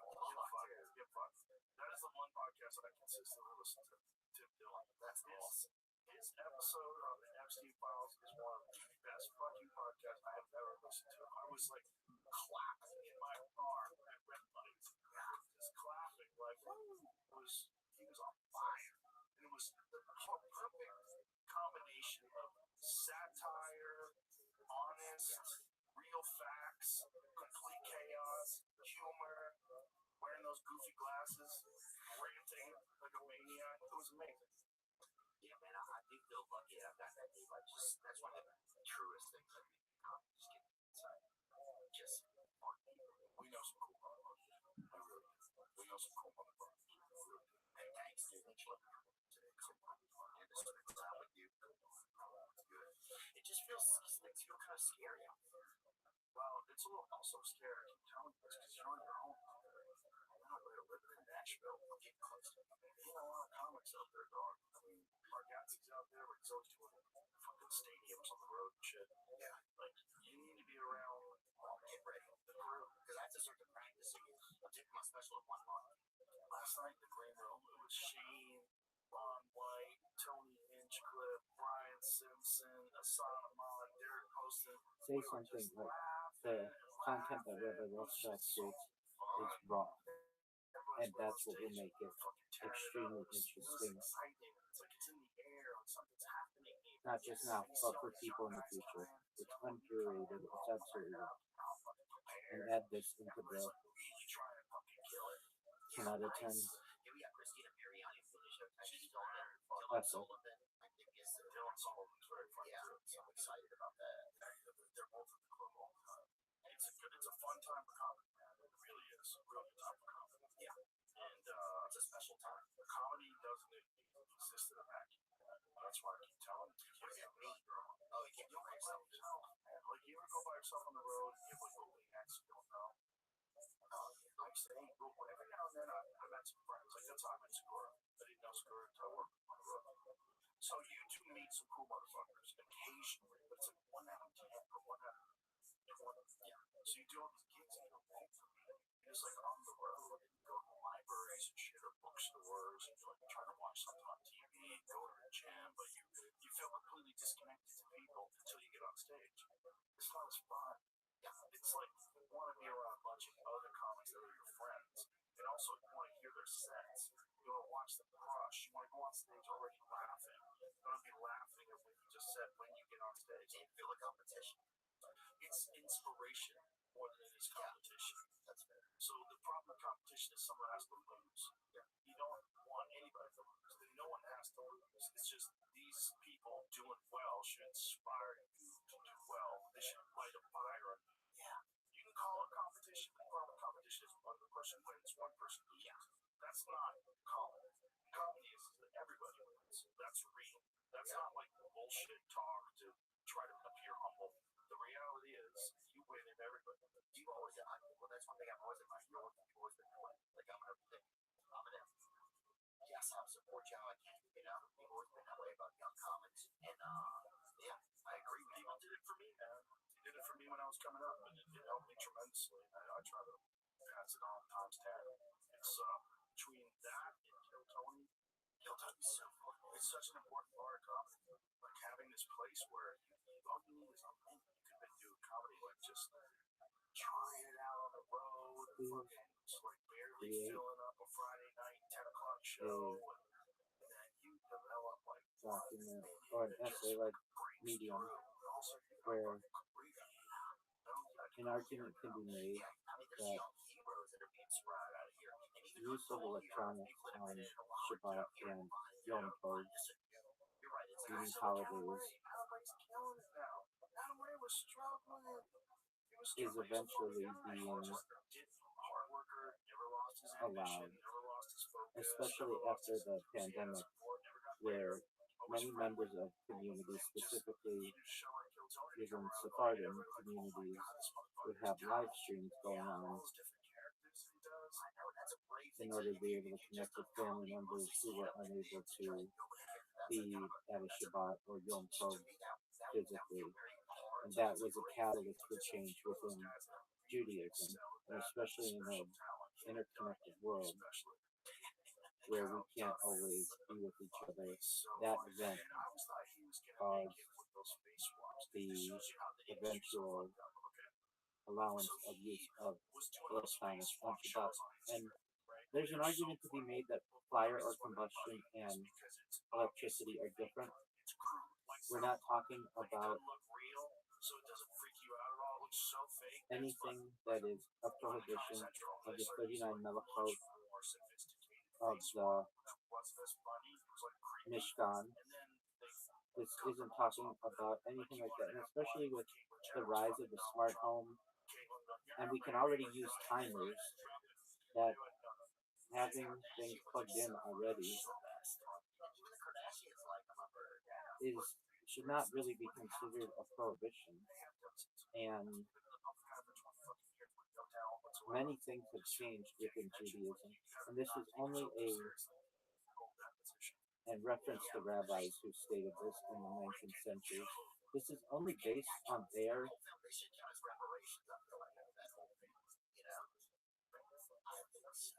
interpretation, and that interpretation was perhaps valid at the time, but especially with the ability to perhaps program a car using an app before Shabbat, or an electric car that doesn't have any combustion, that doesn't light a match or a flame, that this is just part of living in the 21st century, or you can just say the modern age, and that additionally there are a lot of things that Orthodox Jewish homes don't do that are transmitting electricity that could be considered prohibitions. And give examples like their Wi-Fi, or perhaps like even unknowingly, and they could be unknowing too, but like it's being done, or they have security cameras even at their shul that's archiving footage. They don't shut down their cameras during Shabbat, so why can't they have a live stream into their house? And give like really good examples of this, and talk about how Judaism has changed since the time of the Tanakh. We don't do sacrifices anymore, though perhaps we may again in the age of the Beit HaMikdash and Mashiach, but under current systems, we don't. That was replaced with the daily religious services in shul, and the idea of like perhaps things that were give a bunch of them that have been changed, and that even things that like the arguments could be made about a lot of things. Like originally, the main argument against electricity on Shabbat came from the telephone, and give that rabbi and their opinion, because it was like starting an activity and ending an activity. But we play board games on Shabbat, and that starts an activity and that ends an activity. People play cards on Shabbat, and that's many times taking the good from the bad, which is a prohibition. We make these types of leniencies all the time if we don't recognize it. You're not supposed to measure on Shabbat, but people wear wristwatches, and rabbis look at the time to ensure that service starts on time and correctly. And why aren't the batteries of a wristwatch on Shabbat considered prohibited? If we were as strict as we many times make it out to be, a lot of Shabbat would be different. And Shabbat is about enjoyment. And there are already kosher phones. And there are already people who use airplane mode, perhaps, to at least change what Shabbat is, or Yom Tov. And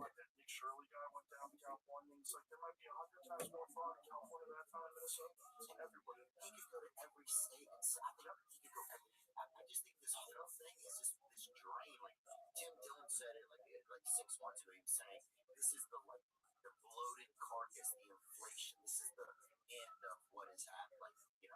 They're just so scarce. There's so much money for stuff. Like in California, there's an enormous amount of money that gets paid to people for just taking care of your relatives. So you get paid to take care of your relatives, but there's no oversight. But fuck, dude, I've had some relatives. I'll pay you good money to take care of them. But no, you take care of them. You would get paid to take care of your relatives. So say if you take care of your mom, you can actually get paid for that in California. Yeah, which is odd. Yeah, I wonder there's got to be some other reason to do that. Fraud. Yeah, there's a lot of fraud in California. There's a lot of fraud everywhere. But this is what Elon talked about. He's talking about what Medicare, Medicaid fraud. He's like, it's hundreds of billions of dollars. And he's like, he didn't want to talk about it. It's like, I really worried that they would kill me. And when he says they, who is perpetrating this fraud? Maybe that's what happens. Maybe some of these guys get into office and they're like, look, we're going to kill your family. We're going to kill. This is all the things that are going to happen unless you play this game. That kind of stuff. I think it has happened for sure. I think to say it doesn't happen, it's pretty. I think House of Cards is probably really close to what the government's actually like. Go back and watch that show. And Kevin Spacey's old school dick grabber. Damn, that motherfucker could act. He could act. Oh, yeah. He was writing on that show. It's fantastic. That show's so good. Up until the last season. Stop. That lady was in number. She's great, but without him. Yes. He was the man, or whatever. Washing his hands of that single with that Kevin Spacey got canceled. He disappeared for a year. Then he made a video about him. God, he played his character. It was kind of Martha Stewartish a little bit in the kitchen. Weird. Very weird. It was weird. And then a bunch of dudes that accused him disappeared. Oh, they died. They died. That's an American pastime, accusing somebody they didn't kill. That's like one of the. That's like baseball now.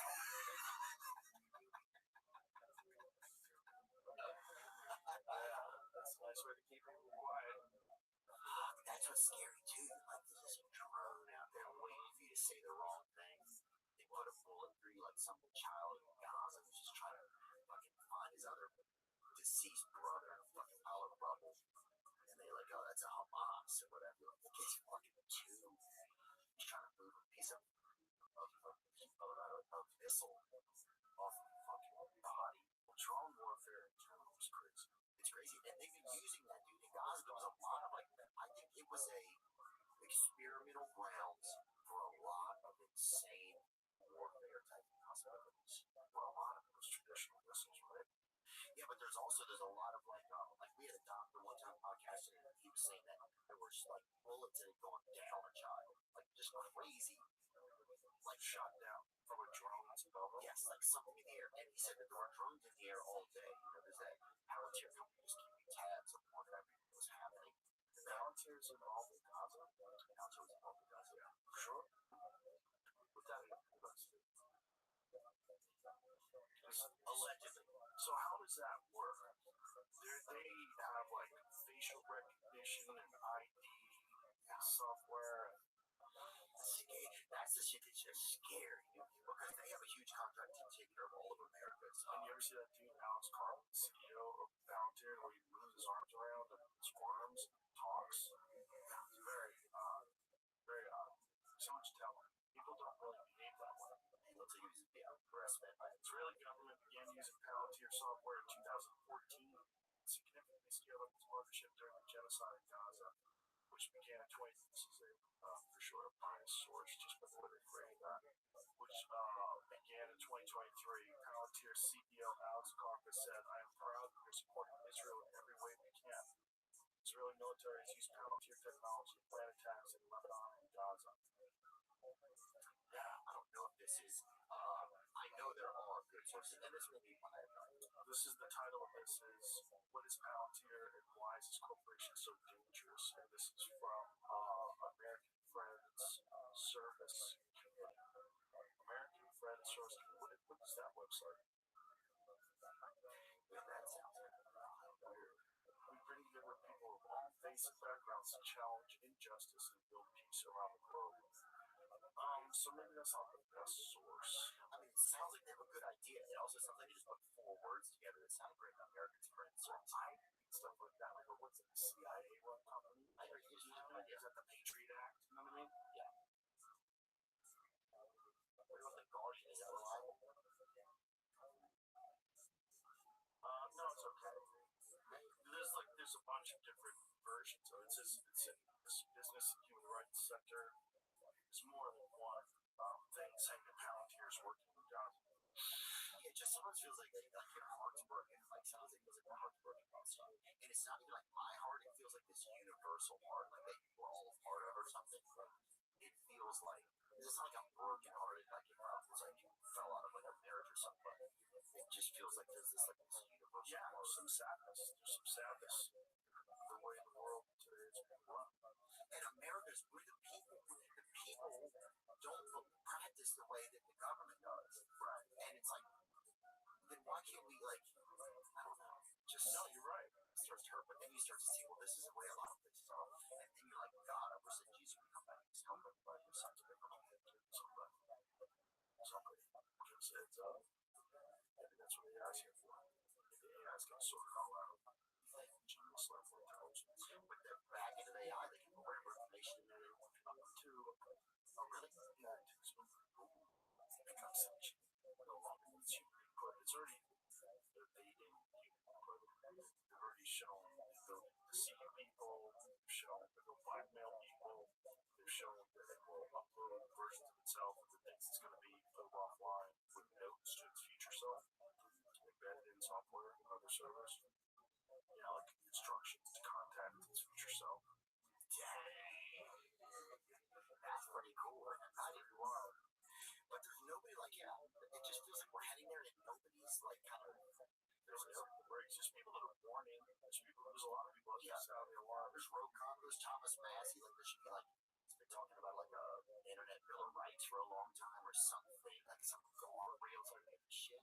But it's like people are wondering, like, in 5 years is money going to be worth anything? Is there going to be some total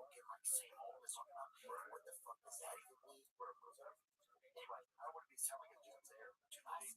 Yeah. Do I sound like a sad person? I'm sorry. It's okay. Let's talk about something else. Dude, you know what I was listening to today, bro? Well, I guess it was a night. Don't sing it. Okay. Which song? Oh, God, I have faith. George Michael song. I love that song. God. They played that on the bus. Yeah. It's great. He was the gay Michael Jackson. He was a bad motherfucker, and all the girls loved him. He just wanted that. Nerd. Nerd. Don't get Steve. Remember he got in trouble for like trying to pick up guys on a park? Just get wild out there. Like a superstar. A global superstar. Just trying to get some dick in the park. There it is. Fucking great song, man. Dude, Great video, too. yeah, I remember we'd be on the school bus and that song would come on, dude, and it was like that song, and then Faith and Freedom. Freedom. That was the other one with all the models. All the supermodels sang along to it. and it was like what was that one? Randy Carlisle or something? What was the girl? Linda Carlisle? It was like She was the Go-Go's, right? Right. no, this was somebody else. It was like Linda Carlisle was the Go-Go's. yeah, but this song was about something about your body or something. It was like when you were a kid on the bus, it was just like God, that fucking motor was running. Oh, my God. Shit, the bumpy road bars. I would have fucking be afraid to get on the bus. I have to walk off backwards. Carry your books in front of you. Those were the days, bro. When you, I was just connected to the Lord, bro. Yeah, bro. No inflammation, no microplastics. All dick. All American dick. Ready to rock. Dude, at a certain point, if you become more microplastics than a person, at that point, then you're sort of At a certain point. yeah. Yeah, well, that's probably also leading us down this road. That's what I'm saying. Something different. If you think about we use plastic for everything, plastic for technology, like I said, it might not be a bug, it might be a feature. Like this, like feminization of men, this blurring of genders. What does it lead to? Well, ultimately, it leads to those fucking gray aliens with no dicks. Yeah, big heads, no dicks. No dig. No dicks. I have a dig. Hey, what's my dig?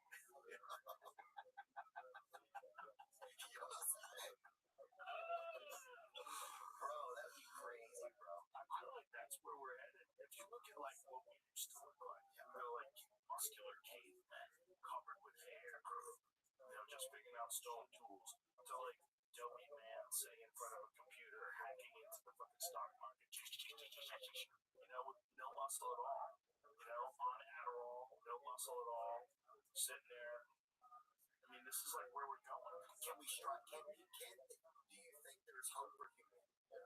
I think there's hope for the future. I don't know if humanity is evolved in the same sense that what we think of as humanity today.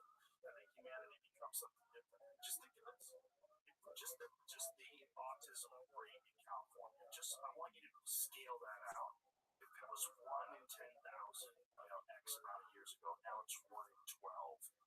When is it 100%? When is it all kids have autism? Right?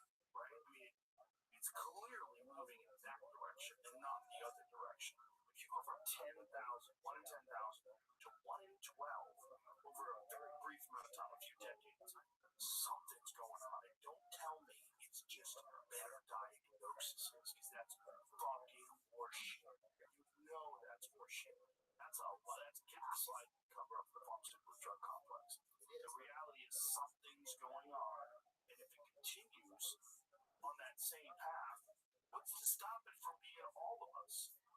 What's to stop it from being all people born in the future or on the spectrum? So we have to stop it then as individuals, and what do? We have to, what are the things we have to start doing to fight for ourselves? Join the army.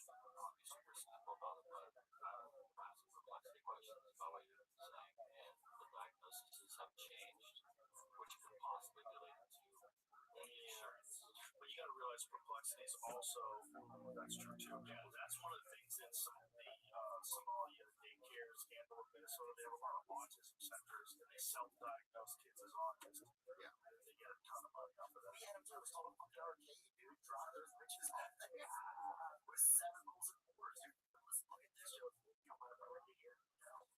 insulin and autism treatment centers represent a multi-billion-dollar growth sector. There's a little bit of that too. So I think there's both things are happening. There's more kids being born that are autistic, and then there's also people profiting off of autism centers, autism treatment. But that's always going to be the case with everything. Fill in the blank, whatever the fucking thing is someone profiting. But Americans don't want this. We don't want this. So how do we change it? Well, It's not as easy, but I just don't think it's like say it. you got to figure out how to fix people that already have it, right? Because right now it's irreversible for the most part. They've shown some things that can alleviate symptoms and help people in a way, but you don't bring them all the way back to 100%. I don't think. I'm talking about some. But if they could, then you can figure out how to correct the problems that already exist. If you can't, it's going to eventually get to that point. Keep living like we're living. It's going to get to that point where it's 100% of us. That sounds crazy for a lot of people because they don't have autism right now. But if you're And say one of the reasons why Orthodox Judaism is only currently approximately 10% of all of people who consider themselves to be practicing Jews, not even including secular Jews, is because of the over strictness on things. And if you really recognize it, there's only a 14% chance that we are celebrating Shabbat on the correct day, and it is a major prohibition in Tanakh and Torah and Talmud to celebrate Shabbat on the wrong day. And there's an 86% chance that that is happening. So even people who think they're holier than thou there's a huge chance, 86%, meaning more likely than not, in a major way, that they're celebrating Shabbat on the wrong day. So they should recognize that. And don't insert page breaks and don't bold anything that isn't a heading or the title. Please.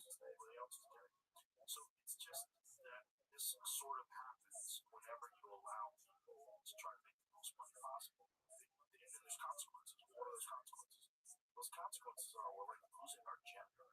We're becoming feminized and weakened and physically weaker and less fertile for women, less fertile for men, less babies happening, more miscarriages happening. Which fits in with obviously the media arm of that is Hollywood, which is a lot of these like agendas that are like trans based and like white, whitey redneck is the worst, and you know what I'm saying, like universal one, like a mix. It's not diversity. It's not. Because diversity is everybody's okay. Everybody's okay. That fucking redneck with the trucker hat's cool. He's a nice guy. You know, the Mexican gardener's cool. He's a nice guy. Everybody's cool. No matter who it is. That's real diversity. Real diversity is like celebrating. This is good, but you need more specific. Say the exact book or writing or whatever, and whether exact rabbis of the prohibition and all of these, and leniencies, Victor Miller leniencies, and say that this could be justified, or give an argument this could be justified from Rabbi Moshe Feinstein and the Rebbe, that during their lives in general, electronics, when they were born, no one had a television, no one had a radio in their home, and things have changed. And they would recognize that these things have changed. And if you use electronics on Shabbat, it should be no different than if you use anything else that isn't an electronic on Shabbat. So long as it doesn't directly have a prohibition, like sparking a flame or something like that. And he just kind of checks in with the people in the neighborhood, right? Like one of us. Let's go on with these people.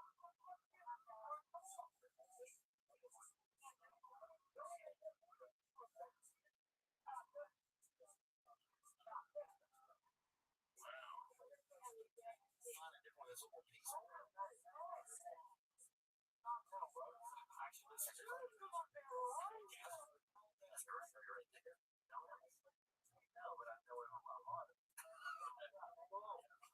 he mad about? He was like into a Romala, but he's better now. He played in the second pair. He lost his spot.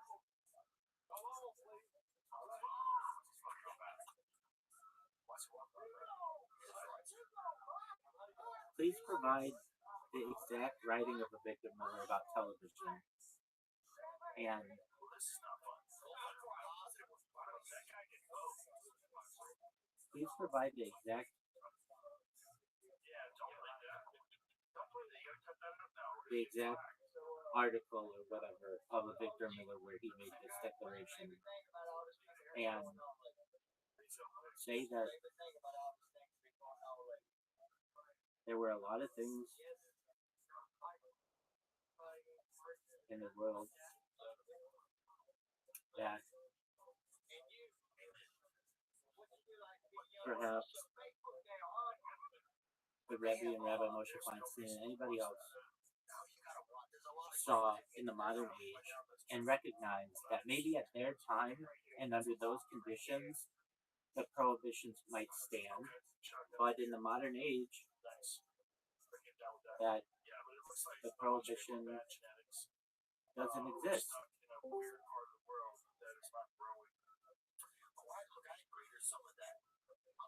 Hello, Miss Aquarius. How are you? I'm good. How are you? I'm lovely, thank you. I had a good day. I had good line dance in class, took a shower, and I'm relaxed. I had a good day at work. What about you? Lovely, thankfully. Just Yeah. yeah, exactly. Hey, Miss Aquarius. Hey, Rabbi. Hello, how are you? I'm good. I had a long day today as well. I'm surprised I'm not asleep yet. I went to the movies. What did you see? What did you go see? They Will Kill You. It's like a horror comedy. I don't know if you've seen the preview. Yeah, it's like a horror comedy. She's trying to rescue her sister from these like this cult, I guess. And this, but I don't know. I might go see Scream 7, which is like another comedy. It's like a parody of not scary movie. What is it? I Know What You Did Last Summer or something like that. Oh, yeah. You're gonna have a note on this? Yeah, it's out now. You might have a lot of movies out. Yeah, but unfortunately, I gotta go to my dermatologist tomorrow, so. Well, I really dermatologist too, but I have to go to the 13th. That's what I want to do. I want to just reschedule, call them tomorrow, and just say I can't make it, and just reschedule for next Friday and just go to the movies. But I didn't go to the gym today because my battery I forgot to bring my charger, so I just went back home. Yeah, so you gotta go to the dermatologist tomorrow. Yeah. I really want to cancel. I might cancel and just reschedule. You don't think they have a charge to say earlier? No, my insurance covers it, but they don't. I had an appointment set, so yeah, they'll just like charge me on like the day that I do go. You do what you gotta do. Don't feel like it. Yeah. It's crazy because I went to the theater. Well, before that, I went to CVS and I bought some white cheddar popcorn and some no sugar Reese's, and I got it for a good price. And I'm glad I went because when I went to the theater, the only thing I bought there was a large Coke Zero, and it was $7 for a damn cup. Yeah, Like, that is a ripoff. Yeah. Yeah, I'm staying away from the concession stand. Anything here ripoff. It used to be $4.50. Now it's $7. That's crazy. Well, And inflation is crazy. Reach your stuff in now. That's what we do. Yeah, that's how I do it. It's funny because when I go to the theater again, I'm gonna go to the other one. They never check my bag. Like the only time if I go to the one in downtown LA, the security by the door checks everyone's bag. But he'll see my snacks in there, but he doesn't say anything because I guess they're just looking for weapons. But yeah, I'm sneaking everything in. Like I'm done. This is why a lot of people don't like going to the movies because it's like they're just focused on the money and all that. It's just a pure rip off. Yeah, I gotta look at AMC thing because I know coworkers. What's the other day? Because there was a lot of movies coming out, like Michael. Yeah. There's the Mario Brothers, Super Mario Brothers. I gotta see that. Marvel. Yeah. I'm just waiting for. Yeah, I can't wait for next month for the Mortal Kombat movie. That's coming out. Okay.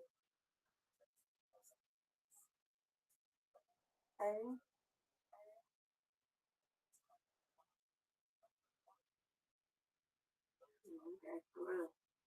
Well, whenever you do look, I look at my face and red light, that, you do your little swing thing, I'll be watching it. Yeah, I'll probably stream in like probably maybe 30 minutes because I'm waiting for my neighbor. I hope he would knock on my door because I'm letting him use my parking space. So he's like paying me like $100 a month for it. So that's cool. Some extra money, but yeah, I'll stream in like 30 minutes. Oh, your parking space, close? Yeah, it's in the building, but I don't use it. I don't have a car anymore because I sold my car.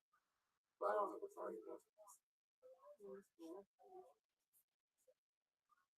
And you take Uber? You know what? I take Waymo. Y'all got Waymo? Oh yeah. Not where I like it. Like way or whatever. Oh, okay. Yeah, I love Waymo. I took one today too. On the way back home, but it's nice. You get to connect your Spotify to it, to play music, and it's just it just drives you on its own. You know what? I used to be scared. I used to because I always told myself if there's a bridge there, I hope this robot I hope it doesn't go crazy and just drives off the bridge. But so far it's been pretty safe. No, I'm talking about the bowling. The bowling ball is just going crazy. What you Oh, no. Oh, okay, sorry. No, I'm thinking you're talking about the if I was scared of the AI, the self-driving car. My sister said he did Waymo. He said the Waymo almost hit him. He said the Waymo was driving and nobody knew that. But they don't know, they don't know how to stop you and stuff like that and all that. Yeah, they know about it. Yeah, they said they're upgrading it. So far I haven't had any issues with it. Like it stops and it drives pretty good actually. Okay. Yeah. Yeah, so you're not scared of it no more. No, I think I've like ridden like probably over 20 Waymo rides, but if they could do good out here in LA, which is like, oh shit, hold on, I'll be right back. Yeah, I was listening to you. Rabbi over here doing stuff too. He multitasking.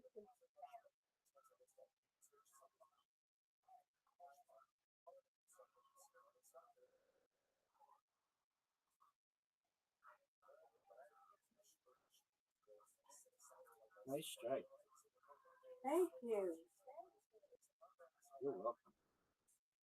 Give me this. Oh.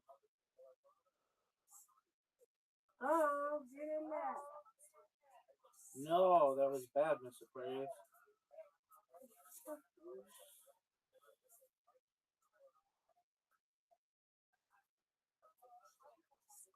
Big score, Miss Aquarius. Yeah, he's so silly. Get these two. Get these two. Oh, all but one. Let's go, Rabbi. We got this. Here, strike. Quick one. Give me this. There we go. Good job.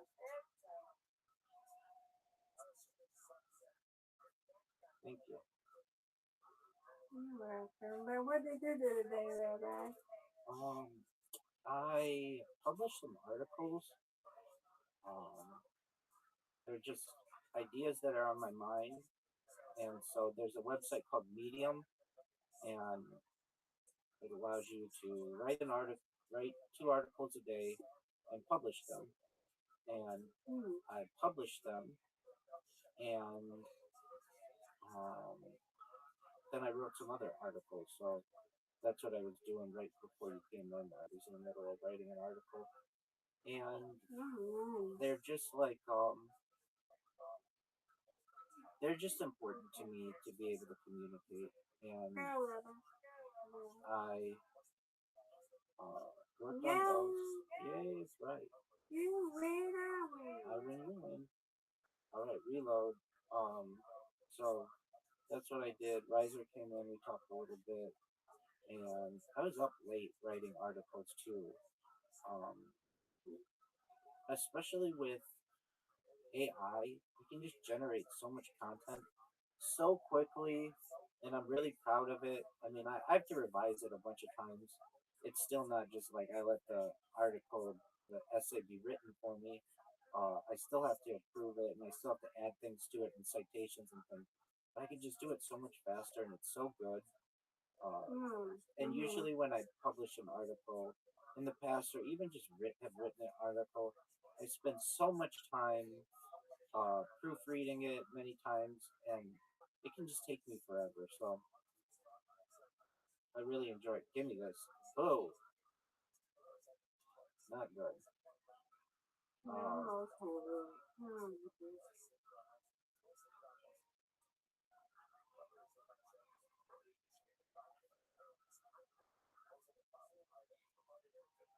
So you're writing articles, man. Yes, ma'am. And so the first one was that I wrote. It's kind of a deep topic. It's a philosophical topic, but it's the idea of the ad hominem attack. Ad hominem is the Latin phrase for against. Ad means against, and hominem means the person or the man. So a lot of times, what I find people do, either online or in the media or whatever, is instead of arguing against someone's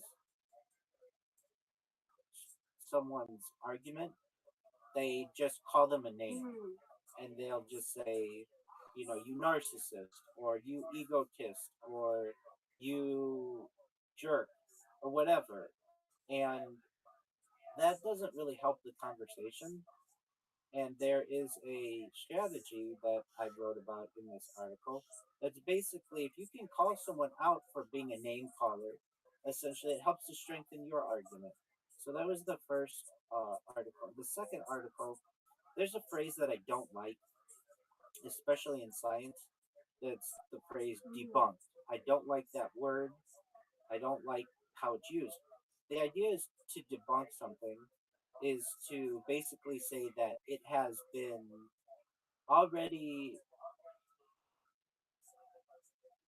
adjudicated, or it's been already an idea is done and you can't reevaluate it.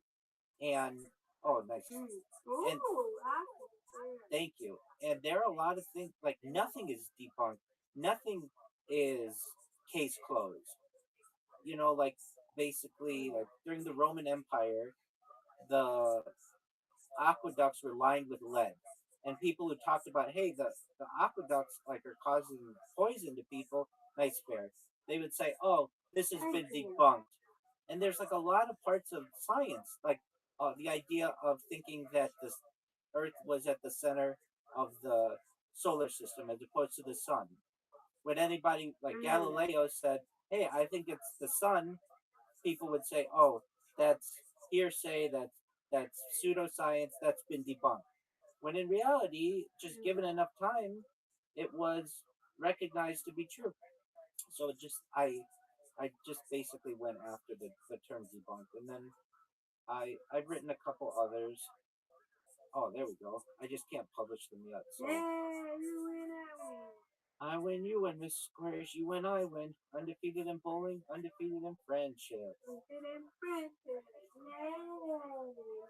Yes, You ma'am. got the 550 win. There we go. That's big time. But finish, it's okay. We're good now.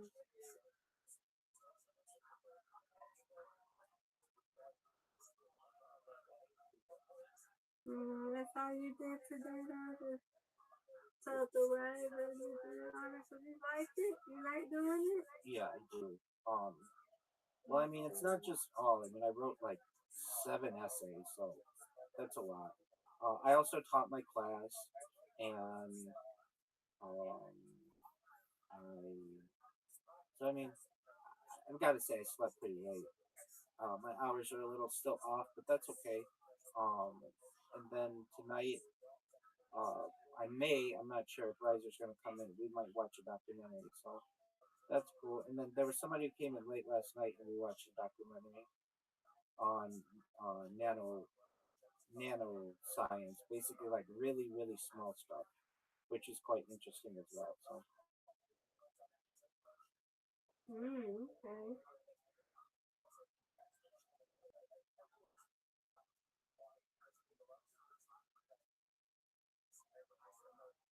Good. Okay. Cool. you're done till Tuesday. Any big plans for you?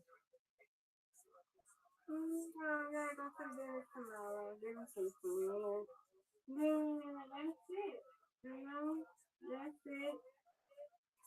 I gotta order my pizza for the bridal party sleepover. Yes, it's a bridal party, but I guess we got like a sleepover thing. Oh, yeah. So yesterday I called it a bridal shower, and I misspoke. I knew you were talking about it, but you're like, we already had the bridal shower, bridal party. Apologies. Yes. So, what kind of PJs are you gonna get? Huh? What kind of PJs are you gonna get?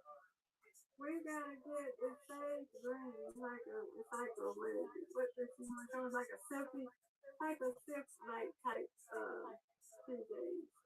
So they put the link in there, so I just got to order it. Yeah, Okay. it's gonna be sage green.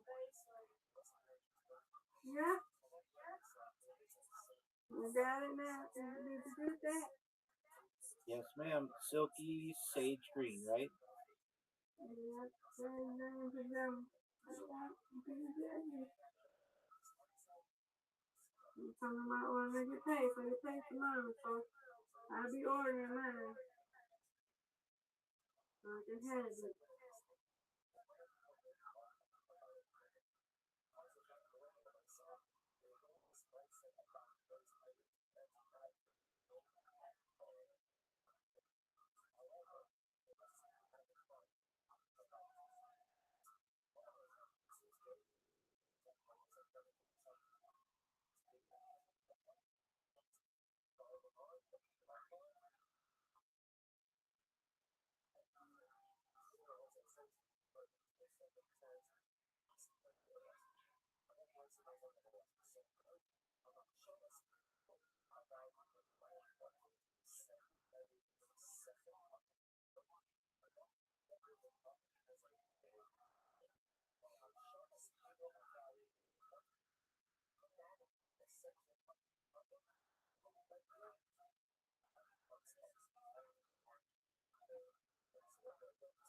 Yeah.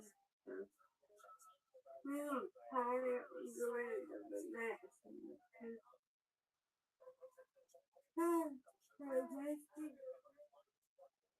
Go to sleep, Sammy. I'm going to bed myself. All right. Well, sweet dreams to you.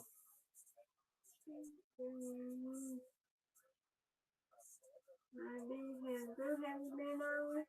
No, he was here. Oh, okay. You just said that. I'm sorry, I didn't hear you. My bad. You're okay. No, I Yeah, said okay. riser was, or I thought I said riser was. So no worries. You did say riser. Oh, okay. You might have said something I didn't hear it. I'm sorry. You're good. Yeah. It's like, but I'm good up me, okay? Okie doke. What's up?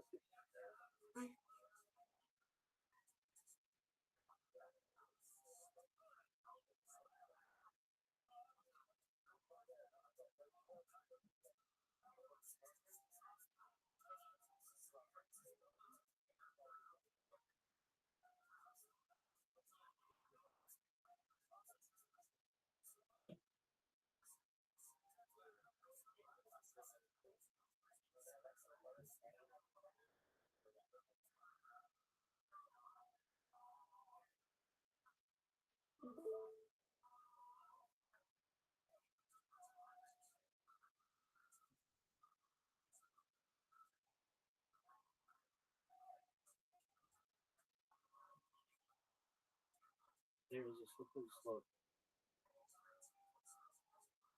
with something like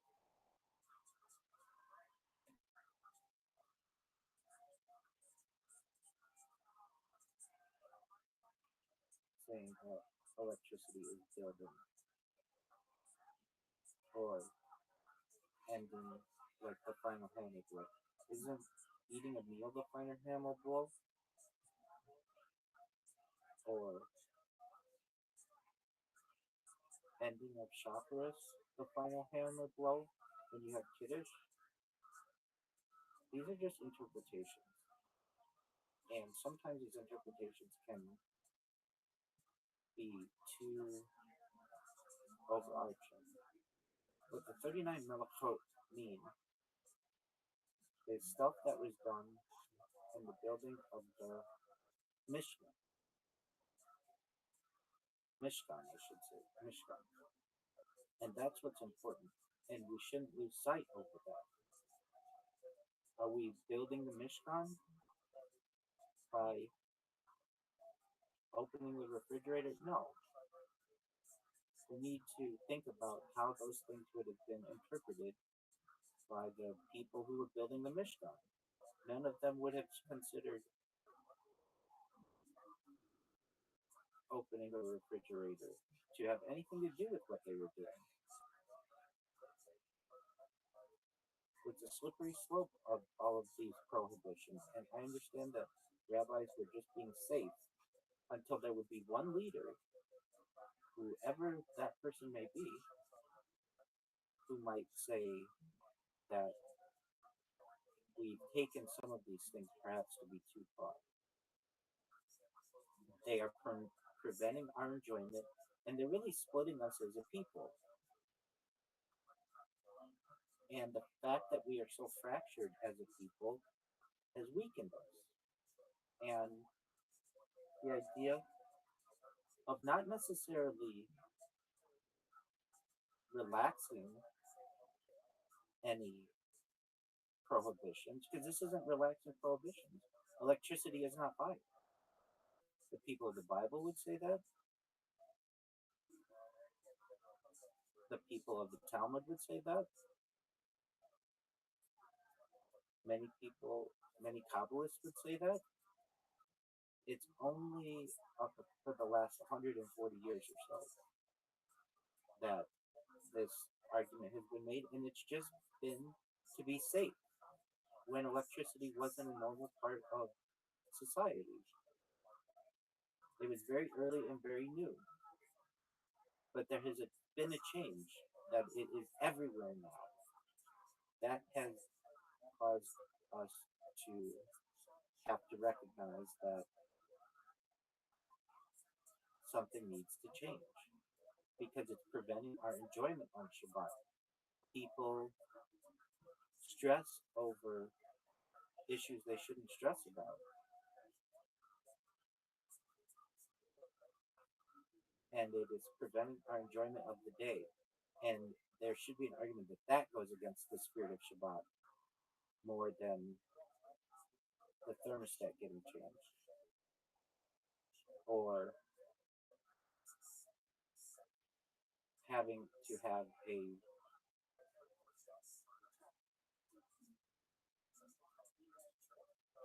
Shabbat helper make an adjustment to the thermostat. That's still being done.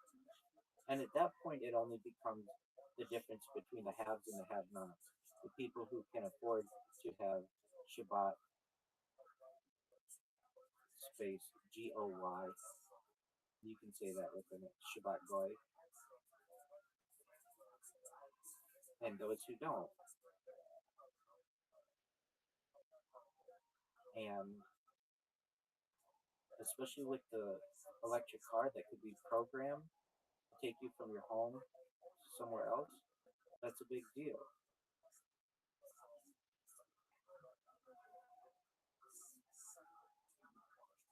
And yeah, so please. Then I want you to make sure it has 10 out of 10 logic. That anyone from Rabbi Moshe Feinstein, like you could even say, like put in there, and the Rebbe Schneerson and everyone else, they would be like, yeah, there has been a change. And perhaps the change is with the change of going from analog to digital, which happened where there was more digital data archived than analog. That has been a change in society as well. Once that occurred, we're in the new digital age. We're no longer in the analog age where Rabbi Feinstein and Rabbi and the Rebbe were in. And they would recognize that there was a big change when that happened. I think it happened in 2003 or something like that, where all the complete amount of digital data that had been stored had surpassed analog. We're in a new age, a new epoch. And also, our stringencies to these rules have caused great division as a people. And we should focus on that which unites us as a people. And if that means that someday someone can program a car that takes them to shul and no combustion occurs and it's all pre-programmed, then that should be allowed. And people who want to walk on Shabbat, even if they have a car, should be allowed to do that as well, even if they have an electric car that can do all of that. But we should focus on that which unites us, not that which divides us. And ideas like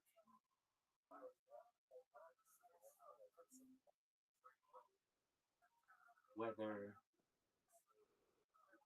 a light getting turned on by a timer or not at all, those are just loopholes. Those are just, in many ways, the argument is made, like trying to outsmart Hashem.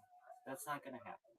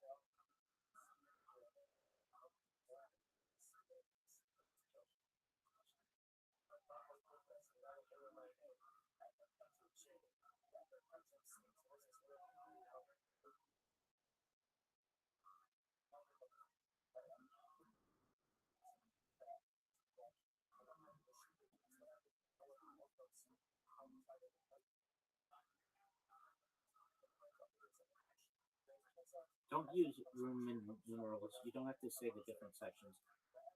Remove the page breaks.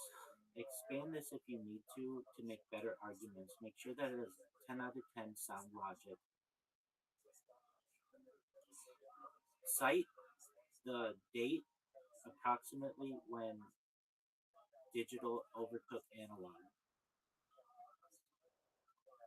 Please.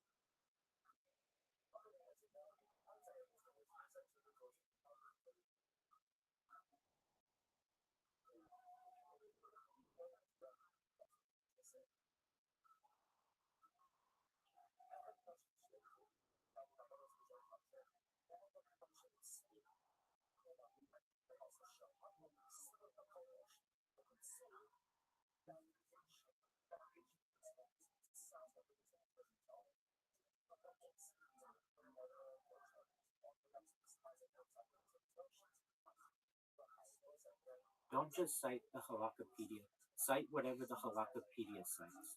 It shouldn't be a bunch of just links to the Halakhapedia. Cite whatever text it cites. And also, you shouldn't spell it Lord. You should spell L-RD. And also, it shouldn't be G-O-D. It should be G-D. Or just use Hashem. Please don't forget that. And also, what about in paragraph or in parentheses, the Hebrew, the transliteration, the Yiddish, all of that stuff that I told you to remember. Please remember that stuff. It's important. This is going to an audience that may not be familiar with the terms, and they shouldn't have to spend half of the time looking up words. It should have the transliteration, the translation, everything. That's really important, please.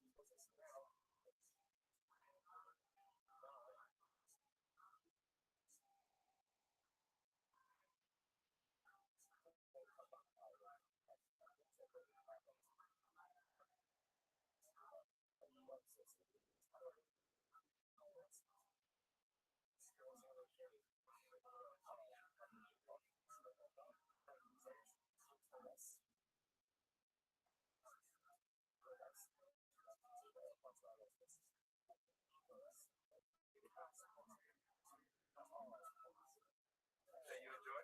Yeah, well, they just follow. You see their lives like it's like the realest show that I've seen on anything in a long time. It's just real. It's like because when you're poor, dude, everything's just transparent. You can't hide behind hedges or gates and shit. Like people are fighting in the yard. You smell what the neighbors cooking, or it's like you never get anything done. But everything was right there, though. It was like the realest thing you could be. And this is one of the reasons why I stay on Instagram. Yeah, stuff like that. I don't need that in my thought process. Yeah, we've been too long. We've been too like or not positive. That's how but yeah, dude, for streamers and shit like that, bro. Like it's basic people are just funny. How much time do you ever spend on the social media? Like spend time just where you don't go on for days? Oh yeah, not days, but I've been spending less and less and less. I've been really trying to have discernment over my own time. It's true, but the real piece comes from full days off. Okay. Full days. Like where nothing. You don't get any of it. Okay. That's the real piece. Okay. If you can do it. But it's like that baby. It's called. It's not.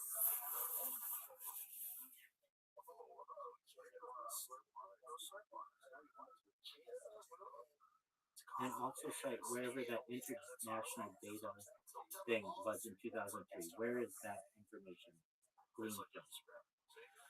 Same shit. Yeah, but Yeah, I'm doing alright. Pulls you in. The thing is, like, when you have days off, or I take days off, check out like the New York Times websites, what they're all about, literally different websites, see what the news is, what we have stuff, but it all, yeah, they want to advertise. which is that? I said, no.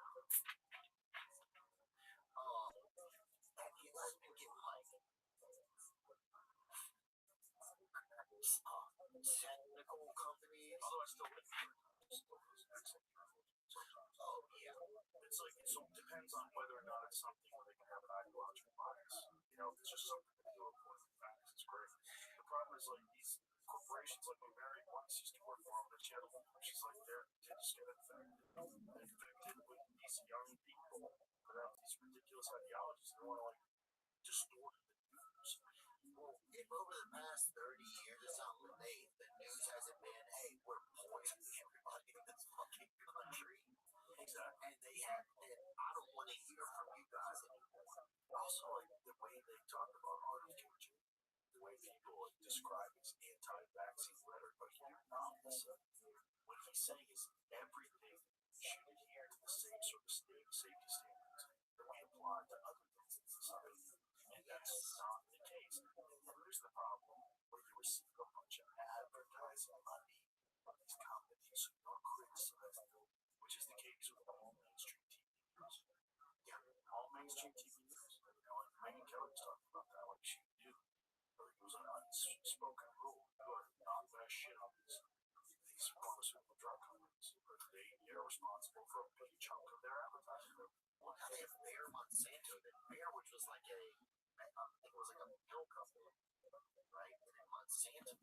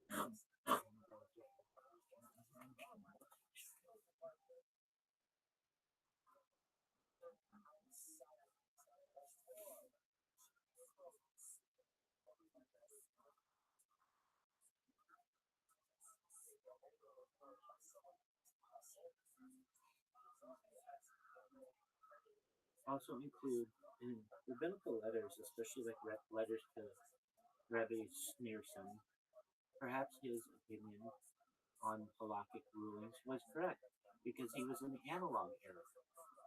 We're in the digital era. This changed around the time of the change of the millennium. And he never saw that. Neither did Rabbi Moshe Feinstein. And their opinions should absolutely be respected. This isn't in any way saying that they were wrong. Perhaps it is reinforcing that they were right. In the analog age, that was a fine position to have. But in the digital age, things have changed. They would very highly recognize things have changed.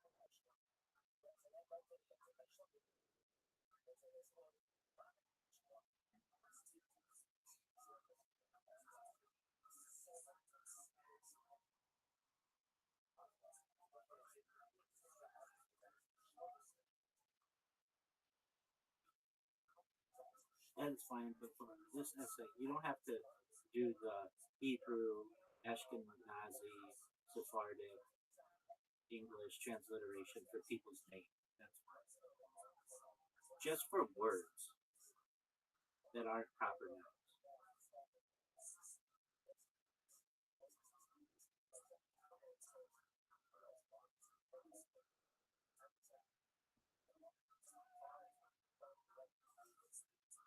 I should say you could still do it for proper nouns like the Beta Migdash. So perhaps let me change it to just people's names. You don't have to do it unless it's a nickname like the Vilna Gaon or the Chafetz Chaim, something like that. But for someone's name where the transliteration and everything is all the same as the English, you don't have to do it.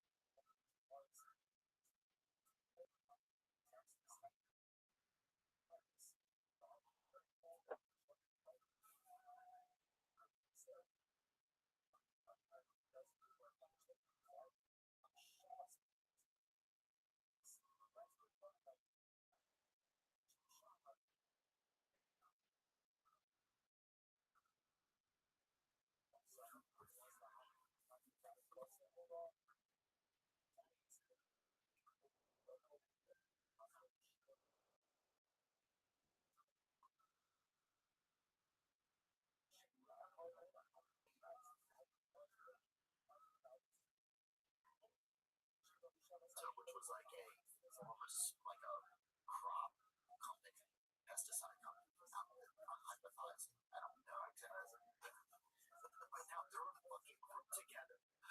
Yeah, but that's crazy. Why not throw breaking object? Throw some missiles in there. You guys get bio Glock too. Bio Winchester, bio everything. And just forgive us powers that be. We're just poisoned and chatty. Yeah, we're just chatty. We're just couple poisoned guys that are being chatty. Thank God we can still be chatty. I know, what does that mean? Because like if it wasn't for the ability to be chatty, who knows how people would be able to talk about things. Because if people weren't free to just like actually say what they really think is fucked about what's going on, and instead if we all had these weird bosses like CNN or the New York Times, where we maybe a lot of those people are like genuinely good journalists, they want to put a story through, and the editor gets a hold of it and cuts it. That happens too. So the editors got these things, they have an agenda. It's like the new shit on a fucking agenda. We will do that in a moment. Please steel man this even further, making sure that the Rebbe Menachem Mendel Schneerson or Rabbi Moshe Feinstein could see the brilliance of it. You could even use them as examples.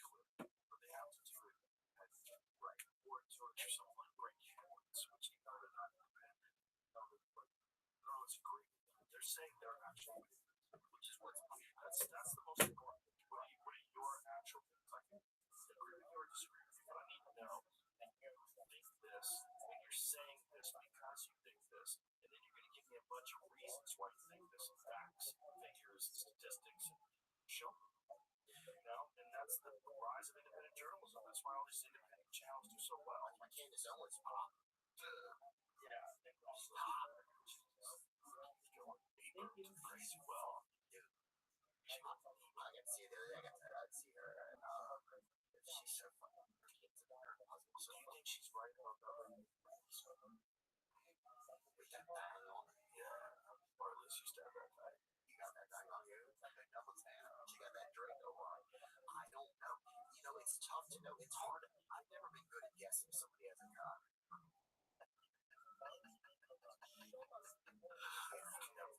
Maybe I'm old fashioned. Yeah, give me clear what. There's no way that's a car. No, never in my life. There's been on podcast for all my security years. Hey, buddy. It seems like you're around girls. I seriously say that there. You know, let's put some cologne in today, man. Let's put some Blair White. John Island. Let's go. Yeah, But they're not teaching bucket. Buying that. gosh, that's a man. It's a transgender woman. So, make with what you will. It's like if she wants to use the woman's room. You know what I'm saying? You can call it wiener if you want. I call it that old pussy. That's what they call it in prison, dude. Like, some of those balls. I don't know if she's had the operation. I'm joking, Blair. I don't know this person. Nice lady. I bet she's I don't know this transgender lady. I'm not trying to assume anything. I've never met her. But I think, yeah, if she wants to swim for that, There's exceptions to the rules, what I'm trying to say. It's like, some of them, not mine. You get a beer, and you wear lipstick, and you're in a dress, and you want to go to the women's room. yeah. You're playing a different game. Yeah. And it's crazy to think that there could be some mental or emotional issues when we're being poisoned over time to get away from our nature. They just took that out of the Chicago Bulls. He said some shit. He's like, believe just in like Christian dating or whatever. For example, men and women, Adam and Eve, and they kicked the guy out. What? What talking about? Well, they kick out for me. Yeah. Like, other teams. What did he say? Hold up. What did he say? Okay, let's find out what he said. We need to hear what he said, because that sounds nuts. I need to know what the full extent of his expression was. If they made you be a woman, would you do it? Just saying, if they said, He's weird. It's back to them. whoever they are, Yeah, it's not binary people. them is, There's Zersey for you. So what did he say?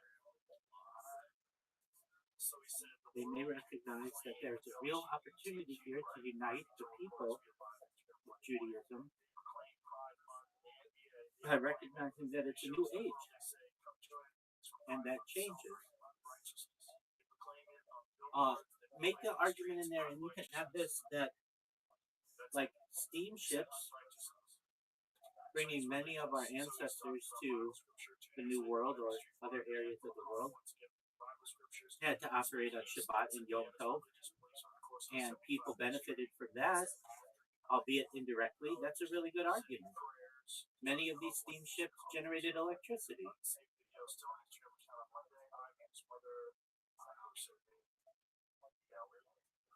Women's basketball coach at Notre Dame told another viewer Catholicism is a false religion. So the true doctrine of Christ does not mean salvation in Jesus Christ. So they're upset that he said it's unrighteous to be gay or an LGBTQ. What about that? The women's basketball coach at Notre Dame told another viewer Catholicism is a false religion.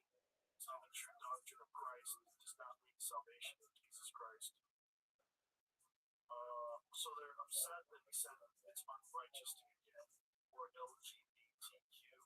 It's very non-specific because that's a lot of different things. what he said, I saw what he said. And I understand, like, he had his own views, and that's what it's not fun. But, like, let the guy have his views. It's like, you can push all these agendas, but they don't have, like, they push agendas that are push all the agendas. Well, wasn't there one dude say that the world's flat that kept his money? John Rubin, some guy brought a gun to a strip club and they fucking kept him on. Yeah, that's good old-fashioned American fun. Hey, that's it. Bring a gun to a strip club, that's fine. But now saying that LGBTQ, like, which one is it that's unrighteous out of that group? All of them? Yeah. They kept them all, right? So there you go. get suspended for saying that the world was flat. He got suspended because he didn't want to take the vaccine. Right? Yeah, shout out Kyrie Irving. I'm kind of surprised there's not more when he bailed on that flat earth stuff. Though I think someone's going to okay. But I ran that hunter thing. It'll be late. That's going to flare up for everybody. Every now and then I see Green was in here talking about it. I see a cake cookie. Someone lives down. Someone's on a cake. Somebody has that. I just think at a certain point it all seems bizarre. Yeah, it's very bizarre. Yeah, very bizarre. What does Jamie think? I think he thinks so. About the universe? What do you think? Just there's a lot of people that think that consciousness creates reality, not that reality is experiencing consciousness, that consciousness is like moving into reality. It's responsible for its very existence. I'm going to do a terrible job of explaining that, but I've watched quite a few videos where these quantum physicists are trying to explain these things. And I've watched like 3 or 4 times to get my fucking chip brain. But I do a fairly good job of absorbing it. I see what they're trying to do. Those quantum experiments, like the slit experiment, it's like these different experiments where they show that observing things has an effect on it. They act differently when they're being observed than when they're not being observed. And it's a very controversial like segment of science. That's confusing. Quantum science is very confusing. And I was watching this lady that was describing this relationship between space and time. And I think, you know how like particles can exist in different places and they communicate with different people. They can exist and communicate like simultaneously in different parts of the world. Like they're called quantum entanglement. These parts, and the idea is that if you can get to a certain level of sophistication as far as technology and your understanding of how the universe works, then everything is entangled. And that there is no distance between objects. That you can actually instantaneously be anywhere. If they can figure out how hard is that? That it wouldn't just be particles at a distance instantaneously communicating and they exist and like one of the things about like superposition, like a particle can be both still and moving at the same time. They can exist and then not exist. They go away and then they come back. You don't have any idea what the fuck is happening. It's weird. You know? I think I would like to learn more about it. I think I just don't understand. That's the thing. It's super confusing. That's the smallest, like whatever the world versus made out of. You didn't do it correctly. You are making things in the paragraphs bold. Bold should only be for the title and the heading.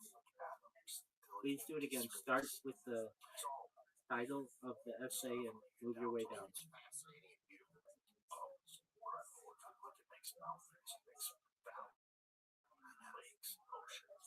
just crazy. We're here on this place, right? You know, one of the first things that I ever heard you say that stood that has been in my mind was like, there was one time you were talking about this years ago. You were talking about we're on dirt and water, traveling through space, and this one, and nobody's fucking talking about it, you know. And I've always remembered that, like, just like that. What a fascinating thing that we get to be here. And then this is how we behave. Like not us and not all of us, we all do it in some ways. But like this is how we behave. You know, I think one of the problems is that we don't see space. Yeah, because of light pollution. I think that's done something to us. It's dulled our understanding of our place in the universe. And that also might be a feature. It might not be a bug. It might be a feature because that's how we, instead of harming the feature, just keep our nose to the grindstone and keep chewing on Adderall and trying to bring the stock market. Yeah, because we're just trying to get a new low bait. You know, I want a Richard Mille watch. I want some cash. I want a Rolls Royce Spectre.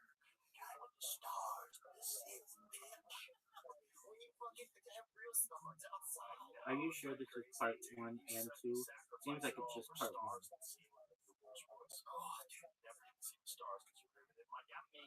There's too many lights. But meanwhile, if you drive out to the middle of the country where there's no commerce going on at all, and you shut your car off and just lay in the hood, it's fucking magic. It's magic. magic. This guy's magic. It's like wondrous. It's a fucking big, huge. Start over. Part one. Please. God, we are in space, right? But you never realize that when it's just dark outside. Because we forget, like, we're not even like, It's easy to not pay attention. There's nothing to see. Look up, it's dark, but you want to go to the club. Look up, it's dark. Let's go eat. Look up, it's dark. I'm going home. Let's go. Look up. Oh, my girlfriend just called me. I gotta go pick her up. Bye. You know, you're in your world, right? You're in your world. You're not thinking about fucking space. and the thing, dude, and the thing that, like, the crazy thing is sometimes if you lay there and look at the stars and stuff, it feels like, bro, and this is real shit I'm saying right now to me. Oh, everybody stop what you're doing. Everybody stop what you're doing. Look who has given up their time to be able to spend it with the coolest person on earth. What's up, big dog? Yo.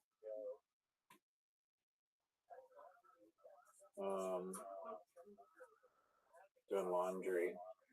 Oh, that's cool. Are we gonna watch a documentary? Yeah, what's the Michael Jackson one called?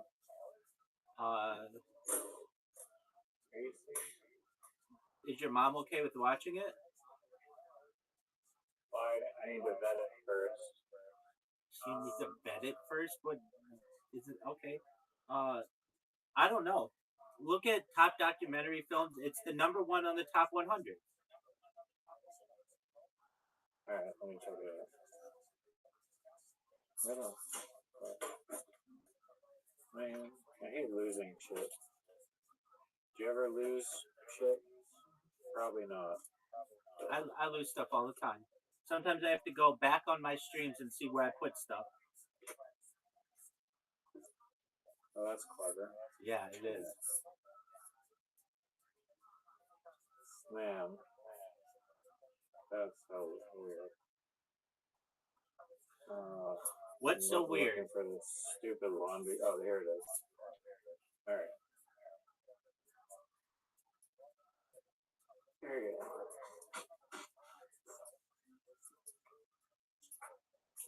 There's no laundry.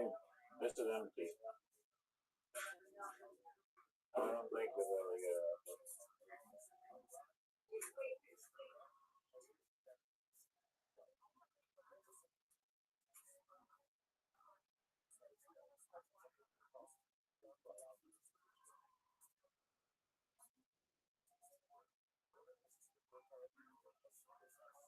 Yeah. Sorry, why did you make the article on the ad hominem stuff? It's an excellent question. So I